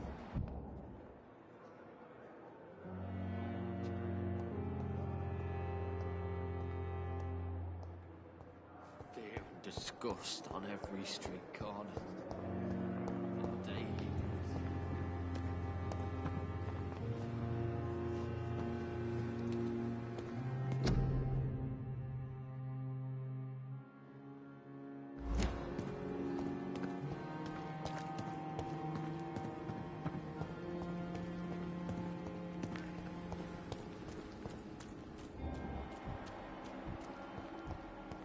Jesus, I've never seen so many people die.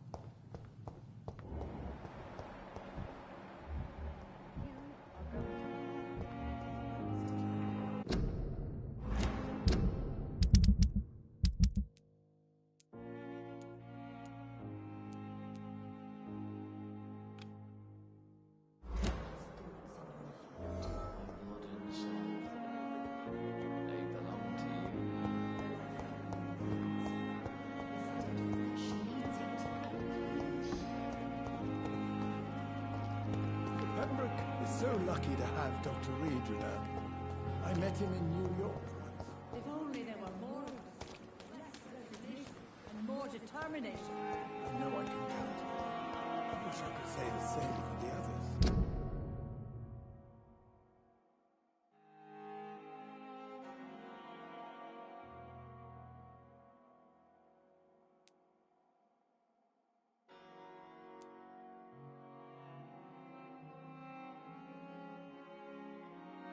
You look exhausted. Pushing yourself too hard.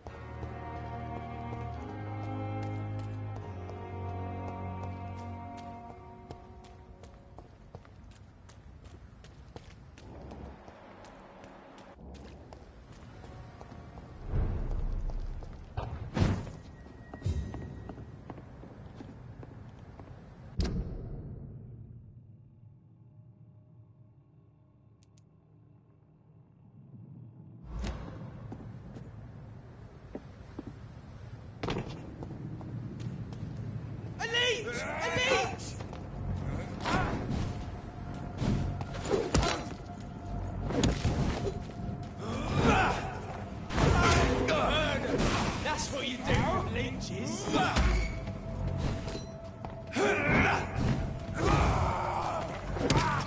Bloody leech!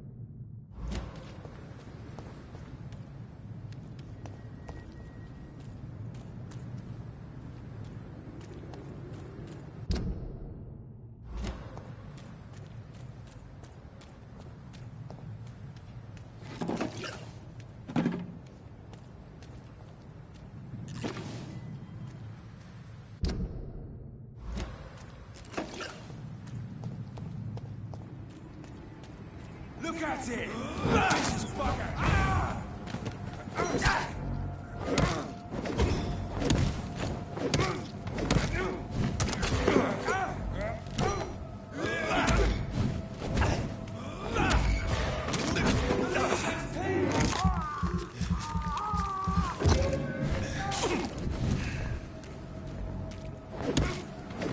He's dead!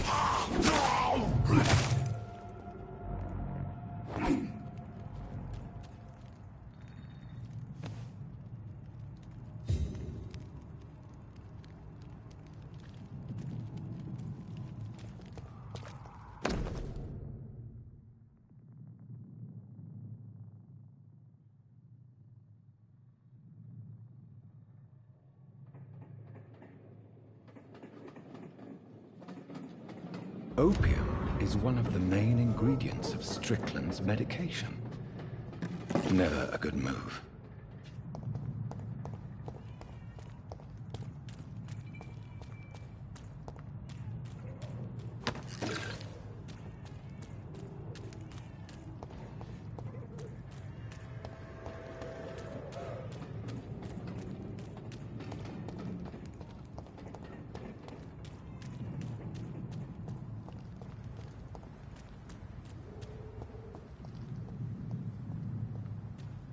Die, vermin!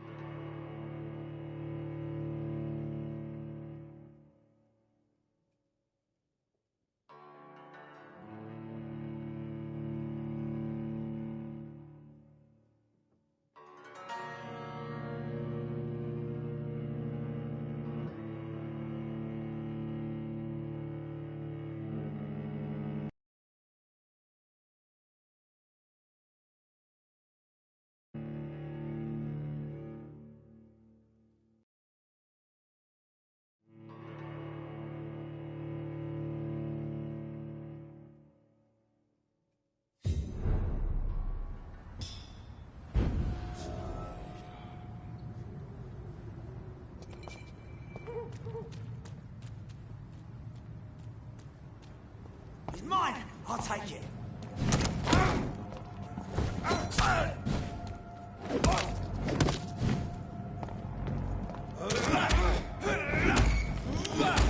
Crush the leaves, boys!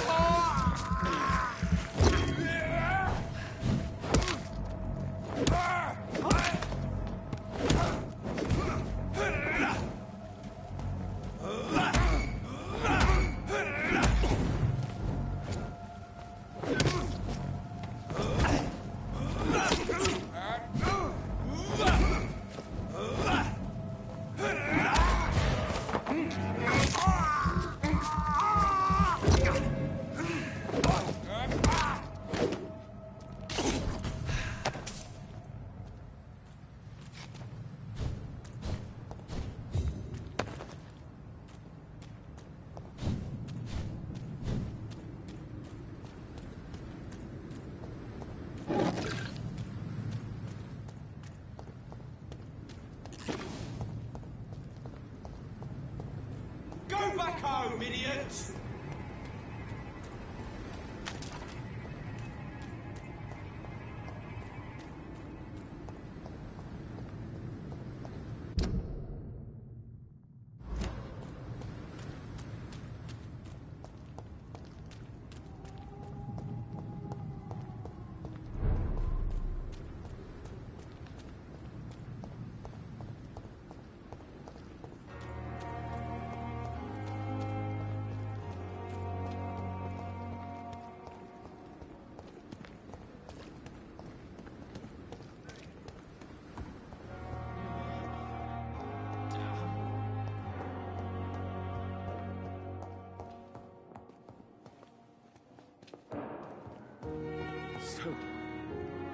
Good evening, Dr. Strickland. And good evening to you. I located the shop, but it was vandalized, and the owner is missing. All I found was your order. I was afraid of such bad news. People are so desperate they're ready to burgle a shop for drugs. That's quite a list you ordered. Opium, sodium hypochlorite. It can't be just headaches you're trying to cure. This dreadful influenza, of course. I already ran some tests on hopeless cases.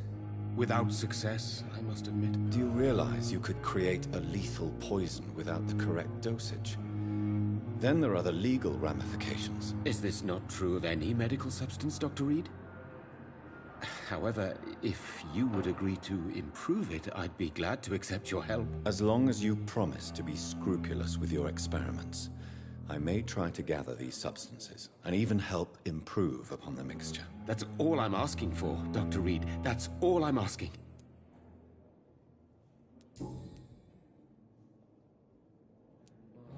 I want to know about these secret tests you run. And if they can save people from this epidemic, speak to me now, Thoreau. I know I may sound presumptuous, but I'm just following your steps, Dr. Reed. I'm casting away the shadows of ignorance by daring to face them. Self-confidence is essential in our line of work, my young colleague, but only if tempered with the correct amount of cynicism. But you never doubt yourself, Dr. Reed. I've read all your articles and books. You performed the most daring research during the war.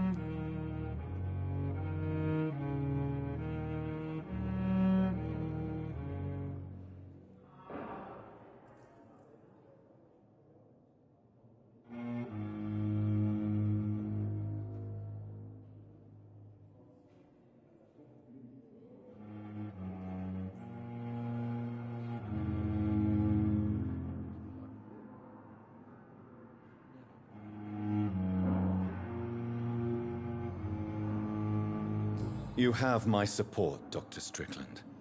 I know exactly what it feels like to battle an unknown disease with only your mind and force of will to help you. Thank you, Dr. Reed. You don't know what that means to me.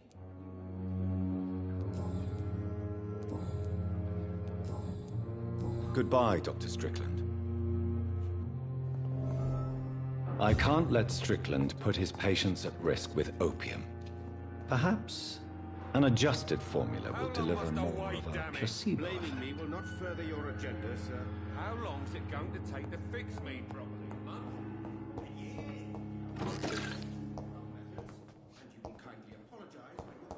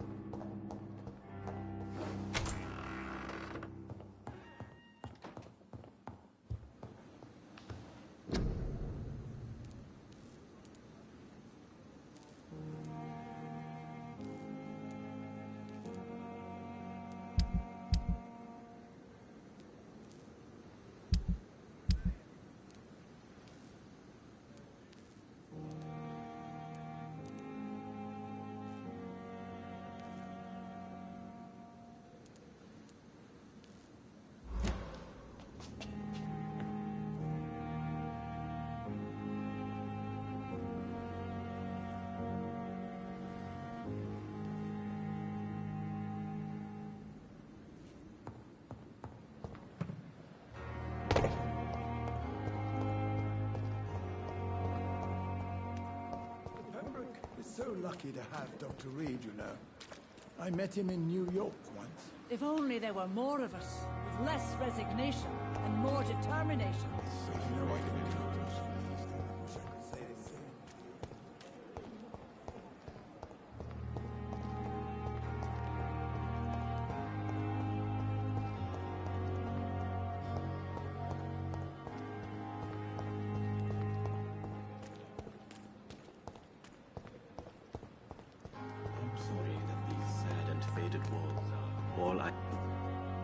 Good evening.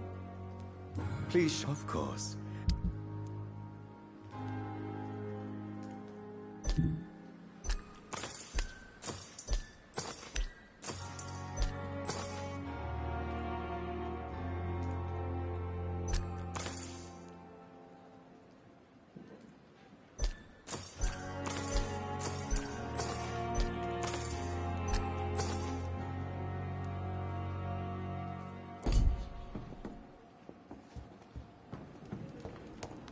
It's locked, all right. Good evening. Please show. Of course. It's just drink.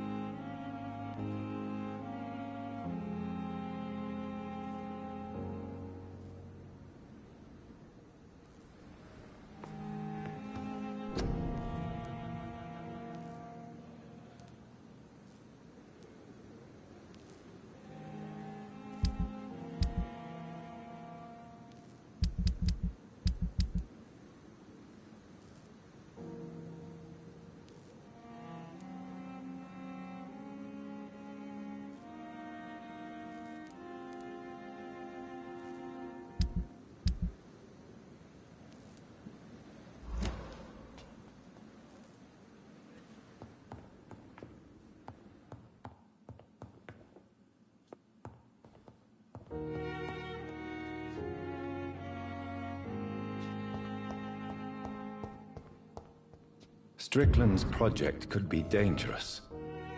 I have a mind to report him to Dr. Aykroyd.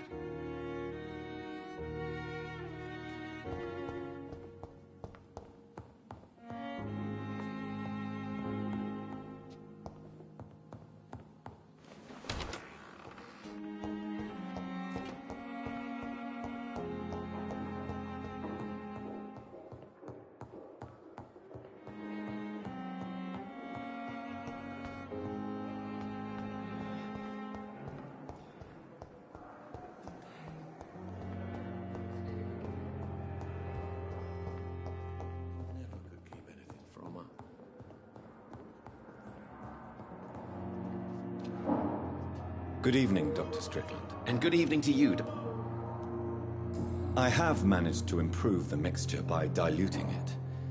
Have you ever heard of Sir Joseph Francis Olive, or the placebo effect? No, I don't think so. Why? A placebo is a substance or procedure that has no actual physical effect. You made a placebo of my project. Why? Research has established that a placebo, as long as the subject believes in the effect, can provoke a positive physiological reaction. Really? That's fascinating. And you want me to, what, administer the placebo and see what occurs? Something like that, yes. Well, I'm a bit surprised, but I trust you, Dr. Reed. Please take the key to my cabinet and put this placebo there for future use.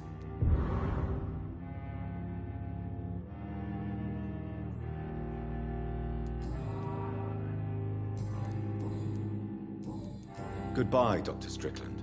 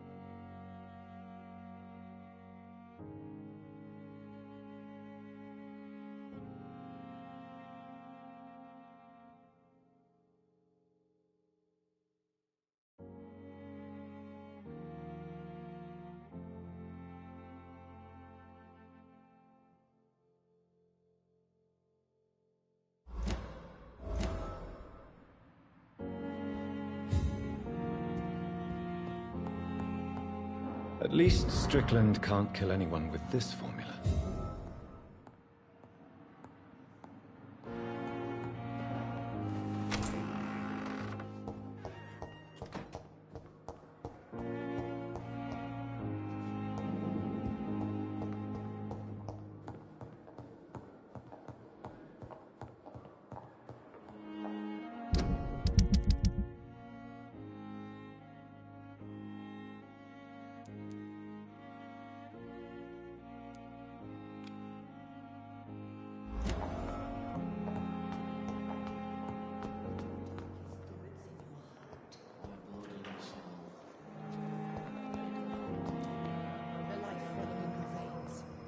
This dead flesh needs it. Oh, please spare me, Dark Queen.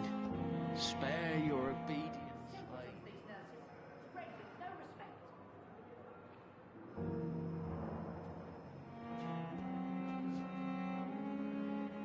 Good evening, miss. I need blood, Doc. I'll leave you, Mistress of the Dark. On every street corner. The daily routine. Good evening. Evening. How close are you to Miss Horcroft? Are you aware that she thinks she is a vampire? To wait for her next nibble is the best reason to stay here. Every time she approaches my bed, she treats me like something tasty. A normal person. Aren't you afraid? She may hurt you if the game goes too far. She's quite harmless, I can assure you. Her head's broken inside is all. While I'm busted on the outside. But she's still beautiful. Living proof that there's hope for me.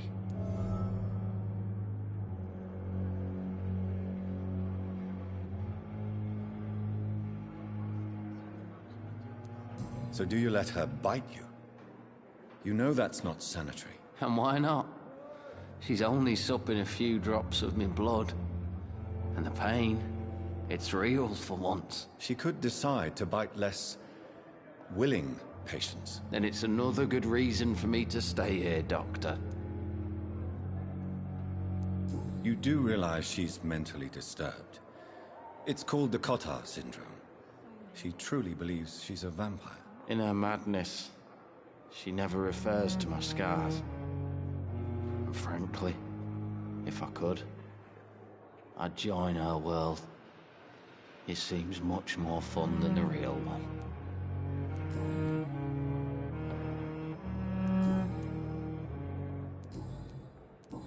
Goodbye for now, Mr. Elwood. Damn. The pain. It's here again.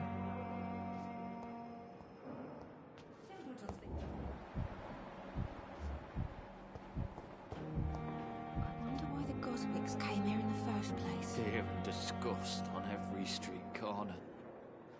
The daily routine.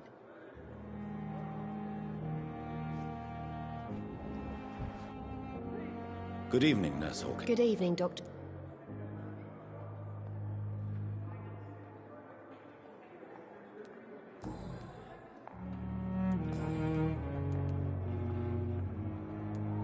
Goodbye, Nurse Hawkins.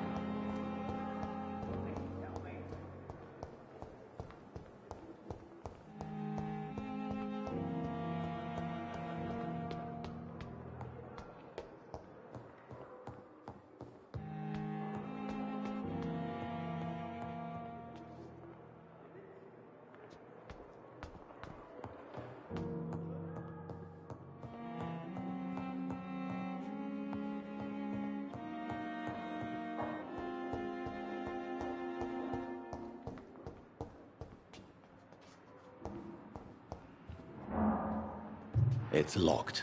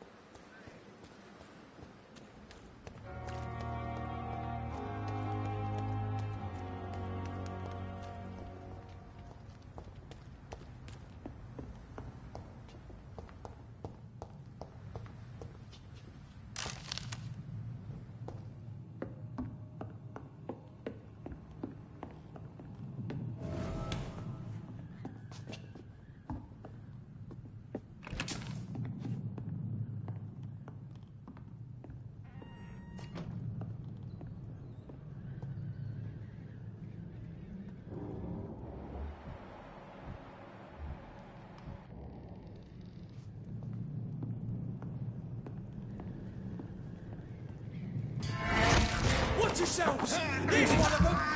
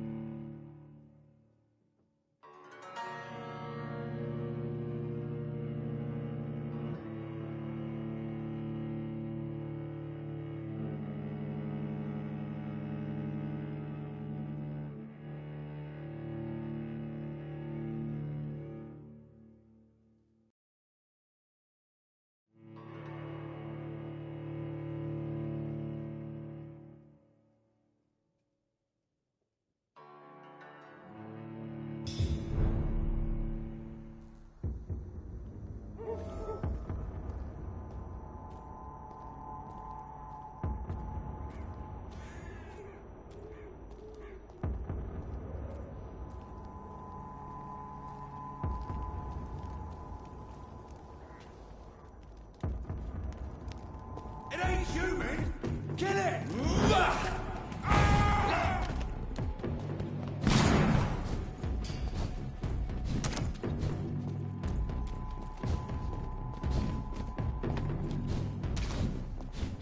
Oh my, vermin!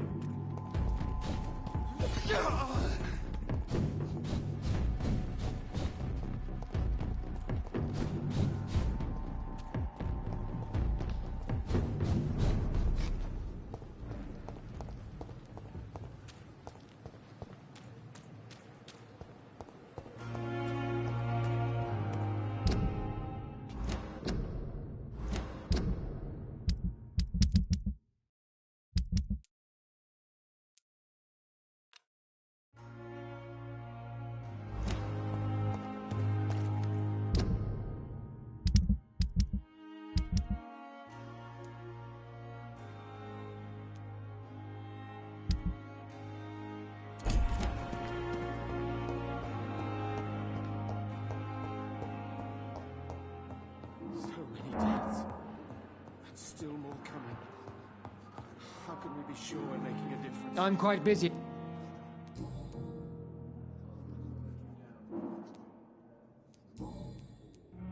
Thank you for your time. We'll talk later.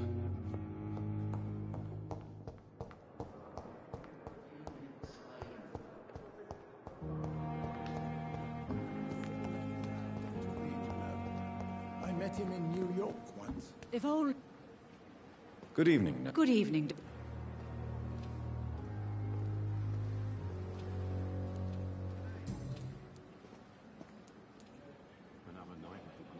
According to the report I read, your unprofessional conduct put a patient in danger, Gwyneth. That's not true. I know when my patient's life is at risk, and I'm more competent than a lot of doctors that I know. Problem is, I'm a woman. I don't see what your gender has to do with your abilities, nurse. Yes, nurse. Because I'll never be a doctor, no matter what my skills. I could make a decision that could save a life, but oh no, that's unbecoming conduct.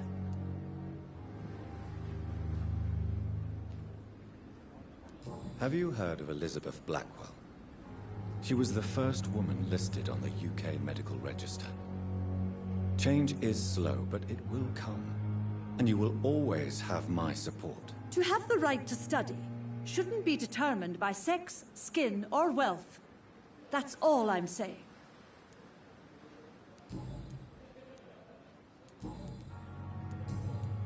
Goodbye, nurse. Call me if you need assistance.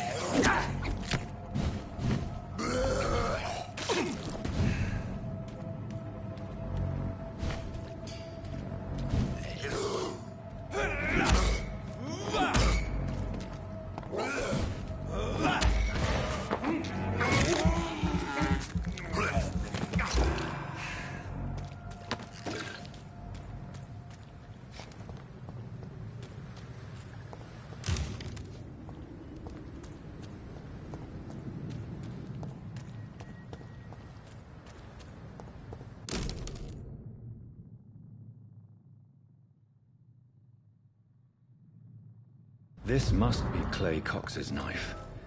A fine blade. No wonder he wants it back.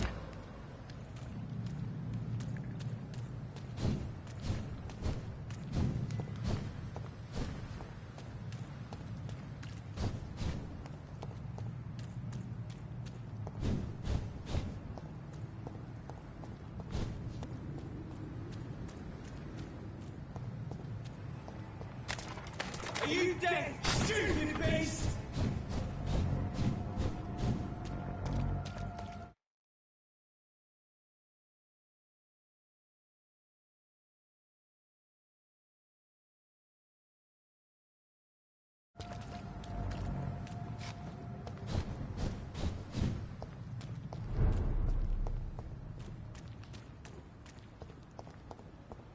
What's that do? Hey, Doc. I have found the gift from your wife. In that case, you'll be properly rewarded, Doc. Clay Cox is a man of his word. I hope that won't make me an accomplice to your future crimes. Who knows what I might do now I feel invincible again.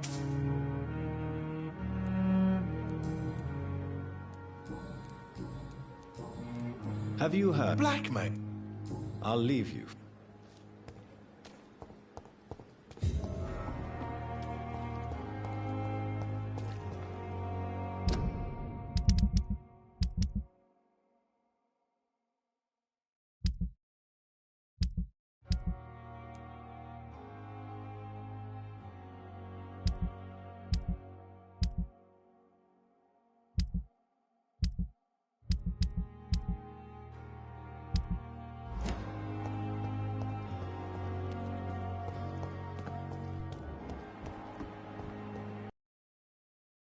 Street corner.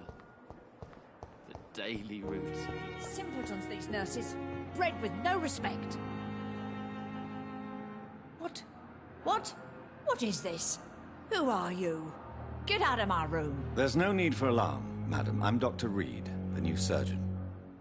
Preposterous. Dr. Reed, you say? I don't want some bumbling intern. Where's Dr. Swansea? Dr. Swansea is quite busy, and I need you to help me get acclimated. I have many questions. How brave. Threatening an old defenseless woman. You know how long I've been a patient here? You've picked the wrong fight. I'm Harriet Jones. Harriet Jones? Indeed. I've been meaning to have a chat with you. You know what goes on here better than any other patient, I gather. Oh, better than any patient, nurse or doctor. I've seen so many vile undertakings. I heard there have been some despicable goings-on. Was there a case of blackmail? Blackmail? Wait. You're investigating something. This isn't a social call. One of those incompetent cunts slit a poor sod's vein.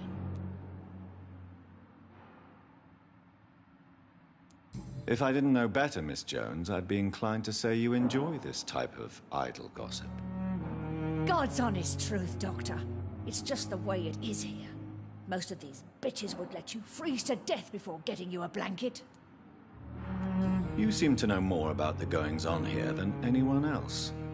Beware, Miss Jones, in case suspicion should fall on you. That's it. Blame the old and infirm. I see those little bitches' greedy little eyes. Just waiting for me to pop off, they are.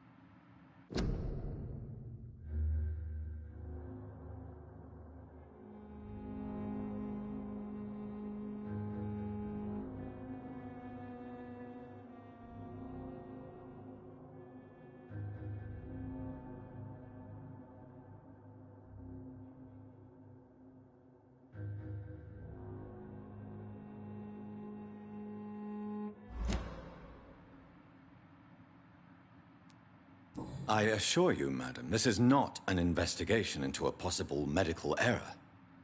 Debauchery, then? Nurses Crane, Hawkins, Brannigans, whores, all of them. They can't keep their legs shut. I've seen them scratching slutty sores. Really? Well, if you have irrefutable proof, I'll not have the staff behaving in such a manner here. This is your business, Doctor, not mine. But I swear one of the nurses is cavorting with some man on hospital hours. Thank you for your time, Miss Jones. You've given me something to go on. See you on the next round.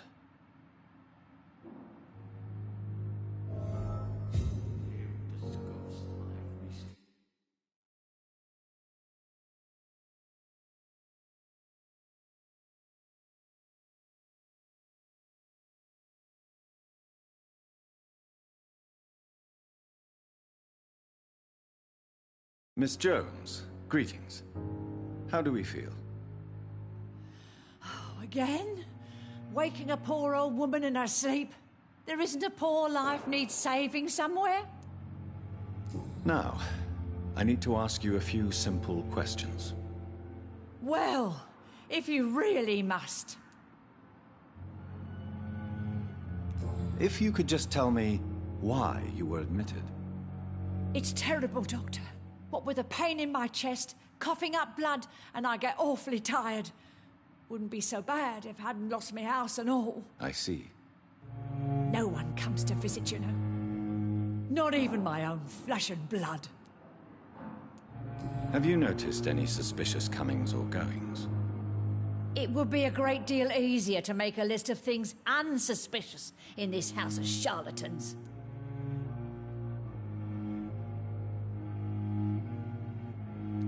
Everyone here is very capable. I have not seen any instances of unprofessionalism. Thieves and murderers, the lot. People have gone missing here, you know. Poof, without a trace. Come now, Miss Jones. Surely it's not that bad. Have you no eyes? This hospital accepts all manner of souls, regardless of origin. The proper sick cannot heal. We're kept sickened by the refugees. I'll come and visit you shortly. Good night, Miss Jones. The patients and staff might know something. I'll start my investigation with them.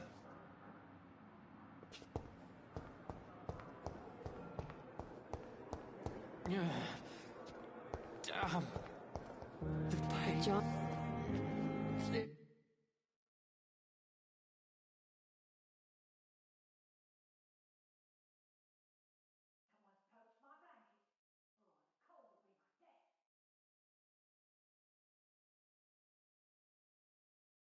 Good evening, Nurse Hawkins. Good evening, Dr. Reed.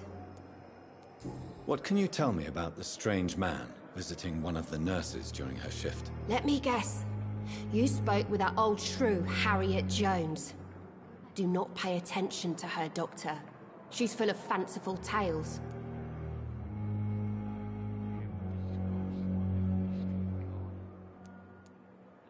She could have been telling the truth about the mysterious man. That old witch will end up in hell soon enough. Who cares if a nurse finds some happiness where she can? No matter how you feel about her, Miss Jones deserves our help. Who says I don't care for her? Hate is what keeps that old crone alive.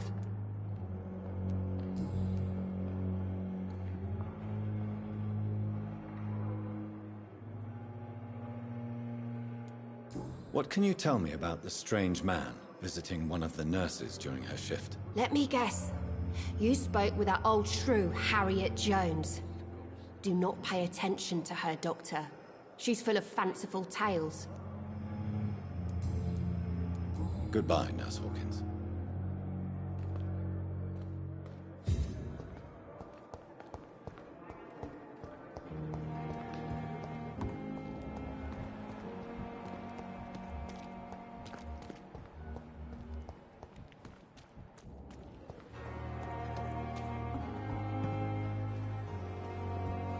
Must prove what we are capable of. Good evening, Nurse Brannigan. Good evening, Doctor.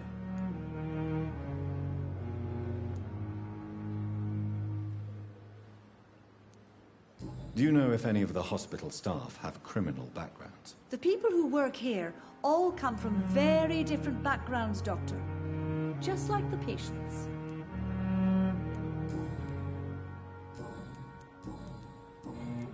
Have you seen a strange man visiting any of the nurses here? I've never heard of such a thing, Doctor. Goodbye, nurse. Call me if you need assistance.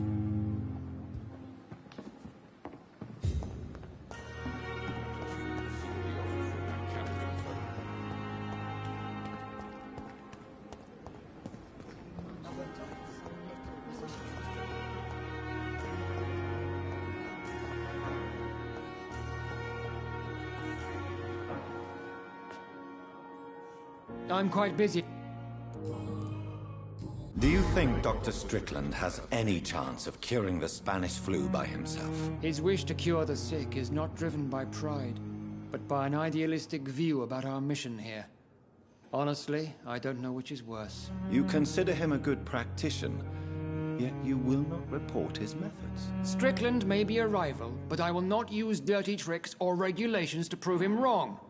We are doctors, not politicians.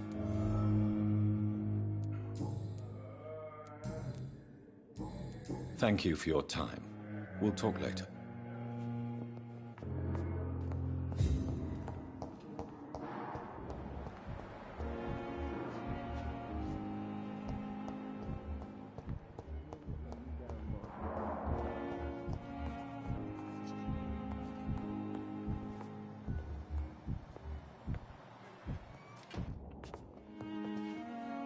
Good evening. And good evening. Did you know Dr. Ackroyd never reported your experimental research, despite the fact he doesn't agree with it? Really? I didn't suspect he knew about my work.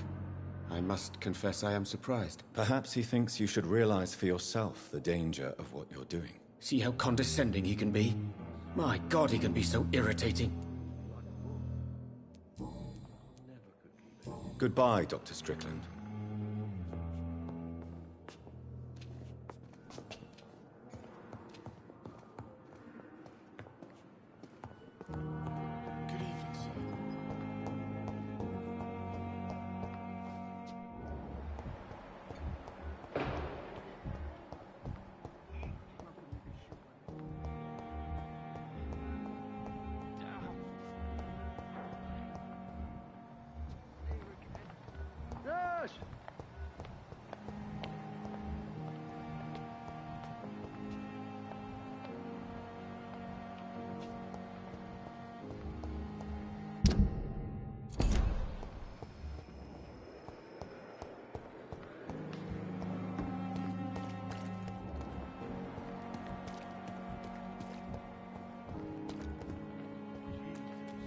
I've never seen so many people dying at the same time.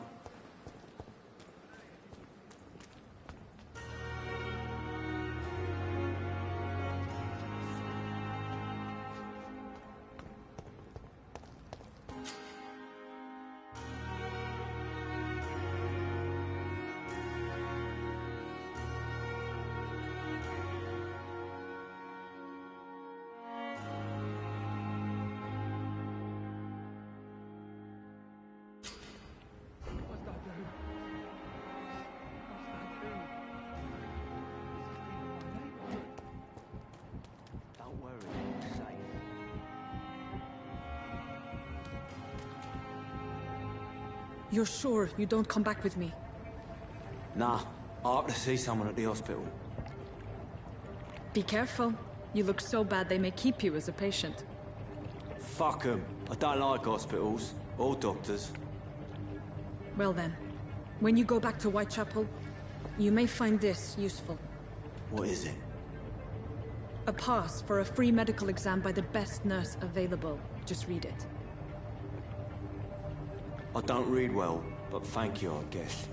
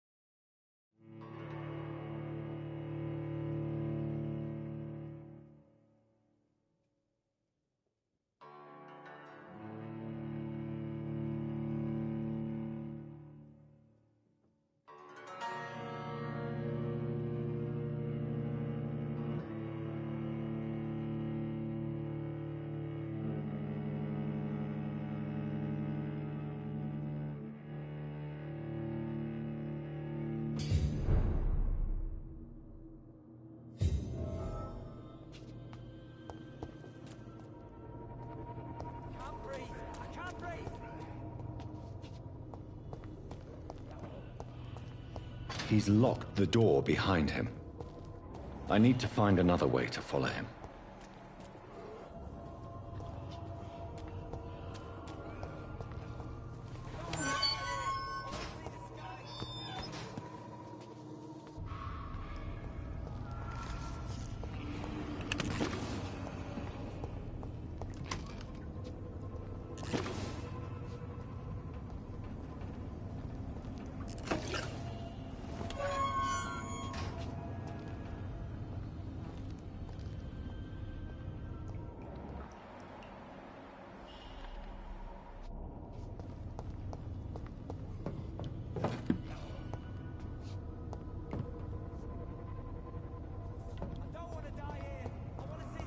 This man has been savagely attacked and dragged to the floor.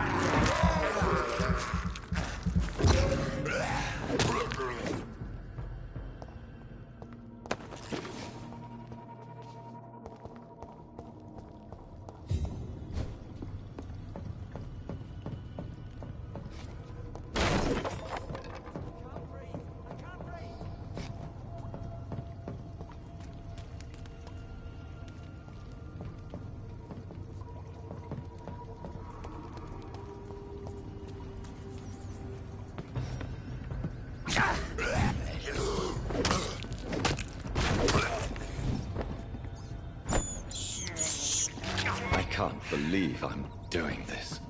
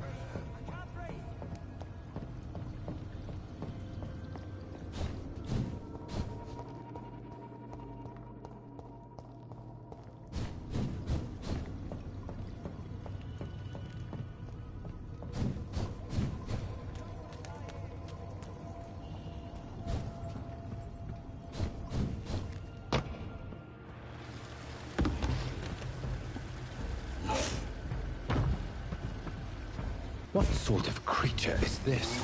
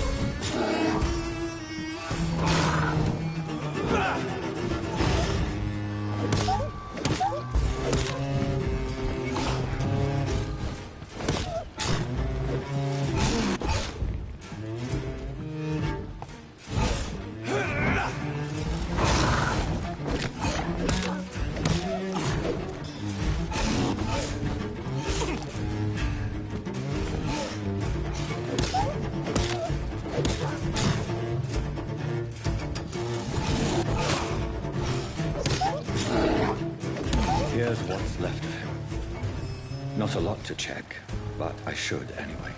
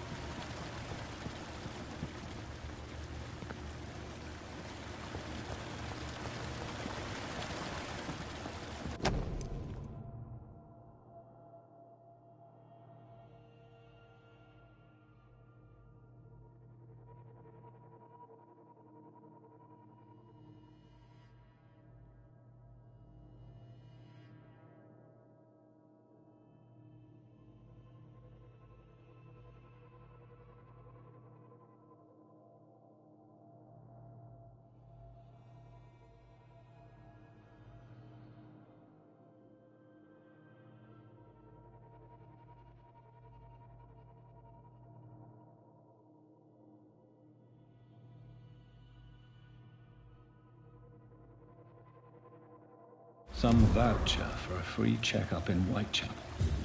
What is Nurse Crane up to? I really must find her.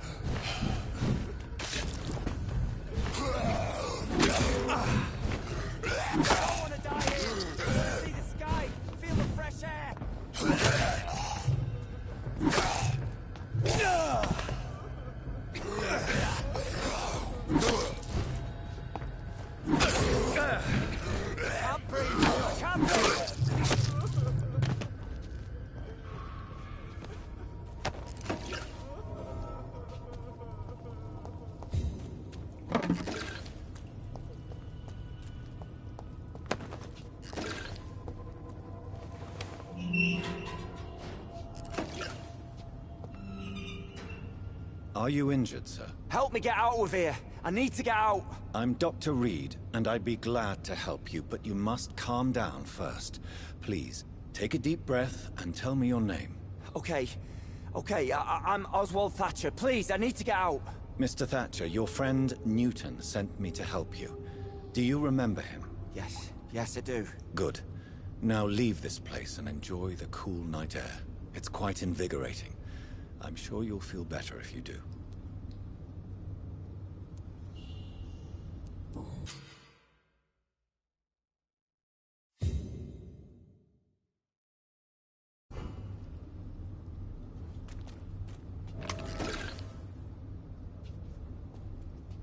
Are you sure? Yes.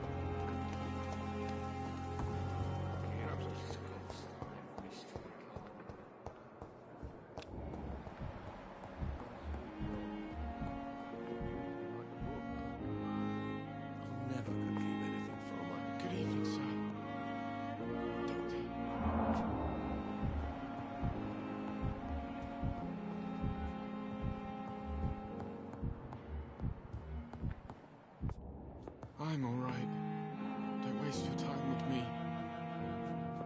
Down, my boy.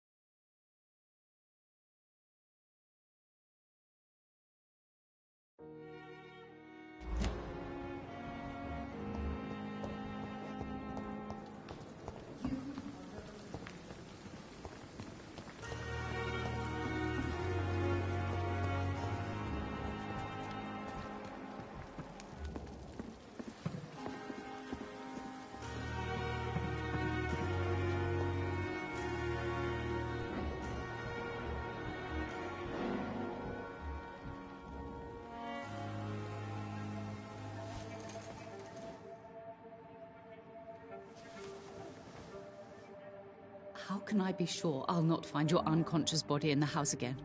I promise you, you'll not find my unconscious body. For God's sake, how can you say such a thing? How can you refuse to listen? I tried to warn you for so long. No, I won't let my only son die. You promised me you'll stay alive. Your son lied to you, like the whole world lies to us.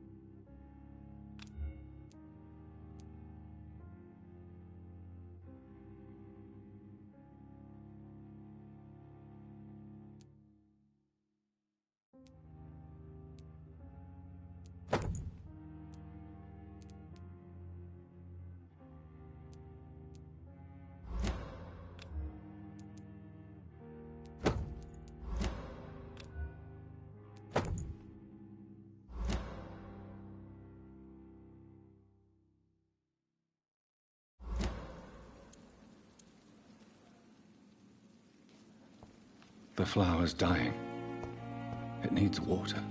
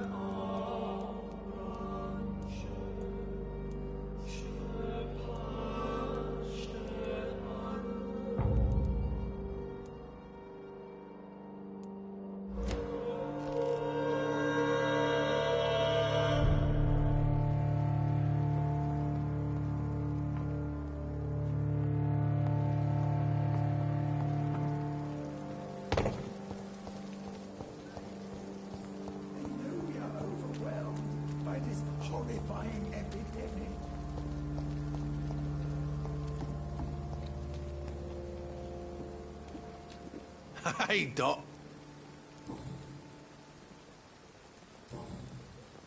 I'll leave you for now, Mr. Hey. I'll leave you.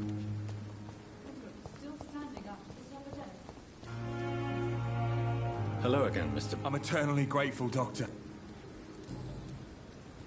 What caused your phobia of rats, Newton? It happened last year following an artillery attack.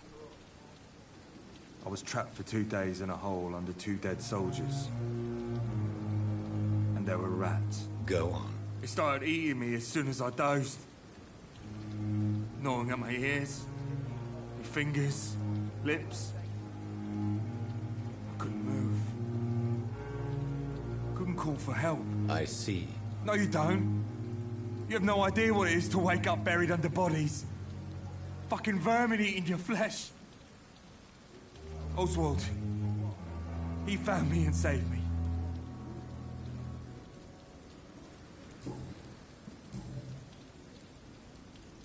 What can you tell me about the war, Mr. Blight? If you want to speak about it, of course. War was... well, you know, sir. The stench of death everywhere. Your mates lying bleeding in the mud.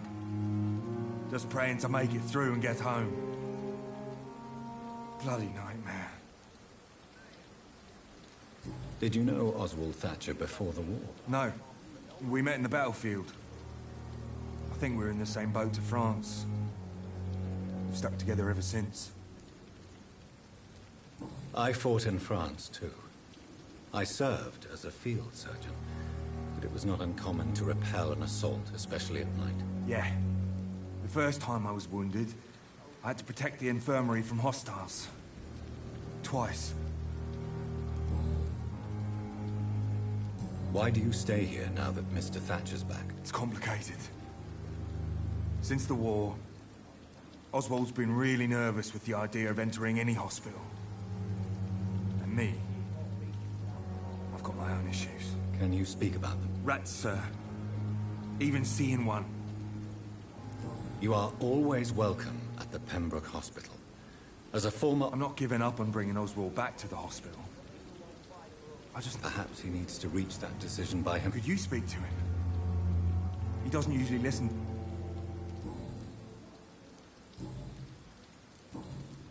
Goodbye, Mr. Blight. Take care of yourself. We're supposed to be safe, but what fuck?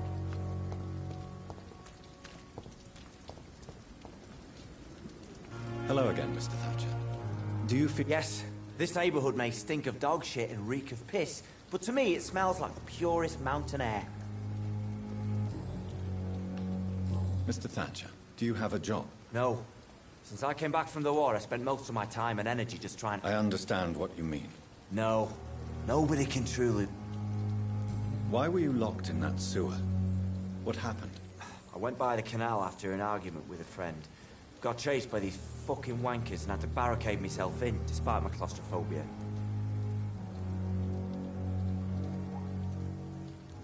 Why did you run? Newton wanted me to go to a hospital, but I can't stand being closed. Tell me about your claustrophobia. Has anyone given you an official diagnosis? That's what the bloody doctors said. But I don't want to go to a hospital to get checked. Oswald, why did you not go to the Pembroke Hospital to seek medical help? I don't trust doctors. All they care about was their careers and processes. I won't be locked in any room again by anyone. Your fear of being trapped is not going to go away by itself. I've seen enough butchers in white coats to last a lifetime. Hospitals reek of chemicals. Do you want to talk about why you have this fear of being enclosed, Mr. Thatcher? No, I really don't. An irrational fear like yours is usually rooted in a specific event. Perhaps it would help to talk about it. Well, Doctor, take a guess then, if you're so interested in my case.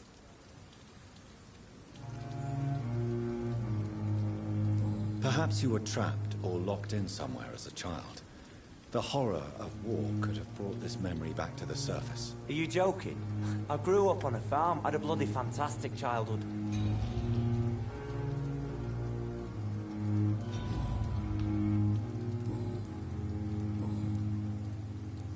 Goodbye, Mr. Thatcher. Try to take care of yourself.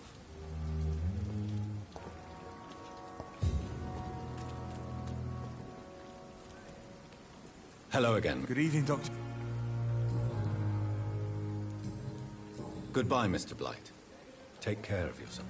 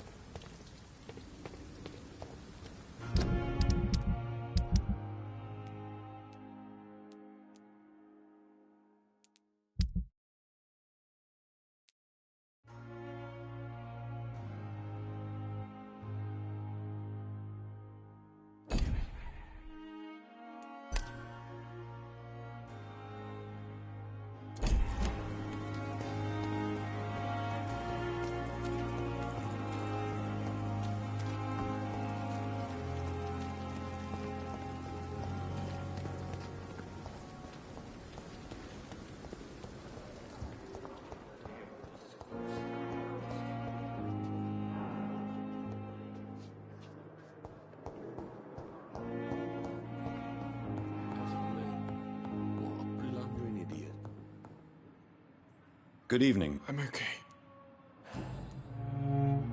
Admit it, Mortimer. Your mother had you hospitalized here because you tried to kill yourself. Yes, it's true. All right, then. This is the first time we've really shared information about your case. Shall we call this progress? Call it what you want, Dr. Reed.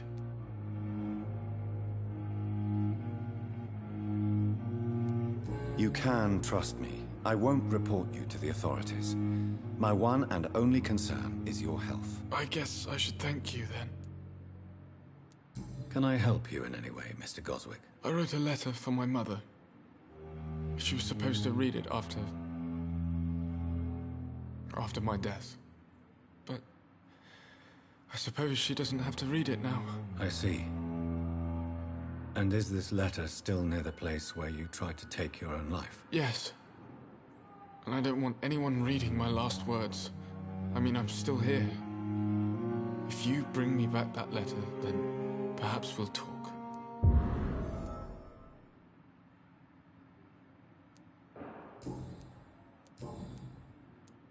I have to go now, sir. I'm all right. Don't waste your time with me.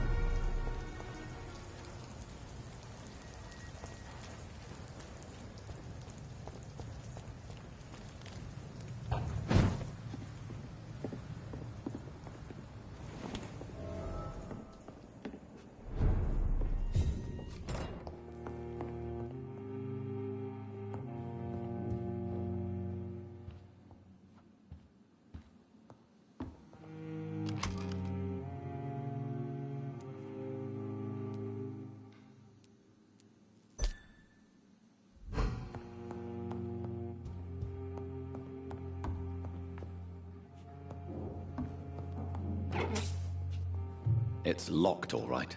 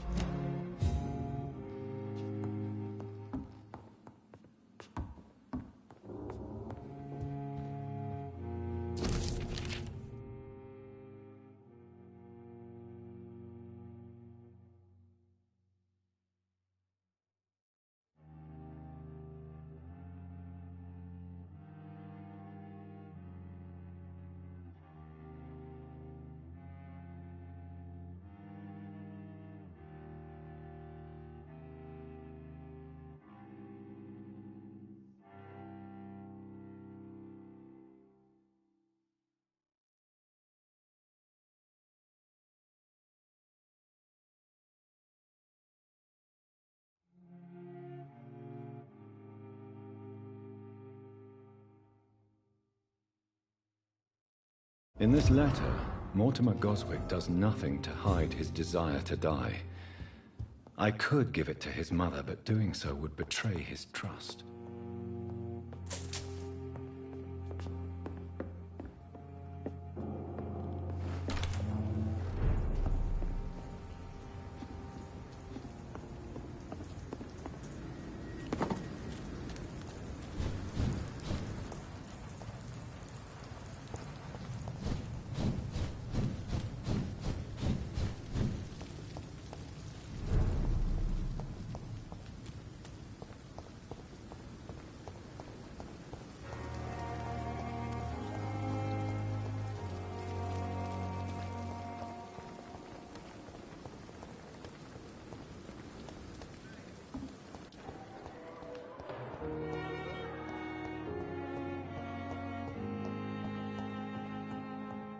Must I wait, damn it? Blaming me will not further your agenda. Good evening, Mr. Goswick. How are you? I'm okay. I have retrieved your letter, Mr. Goswick. I can assure you that nobody read it but me. Thank you. This is for you, then. For your help. And for your silence. I think you should talk to your mother. It would be good for both of you. Thank you, Dr. Reed. I'll think about it. Now please, let me be.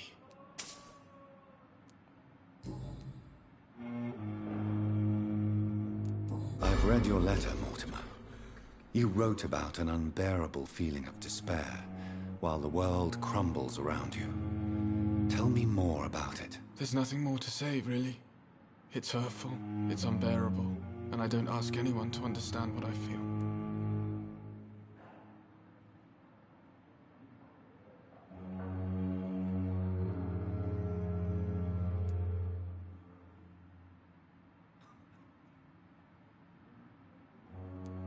The world is bleak, but maybe the pain we feel is the best compass for making it a better place. How can we repair the world, Dr. Reed, when mankind is the biggest problem?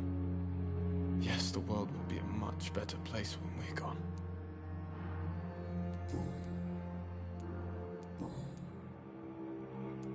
Your medical report says you're not affected by the Spanish flu. What do you think of that, Mortimer? Does it make me happy? Not in the slightest. If it was up to me, I would have left this place long ago. I know I don't belong here. And why do you think you don't belong here? I know the staff have more important things to do than look after me. There's plenty of patients here who need their attention. I have to go now, sir. I'm all right. Don't waste your time with me.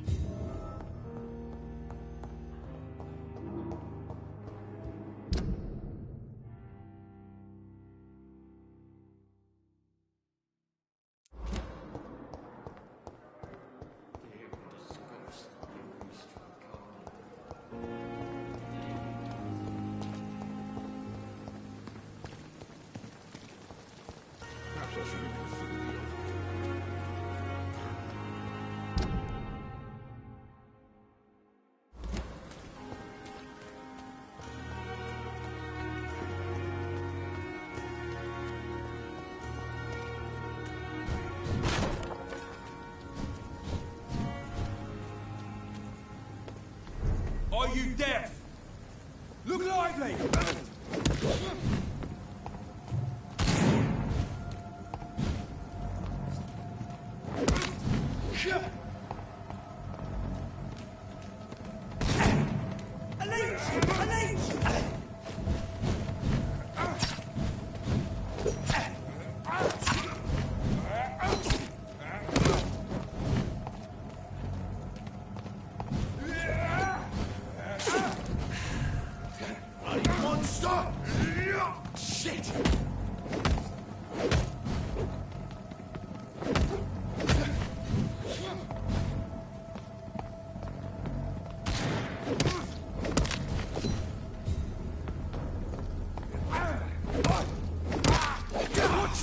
It's a killer!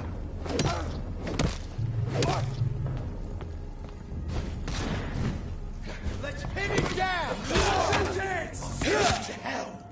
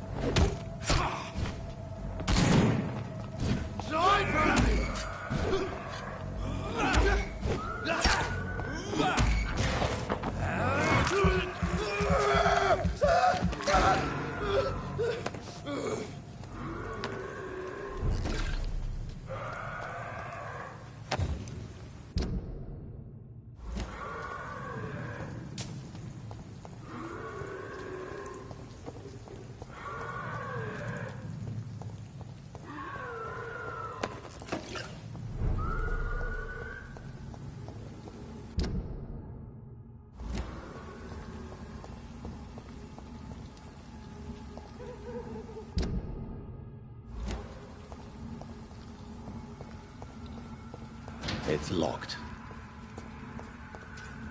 It's locked, all right.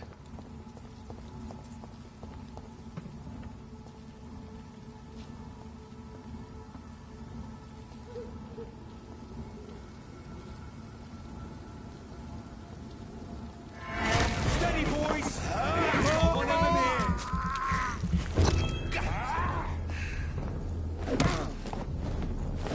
Let's see how it likes a bit of fire!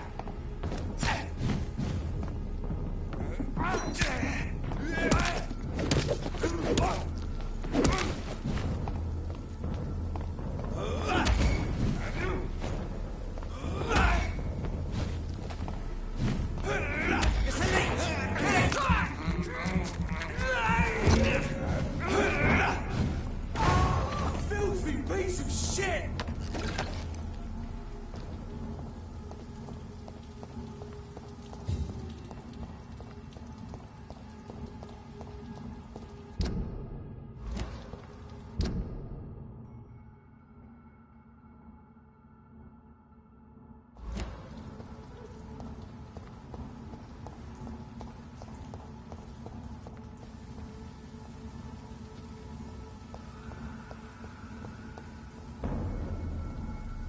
This is no place for you, sir.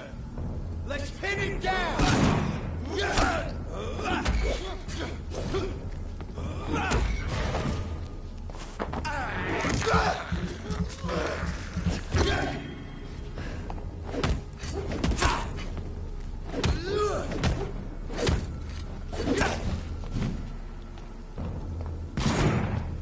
Die, leech! Want some of this?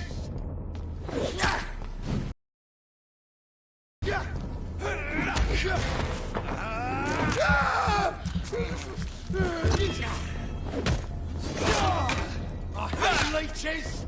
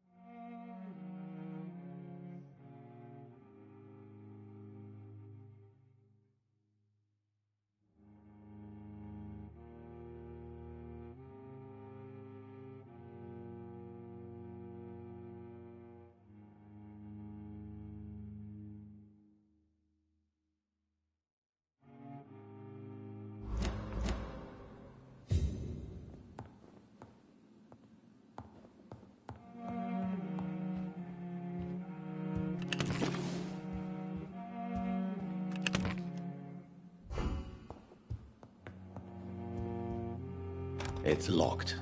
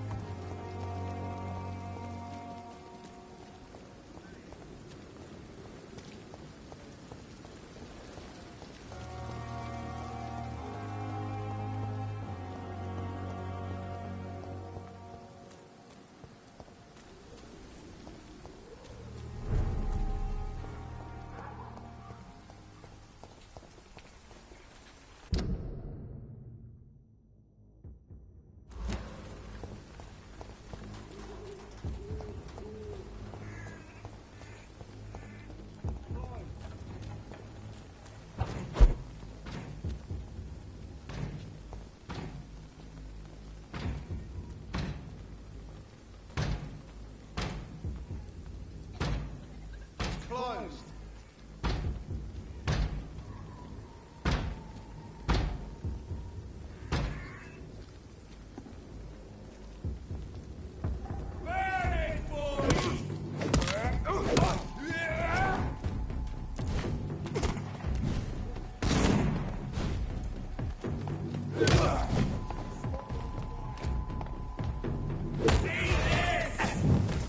It's one of them!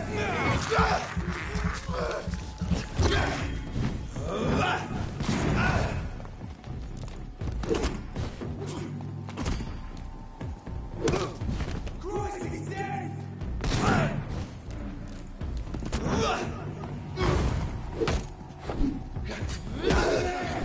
There's one of them vermin! Die!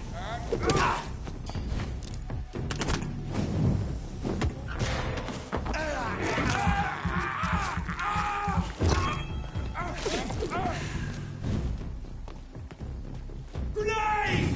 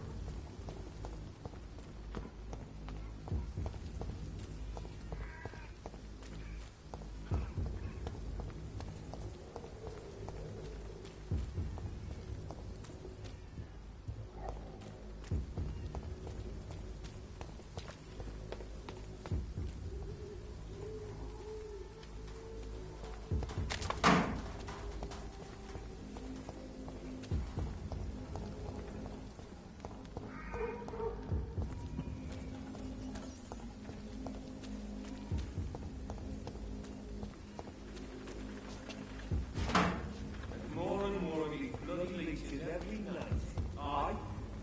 The guards recruit more and more every year.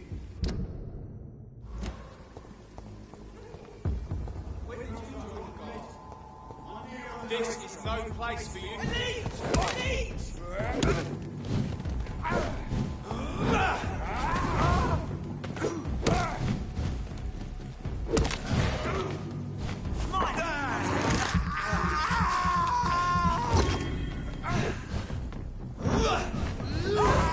Shit, that little vermin! Die, vermin! Yeah!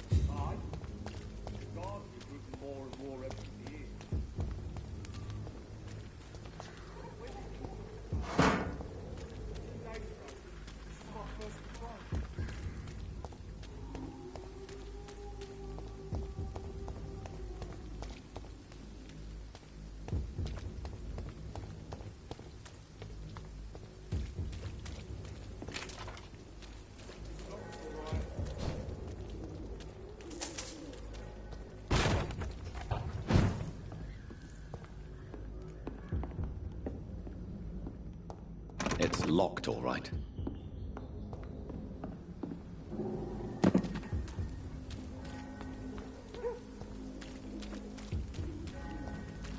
It's locked.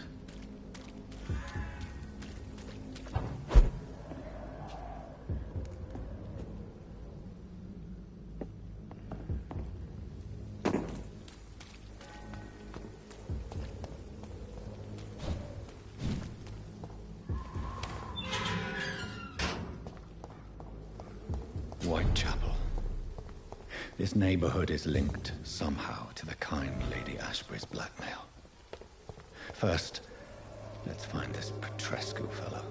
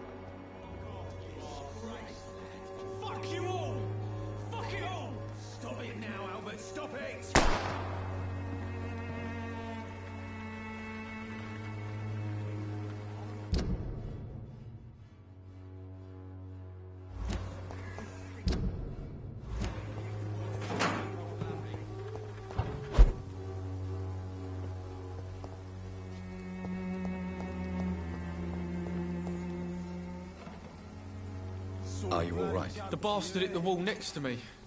I don't even know if he meant to miss. If you've been hurt, I can help you. I'm a doctor. Name's Albert. Remember it. Now bugger off.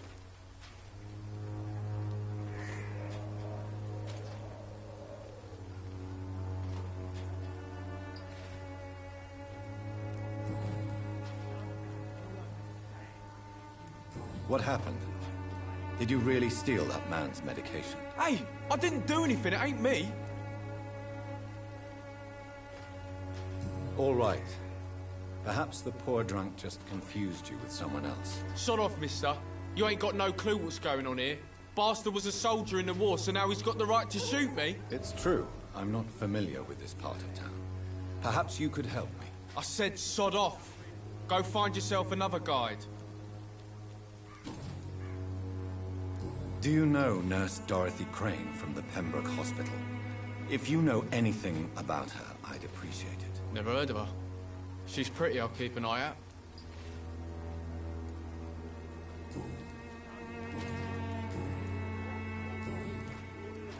I found the recruiter you were expecting. He's dead, but he carried a note. The Wet Boot Boys have accepted your application. I knew it! I told you I was tough enough. I'll be free soon.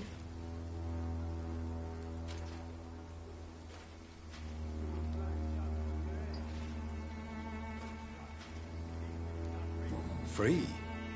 You may soon find out that you have simply traded one set of shackles for another. You're all fancy words, none of which concern me. Go worry about someone else. I'm fine and I've a future here.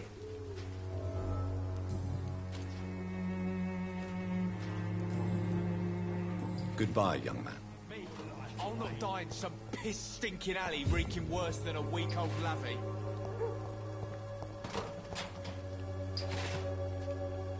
What? Shooting a boy in the middle of the street. Not the best thing to do, wouldn't you say? What?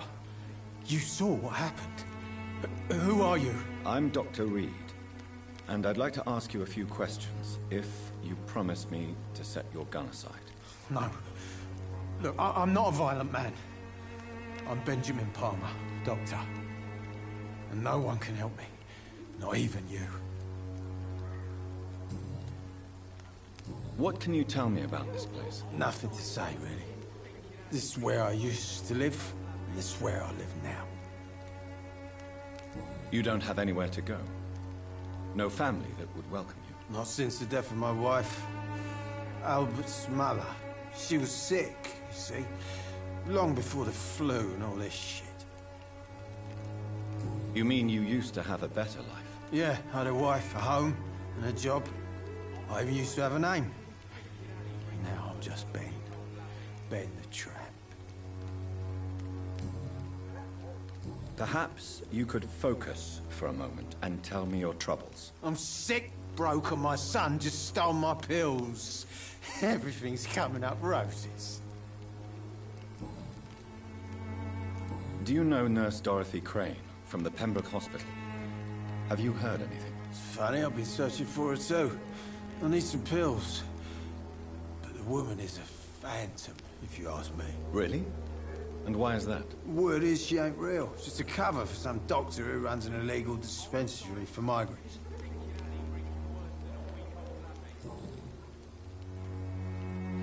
Whatever the boy did, I'm sure he didn't deserve a public execution. I swear I didn't want to hit him. It's just that I'm sick in the head, you see, and the boy he just frayed me last nerve.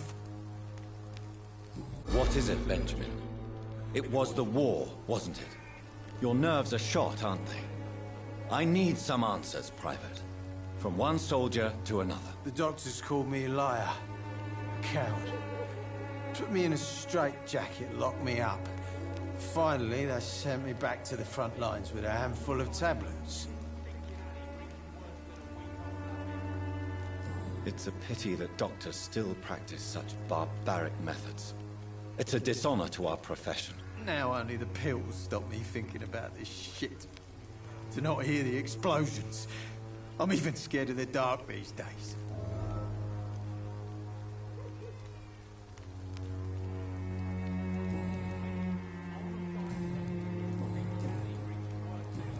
A gun, alcohol, and a bad temper make a terrible cocktail, sir. Goodbye for now. I won't end up another drunk arsehole littering the streets. Not me.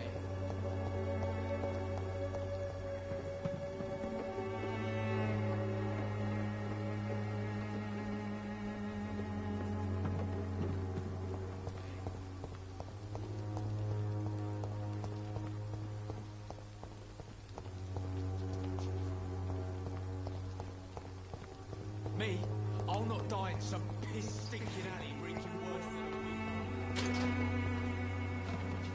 Someday you'll understand. You've wasted your life away. Good evening, miss. Good evening, sir. Are you interested in a miraculous cure for this unknown and deadly epidemic? Actually, I am. Then you have come to the right place. The famous Swanborough cordial is all you need to help keep you in perfect health. Oh, really? Why didn't I hear about it during my studies? I'm Jonathan Reed, by the way. Dr. Jonathan Reed. Ah, my brother has spoken of your research, sir. I'm Loretta Swanborough, and it's always a pleasure to meet a fellow healer.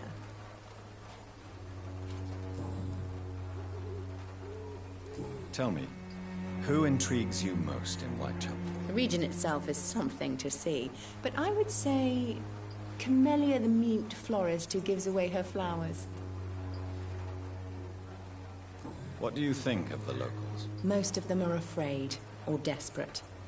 They all come to me eventually for my remedy. Is there anyone I should avoid? Cadogan Bates, without a doubt. The bloody bastard remorselessly exploits poor migrants as soon as they get here. Do you know Nurse Dorothy Crane from the Pembroke Hospital? I'd like to know more about her. I don't like to talk about competition. Competition, you say? Never met her, but it seems she provides some sort of medical care to the poor. The whole thing has to be some sort of scam, if you ask me. I'd like to see what kind...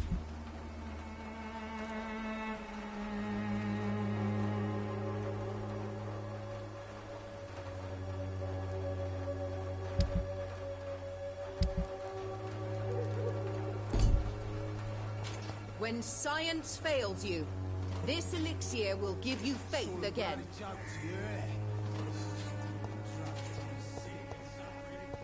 Its effectiveness has been proven by many.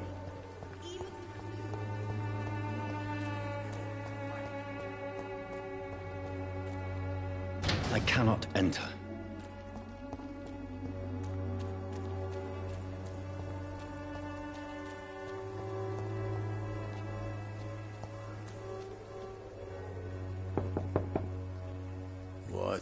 What do you want? Leave me alone. Good evening, sir. I'm Dr. Reed. I'm looking for Nurse Dorothy Crane. There is no Dorothy Crane here. Now goodbye. I'm afraid this medical leaflet says the opposite, sir. Really? Well, I'm afraid I'm going to close this door right now. Go bother someone else, Mr. Doctor. To enter that house, I must discover who this man really is. Maybe I could start by observing what he's up to.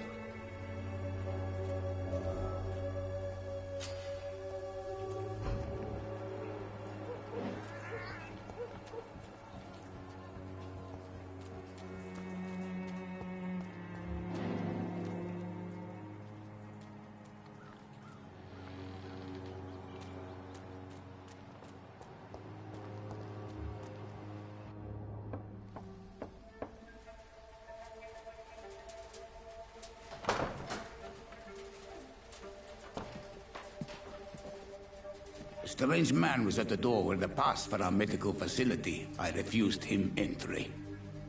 Darius, how could you know he didn't need our help? His clothes were too finely tailored to be for Whitechapel. Perhaps just a friend of that stray poet who is always about. Richard Nithercott? No, not of the same cloth, this man. I suspect some machination from that journalist. Clayton Darby. Is he still asking questions? Yes. I saw him drifting around St. Mary's Church. I swear he is tracking me, just downwind.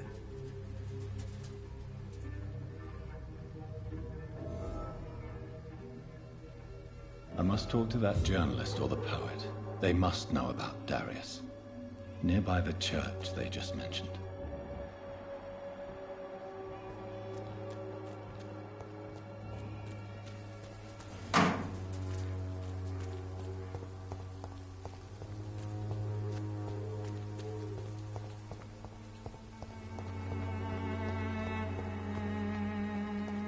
Cheap price, good quality.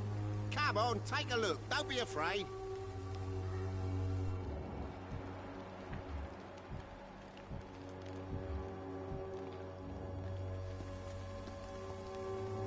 Welcome, sir.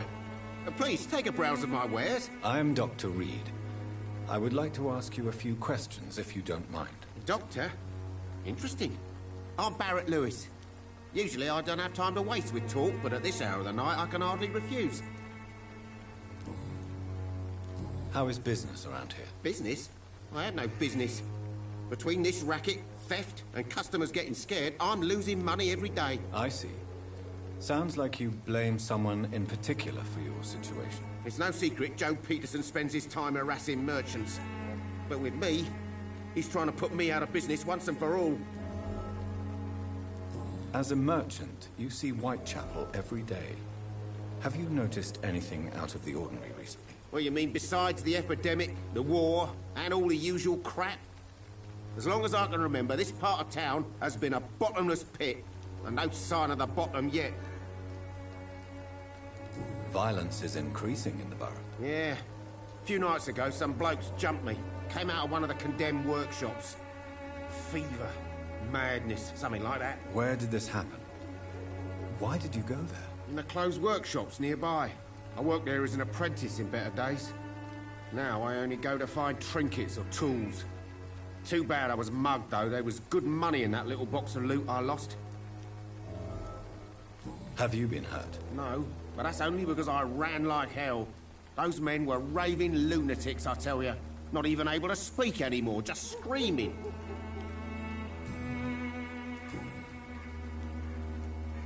Have you heard of a nurse called Dorothy Crane? Nurse Crane? So the bitch really is a nurse, then? Always thought she was just some crafty foreigner, that one. Yes, she's a nurse, and quite a good one. What did she do to gain such notoriety? Dorothy Crane ain't even a real name. Something like Dorothea Craniu. Something like that. Came to England fleeing the war, I was told. That doesn't explain why she irritates you so much. Your precious Nurse Crane gives away medical supplies and prescriptions for free. I offered to sell it for a fair cut, but no. Miss Crane wanted to play the quiet saint.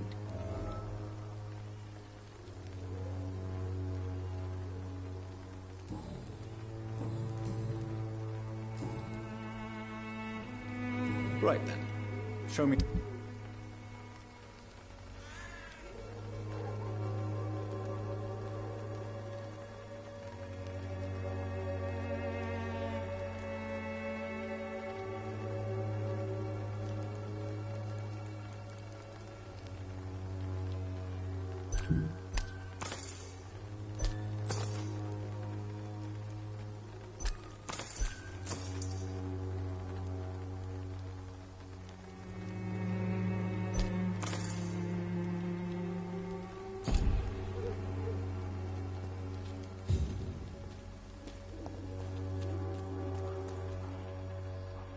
Excuse me, sir. I have a few questions for you. Another journalist? I didn't answer the first one, so piss off! I'm not a journalist, I'm a doctor. A doctor, you say? It's quite a rare breed in this part of town. Really? But still, here I am. Dr. Jonathan Reed, at your service. I'm Joe Peterson to some, but Colossus Joe to most. And I don't remember asking for your service, sir. May I ask what you do around here? I do whatever I want, and sometimes even more. Now sod off. According to you, physicians are scarce in this part of town. Why is that? Not familiar with this neighborhood, are you? I guess your fancy colleagues are too afraid of being stabbed in the back. This part of town does have quite a reputation. Would you say it's justified? Totally. Look at me, for instance. I always look my opponent in the eye before knocking him out. How did you become the local bully everyone is afraid of, Joe? There's no pride in roughing up poor bastards. But this is the only job I've found. And it pays well, too. A job? So you're racketeering for someone else? I got enlisted by the Wet Boot Boys, a gang from the docks. I'm their muscle for their dirty work.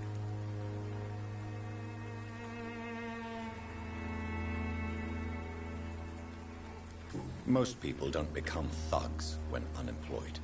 This is a choice you made. I don't care what you think, sir. I do what I have to do for my own reasons, and that's that. I'm not sure Mr. Lewis would agree with your by all means necessary philosophy, sir. Oh, do you really think he's the poor victim here? Barrett can be as sneaky as anyone. Long ago, I even called the bastard my best friend.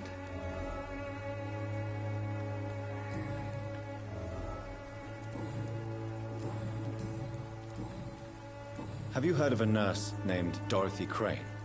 She's a colleague of mine, and is supposed to live around here. Dorothy Crane?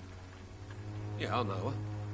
One of the few good souls who dare to help the sick around here. Could you please tell me more about her? She's a nice girl. Tries to help the migrants. I offered to give her a hand, but she said my reputation would attract too much attention.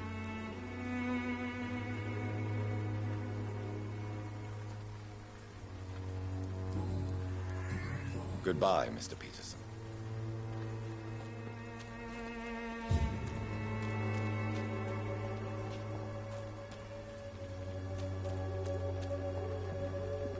Joe, please, I don't have your money.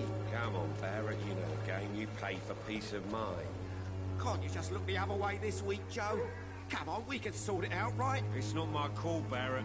You pay one way or another. Please, Joe. How long have we known each other? We even used to be neighbours, for Christ's sake. I'd prefer not to give you another beating, Barrett.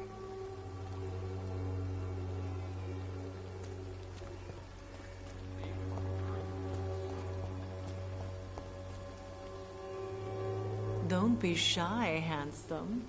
What can Christina do for you? I'm not looking for what you're selling. But I'd like to ask you a few questions, if I may. I'm a doctor. Dr. Reed. All right then, but be quick. Though I usually get paid when I open my mouth. Christina, have you been examined? The epidemic is spreading fast in London, and you could be exposed. Or expose others. I don't like doctors or hospitals, but I don't like you asking questions.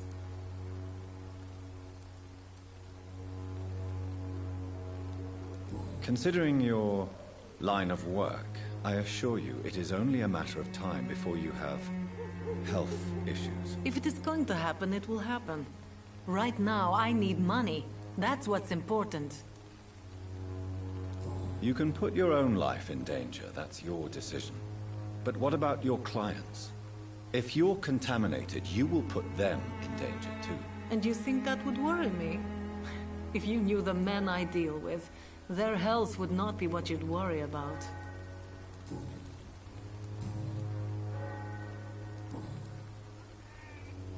Tell me about yourself. Are you joking with me? People don't usually come to see me for conversation. I have no interest in your work. I am, however, curious as to what led you into this career. Short story. The war, exile, and England. This country is not especially welcoming. I've been refused many jobs because of where I am from. I had few options left.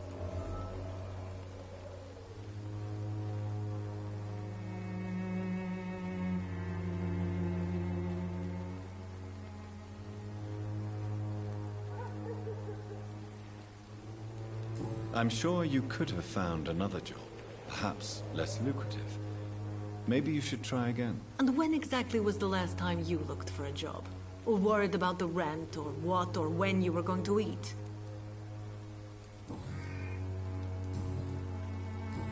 Goodbye, miss. Take care of yourself as best you can. Good evening, Christina. Change your... Do you know Nurse Dorothy Crane from the Pembroke Hospital? Anything you can tell me about her would be helpful. I don't know her, but I know her name is Dorothea Crăciunescu. She came from Romania like me and many others. You seem to respect her. Dorothea helps the sick people of Whitechapel. Everyone should respect that.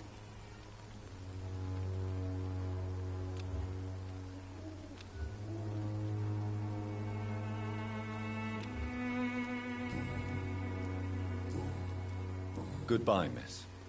Take care of yourself as best you can.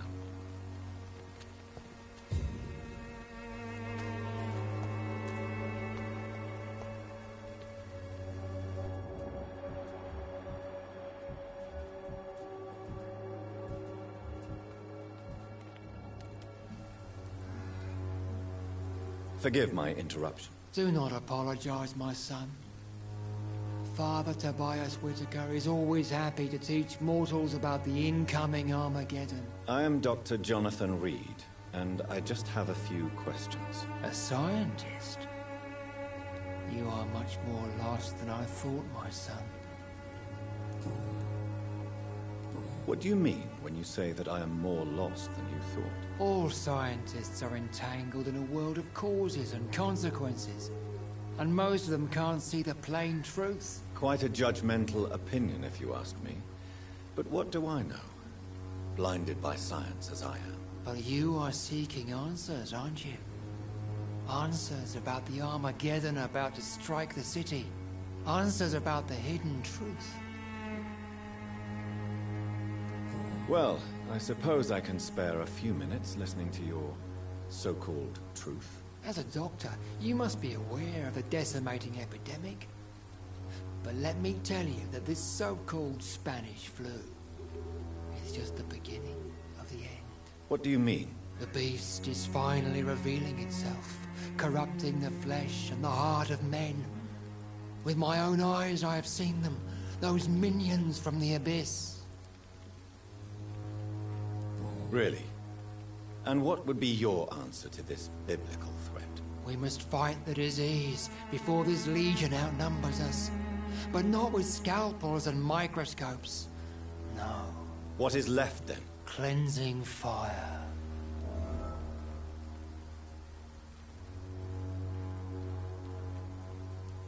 Tell me, Tobias, what exactly is your plan concerning the cleansing of this city? God will recognize his own. More than once this city has risen from the ashes, hardened and purified by the flames.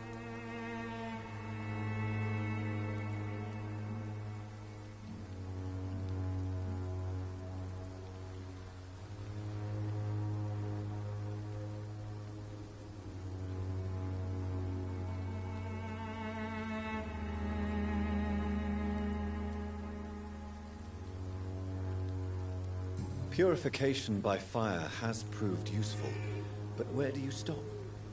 Burn the clothes? The buildings? The corpses?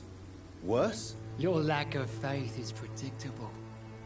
But my task is to convince rational minds like yours to see the light. This is God's will. You're mad. And dangerous. You're nothing but a soulless butcher. A small-time Torquemada. The Savonarola of Whitechapel. My son, if you think salvation is a free gift, go listen to the lies of that pompous fool, Joseph. Joseph, a fool? Vicar Larrabee of St. Mary's Church. While he continues preaching his fraudulent redemption, more and more people die in the streets.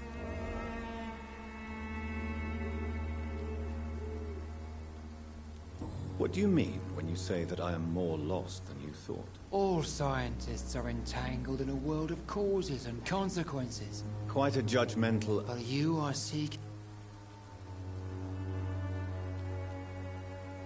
Well, as a doctor, what do you mean? The beast... What is left? Cleansing.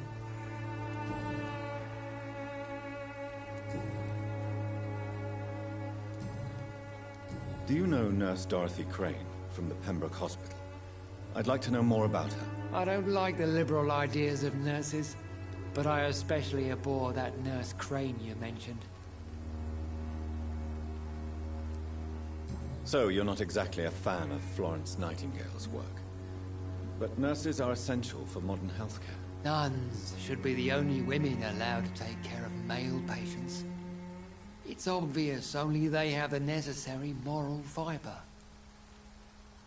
Why do you hate Nurse Crane more than other nurses? Before coming to London, she was a member of the communist resistance in her country.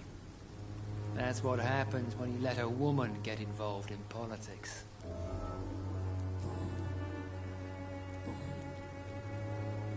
Have you any friends? Any family left in these terrible times? No. But I have a disciple I see as my son. He is so devoted. I send him to preach the good word in the heart of this corrupted city. Where did you send him? I sent Samuel to the Stonebridge Cemetery, where the pestilence and evil grows night after night. You sent him on some preaching crusade during the epidemic. As a true believer, Samuel will fear no evil while he walks through the valley of the shadow of death.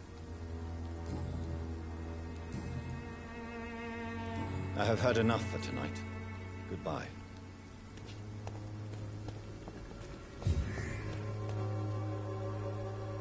Excuse me, sir. Are you familiar with this part of town? Name's Clayton Darby, reporter. Sorry, I'm new to Whitechapel. But perhaps you could help me since you're a journalist. My name is Jonathan Reed. Dr. Reed, the famous surgeon. I'll gladly help if I'm able, sir.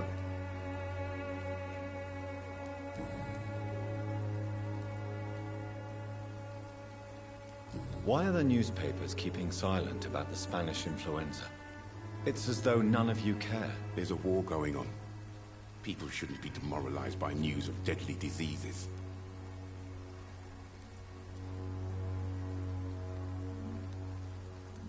I served in France. Our top priority must be to put an end to this butchery. This war must stop now. Sir, streets are a battlefield too. An invisible and untold war is going on, and it must be stopped. Have you any idea of the danger you face in these streets at night? I've had to run and hide more than once from frenzied mobs incensed by the fever. Do you think the flu is really responsible for this, Doctor?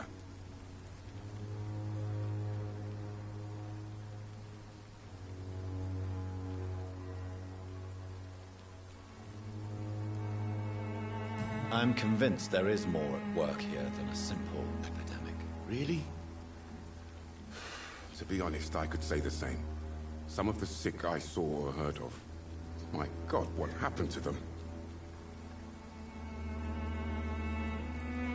What is a journalist doing in this borough after sunset? He goes where none of his colleagues would dare to go, to inform the country.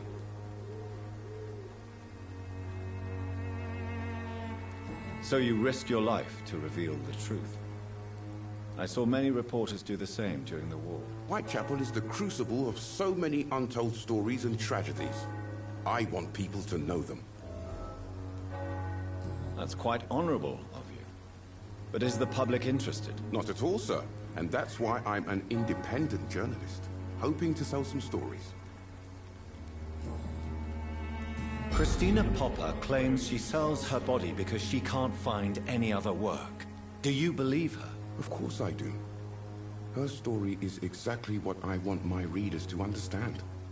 We live in an intolerant and divided nation. Do you think things will ever change, Mr. Darby? I believe the situation can only improve.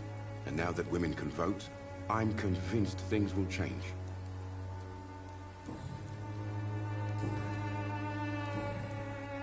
I heard you're investigating an underground medical dispensary in Whitechapel.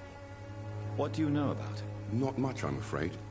They are wary of strangers, and I'm not really an acquaintance of theirs. Why do you care?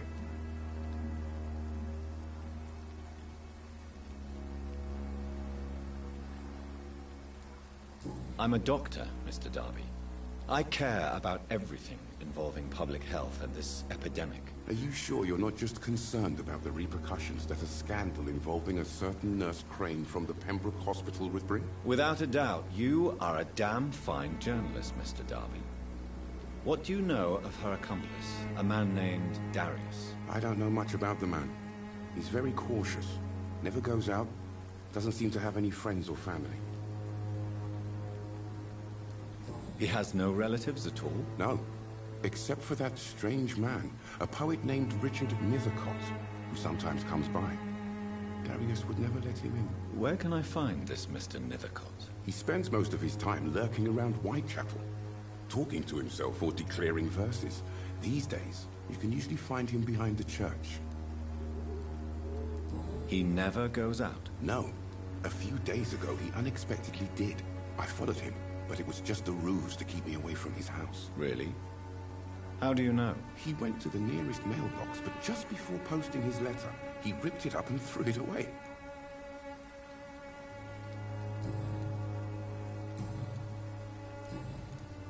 Goodbye, Mr. Darby. Farewell.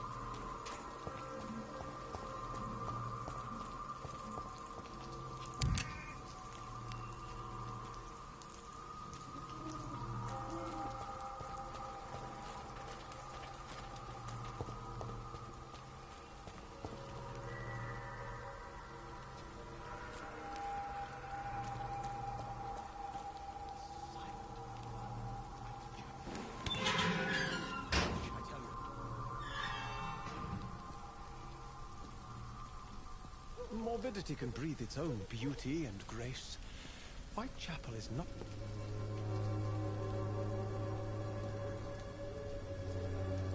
Good evening, sir. I'm Dr. Reed. I would like to ask you a few questions. Please be my guest.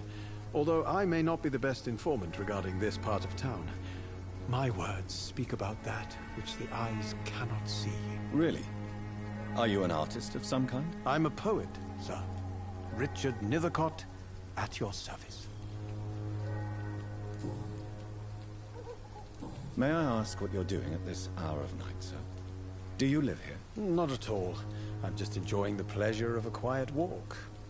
Though night talks are always preferable, if you ask me. Especially with strangers. But are you not afraid of the epidemic? Oh, why should I? I see some equity in the Spanish flu. No flesh should be saved, say the scriptures. Good or evil, rich or poor, all are equal in the eyes of the flu. If you say so. But as a physician in a time of epidemic, I must caution you to avoid unnecessary exposure, sir. Thank you, Doctor. But we both know the seeker of truth has to go boldly where the weak dare not. What are your thoughts on the terrible situation in this city? Terrible, you say? No. Of course, the death of so many innocents is a tragedy. But the scourge has not been all bad for the city. Oh, no, sir. What are you talking about? Do you remember London before the flu? Noisy, cacophonic, quiet nowhere to be found. And now, listen to this oddly peaceful silence.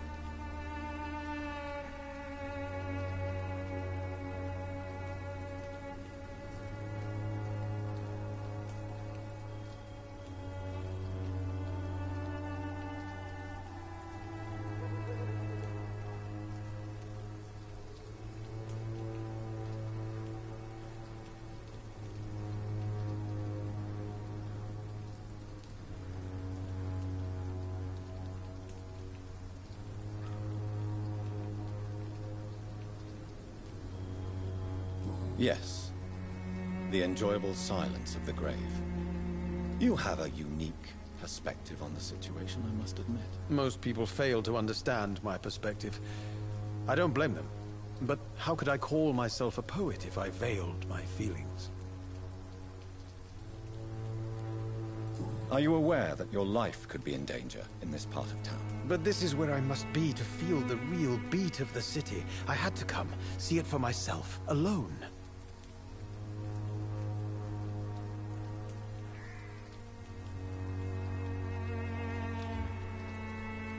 Do you need medical attention, sir? It may be wise to let you prescribe me something. I don't feel like I should.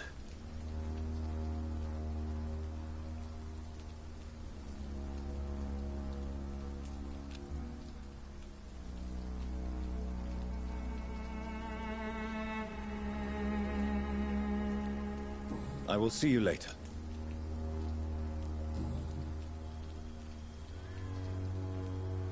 Tell me, Mr. Nethercott, why seek inspiration in Whitechapel? The place is not beautiful per se, but how to explain it? Stirring and challenging.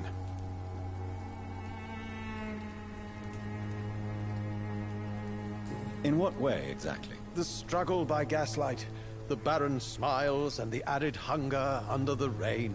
If you say so. Such vibrant antagonism and vivid paradox. The stripped humanity raged across each street. Vivid, of course, yes. And what about the poignant distress? Oh yes, the poignant distress. You see what I mean, don't you? That's what I want to write about, and that's what Whitechapel is made of.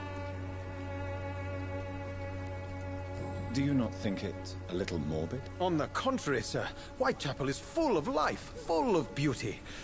Just like my dear muse, the wonderful Camellia. What can you tell me about Camellia? Not much. And that's the beauty of it. She can't speak, you know. She's a locked mystery who exhales kindness and sweetness.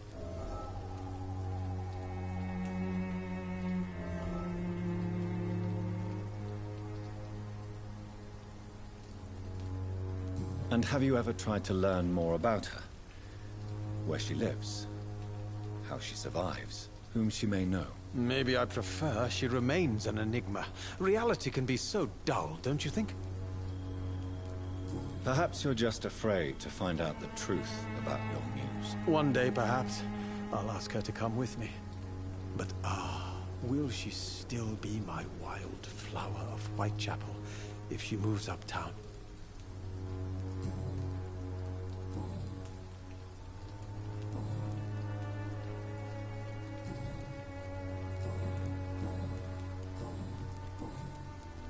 Are you aware that your life could be in... But this is...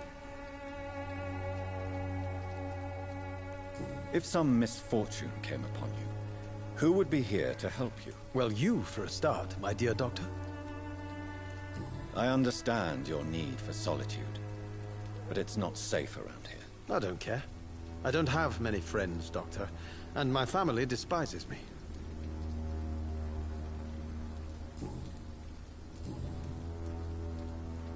May I ask you a few questions about the district? Extraordinary part of town, is it not? I'll be glad to help you, if I can.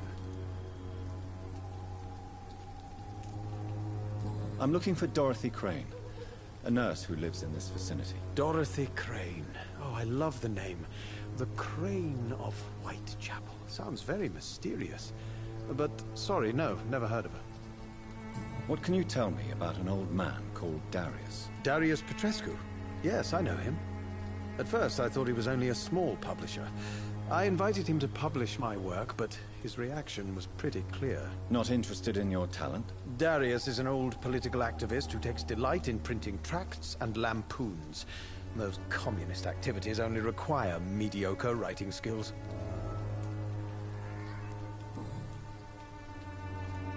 I'll leave you alone, sir.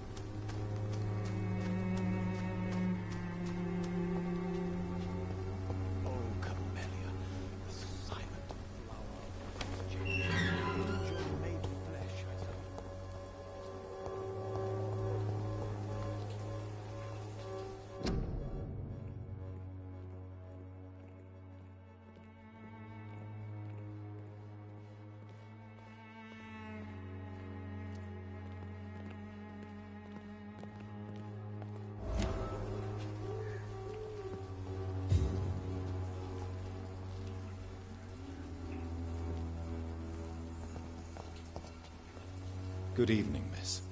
I'm Dr. Reed. I'd like to ask you a few questions. I know what you're thinking. A tall stranger who meets a girl in the street at night. It reeks of the penny dreadfuls. But I mean you no harm, truly.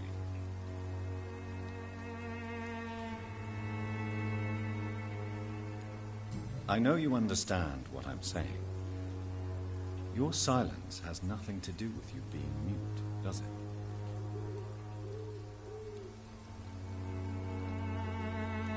Tell me about Richard Nethercott. I understand he is quite fond of you, Camellia.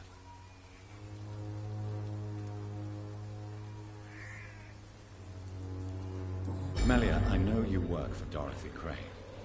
Please tell me about her secret dispensary. A stubborn and mute comrade. Nurse Crane and Darius Petrescu have been clever. Very well. Goodbye then.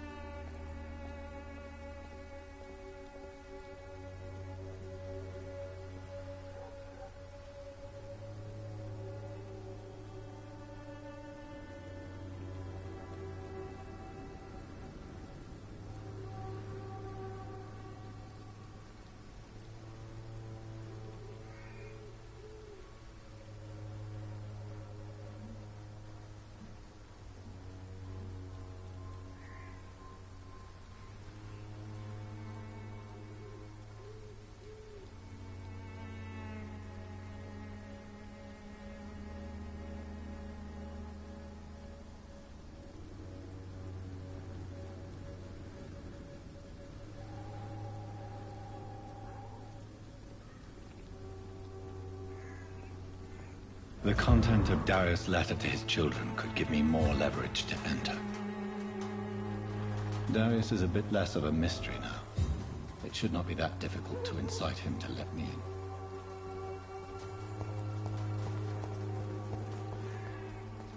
Hello again, miss. Very well. Goodbye, then.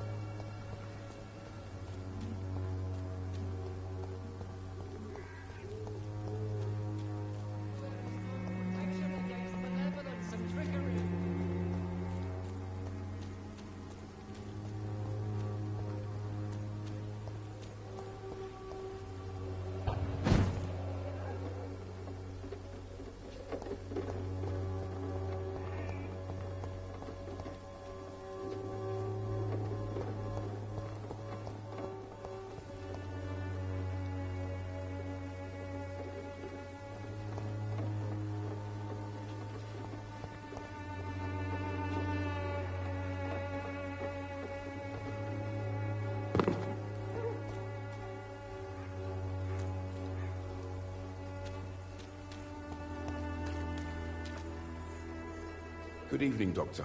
Can I help you? Goodbye, Mr. Darby. Farewell.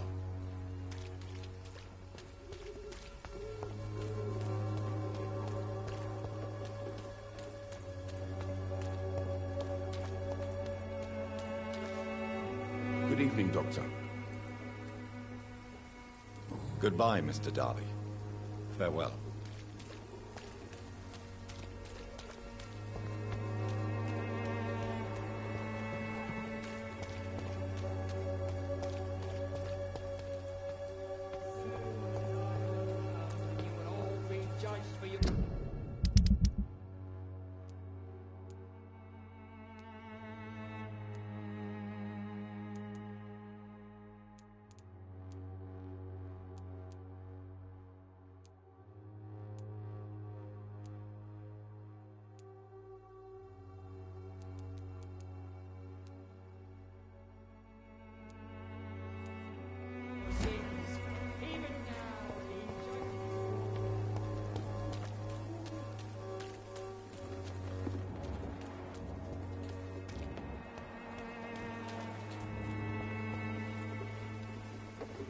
Good evening, Doctor.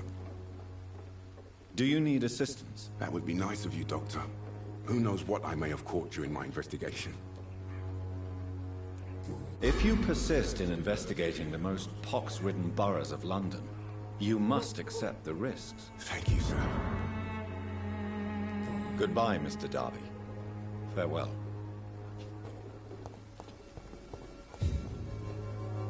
It's locked, all right.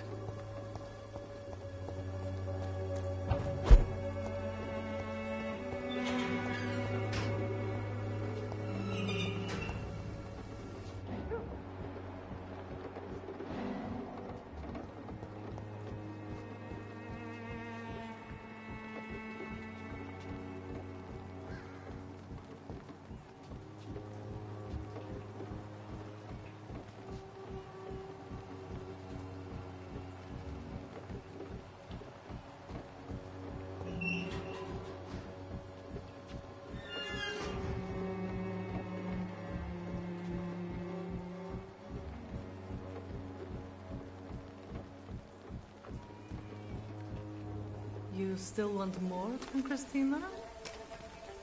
When we spent the night together, my wallet went missing. Are you calling me a thief? I don't have your stupid wallet. I know you. You're a nice girl. Can't we solve this amicably? No, I don't think so. And if you think you know me just because we shared the bed together, you're just a lousy and arrogant journalist.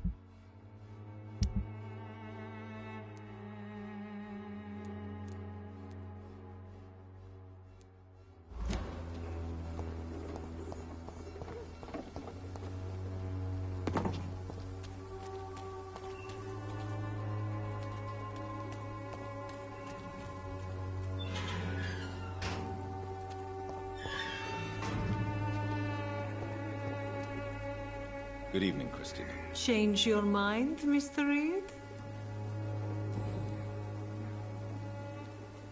Did you steal Clayton Darby's wallet? Tell me the truth, Christina. Of course I stole it. But I never thought he would come back to look for it. Why did you do it? He seems to trust you. For a time I thought he was different from other men. In the end, he just wanted to sleep with me. Same as the others.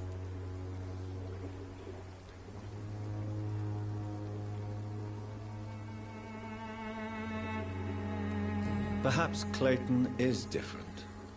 Maybe you two should talk. A conversation couldn't hurt. I know what I am and what people call me. I sleep with men for money. If I can accept that, why can't he? No. My future is with the ones I love, not with Clayton Darby. The ones you love? The money you stole is not for you, then? My brother is still in our hometown in Romania. I am the only one who can buy him a ticket to England.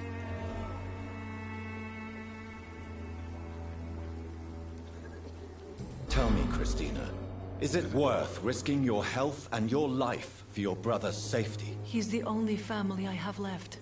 I had to leave Romania without him. I can't be happy until he is near me again. I understand your concern. I spent many months away from my family when I served on the front line in France. Every time I write to him, I fear I won't receive an answer. It kills me to know he is still there.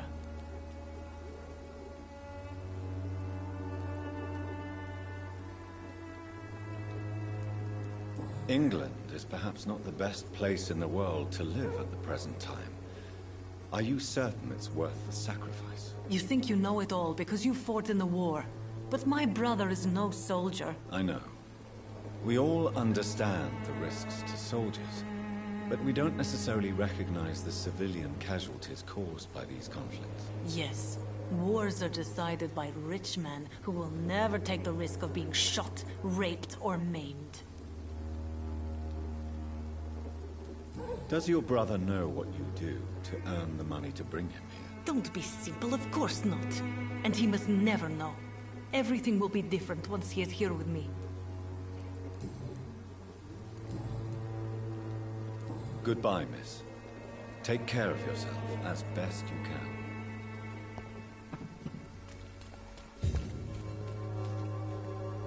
Good evening, Doctor.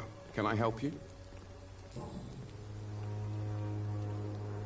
Tell me, Clayton, do you really think this young woman stole your wallet? Christina? Yes. I recently met her. A nice girl, despite her questionable conduct. How exactly did you meet Christina? During my investigation, I offered my hotel room to her to rest and get away from the street. And what happened? The next morning, my wallet and my watch had disappeared. I suppose that's what you get for being a good Samaritan.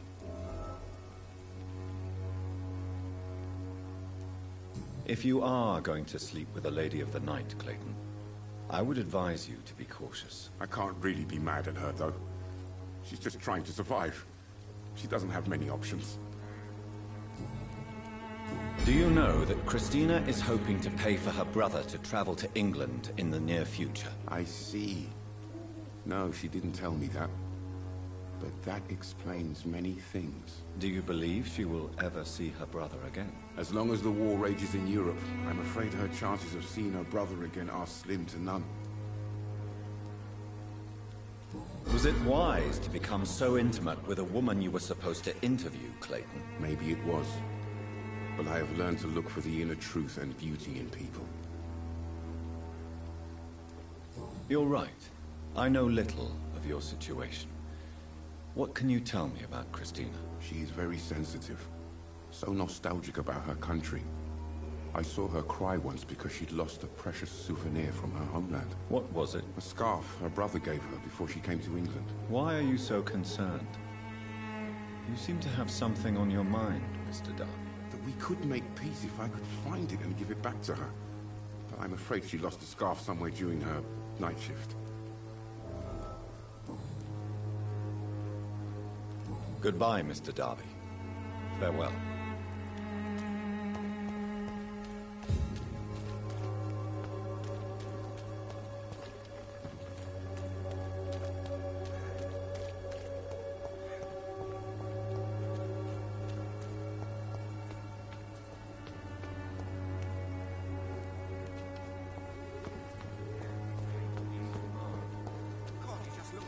This week, Joe. Come on, we can sort it out, right? It's not my call, Barrett. You pay one way or another. Please, Joe. How long have we known each other? We even used to be neighbours, for Christ's sake. I'd prefer not to give you another... Fancy buying something, sir? You never lose your focus, do you?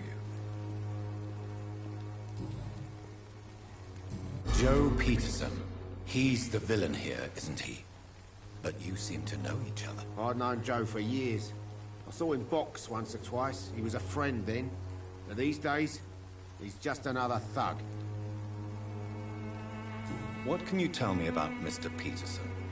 Besides his behavior toward you, obviously. Colossus Joe was a decent boxer, good one even. But after his wife passed away, he found every excuse to stop training. Just wanted to pick fights with everyone.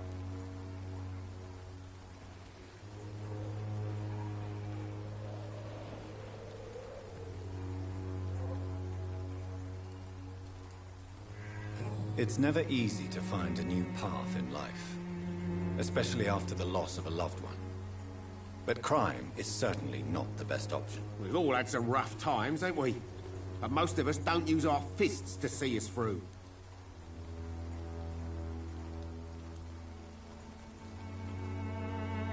And no one has ever stood up to this thug. Nobody would be fool enough to stand against a wet boot boy.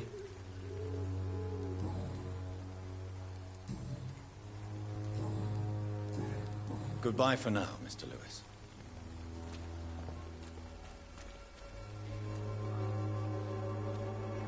You again? What do you want this time? Goodbye, Mr. Peterson.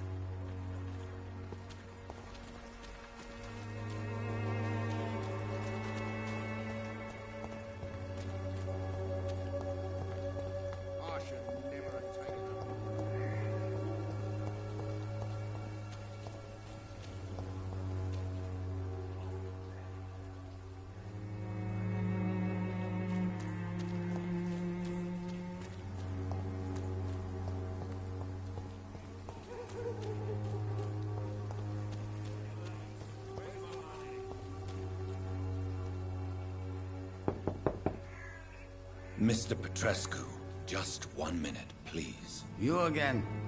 Go away. Sir, wait. Stop this nonsense. I know Nurse Crane is here. Shall we speak man to man, you and I? All right. Speak up. Don't you see we're on the same side? We fight to help the poor, sick, and abandoned. I'm nothing like you, Mr. Potter. Yes, you are. You too believe in providing medical care without charge. You know what we have to sacrifice to make the world a better place. I have to admit your words have conviction. All right, I'll let you see, Dorothea. Don't make me regret this, though.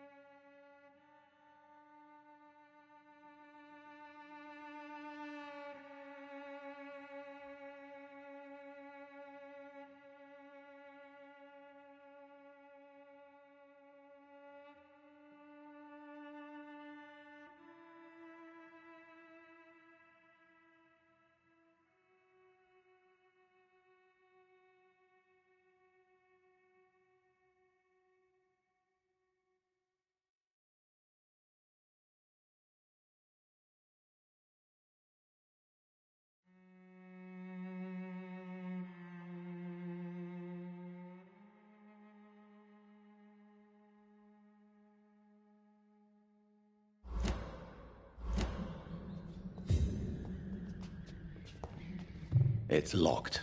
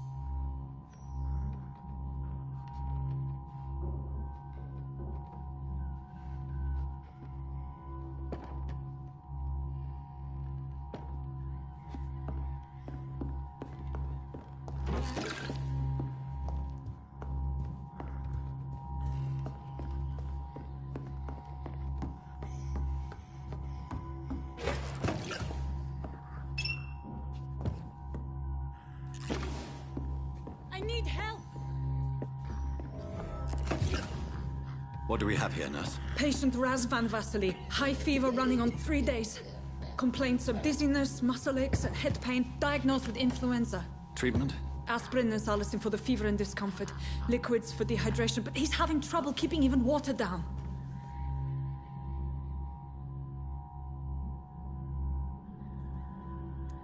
Thank you, nurse. Anything else I should know? He did lose consciousness this morning, but he's never had convulsions like these. He's not convulsing, he's choking. He's not getting any air. Scalpel! Hand me that scalpel! What can I do, Doctor?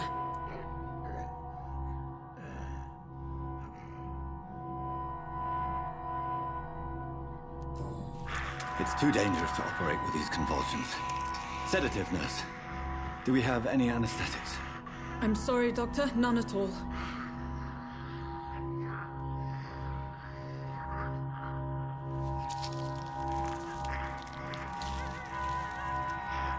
I need to perform a tracheostomy. Short pipe. That rubber tube will do. We're going to cut a passage for air through the neck. Yes, Doctor. He's breathing again, but he's coughing up blood. Internal hemorrhaging. I need to make another incision into the chest cavity to drain the fluids from the lung. Prepare another tube. A thoracostomy. Doctor, we've nothing to fight the infection. We need an aseptic environment.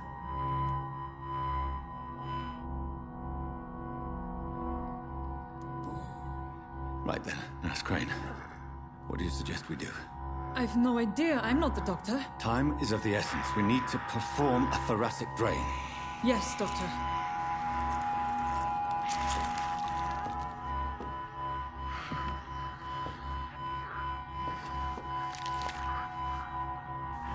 He's still bleeding, Doctor. I'm losing his pulse. The drain must have punctured the intercostal artery. There's too much blood. Are you all right, Doctor? I can't see.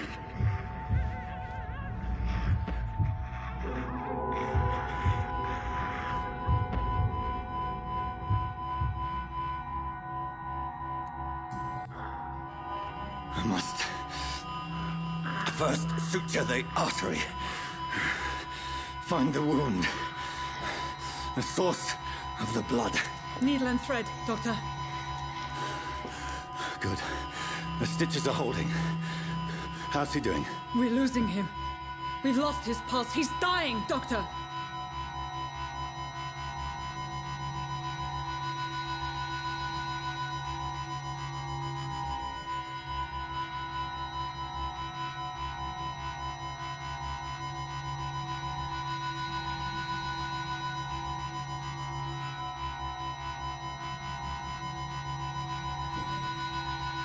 Cardiac massage, now. Cardiac... What? Are you making this up as you go along?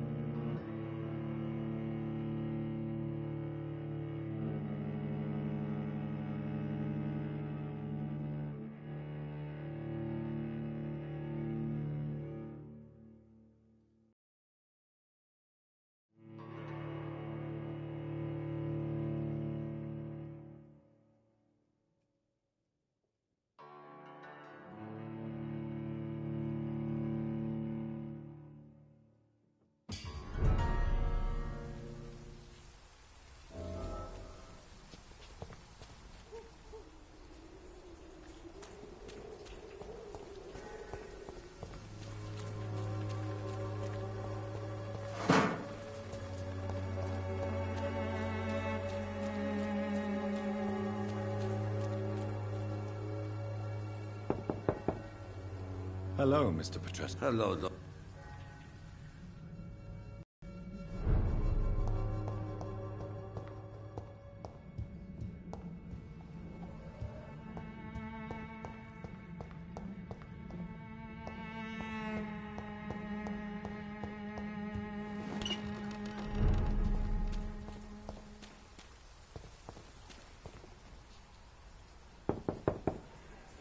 Hello, Mr. Hello, Doctor.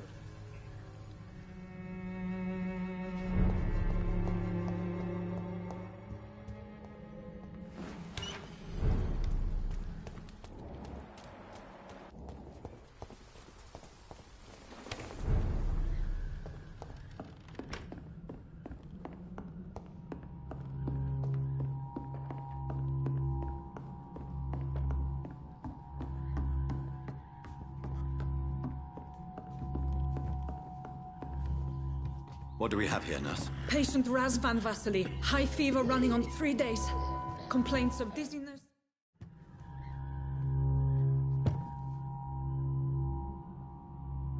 Aspirin and salicin, you say? Why not some warm milk and a kiss on the cheek? Where are the quinine salts? Tried buying, borrowing, even stealing. There's none to be found, Doctor. He's not convulsing, he's choking. He's not getting any air. Scalpel! Hand me that scalpel! What can I do, Doctor?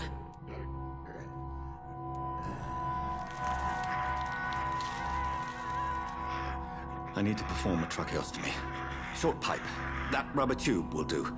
We're going to cut a passage for air through the neck. Yes, Doctor. He's breathing again, but he's coughing up blood.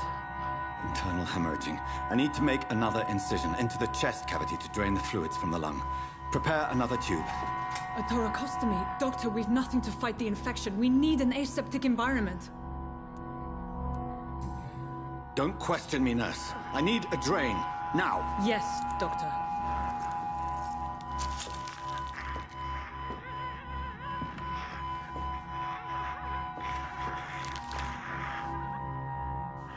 He's still bleeding, Doctor. I'm losing his pulse. The drain must have punctured the intercostal artery. There's too much blood. Are you all right, Doctor? I can't see.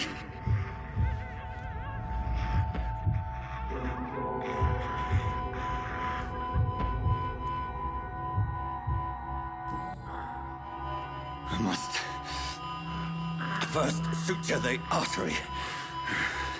Find the wound. The source of the blood. Needle and thread, Doctor. Good. The stitches are holding. How's he doing? We're losing him. We've lost his pulse. He's dying, Doctor!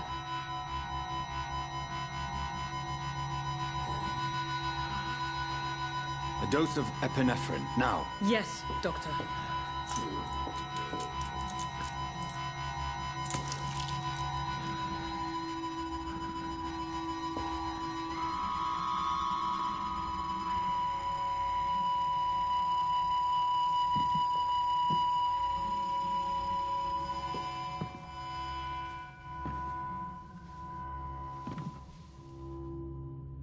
We've lost the pulse. He's gone, Doctor. Nurse, we did everything we could. Truly? Everything you could? Is that how you'll report this in your log? Is this how the war went? Piling up one poor corpse beside the next? This was not an influenza-induced seizure. I've never seen symptoms like these on the continent. Neither have I. But the previous symptoms leading up to this attack were the same, indistinguishable from the epidemic. No. There was something more vile in these reactions. Something primitive. There have been numerous reports of mental breakdowns caused by the fever that accompanies the flu itself, Doctor. Yes, but... I'd best take some samples of the blood for analysis.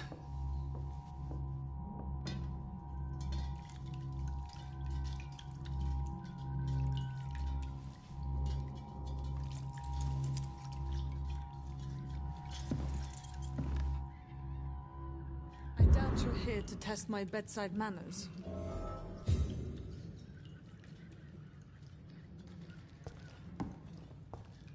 To what do I owe this courtesy?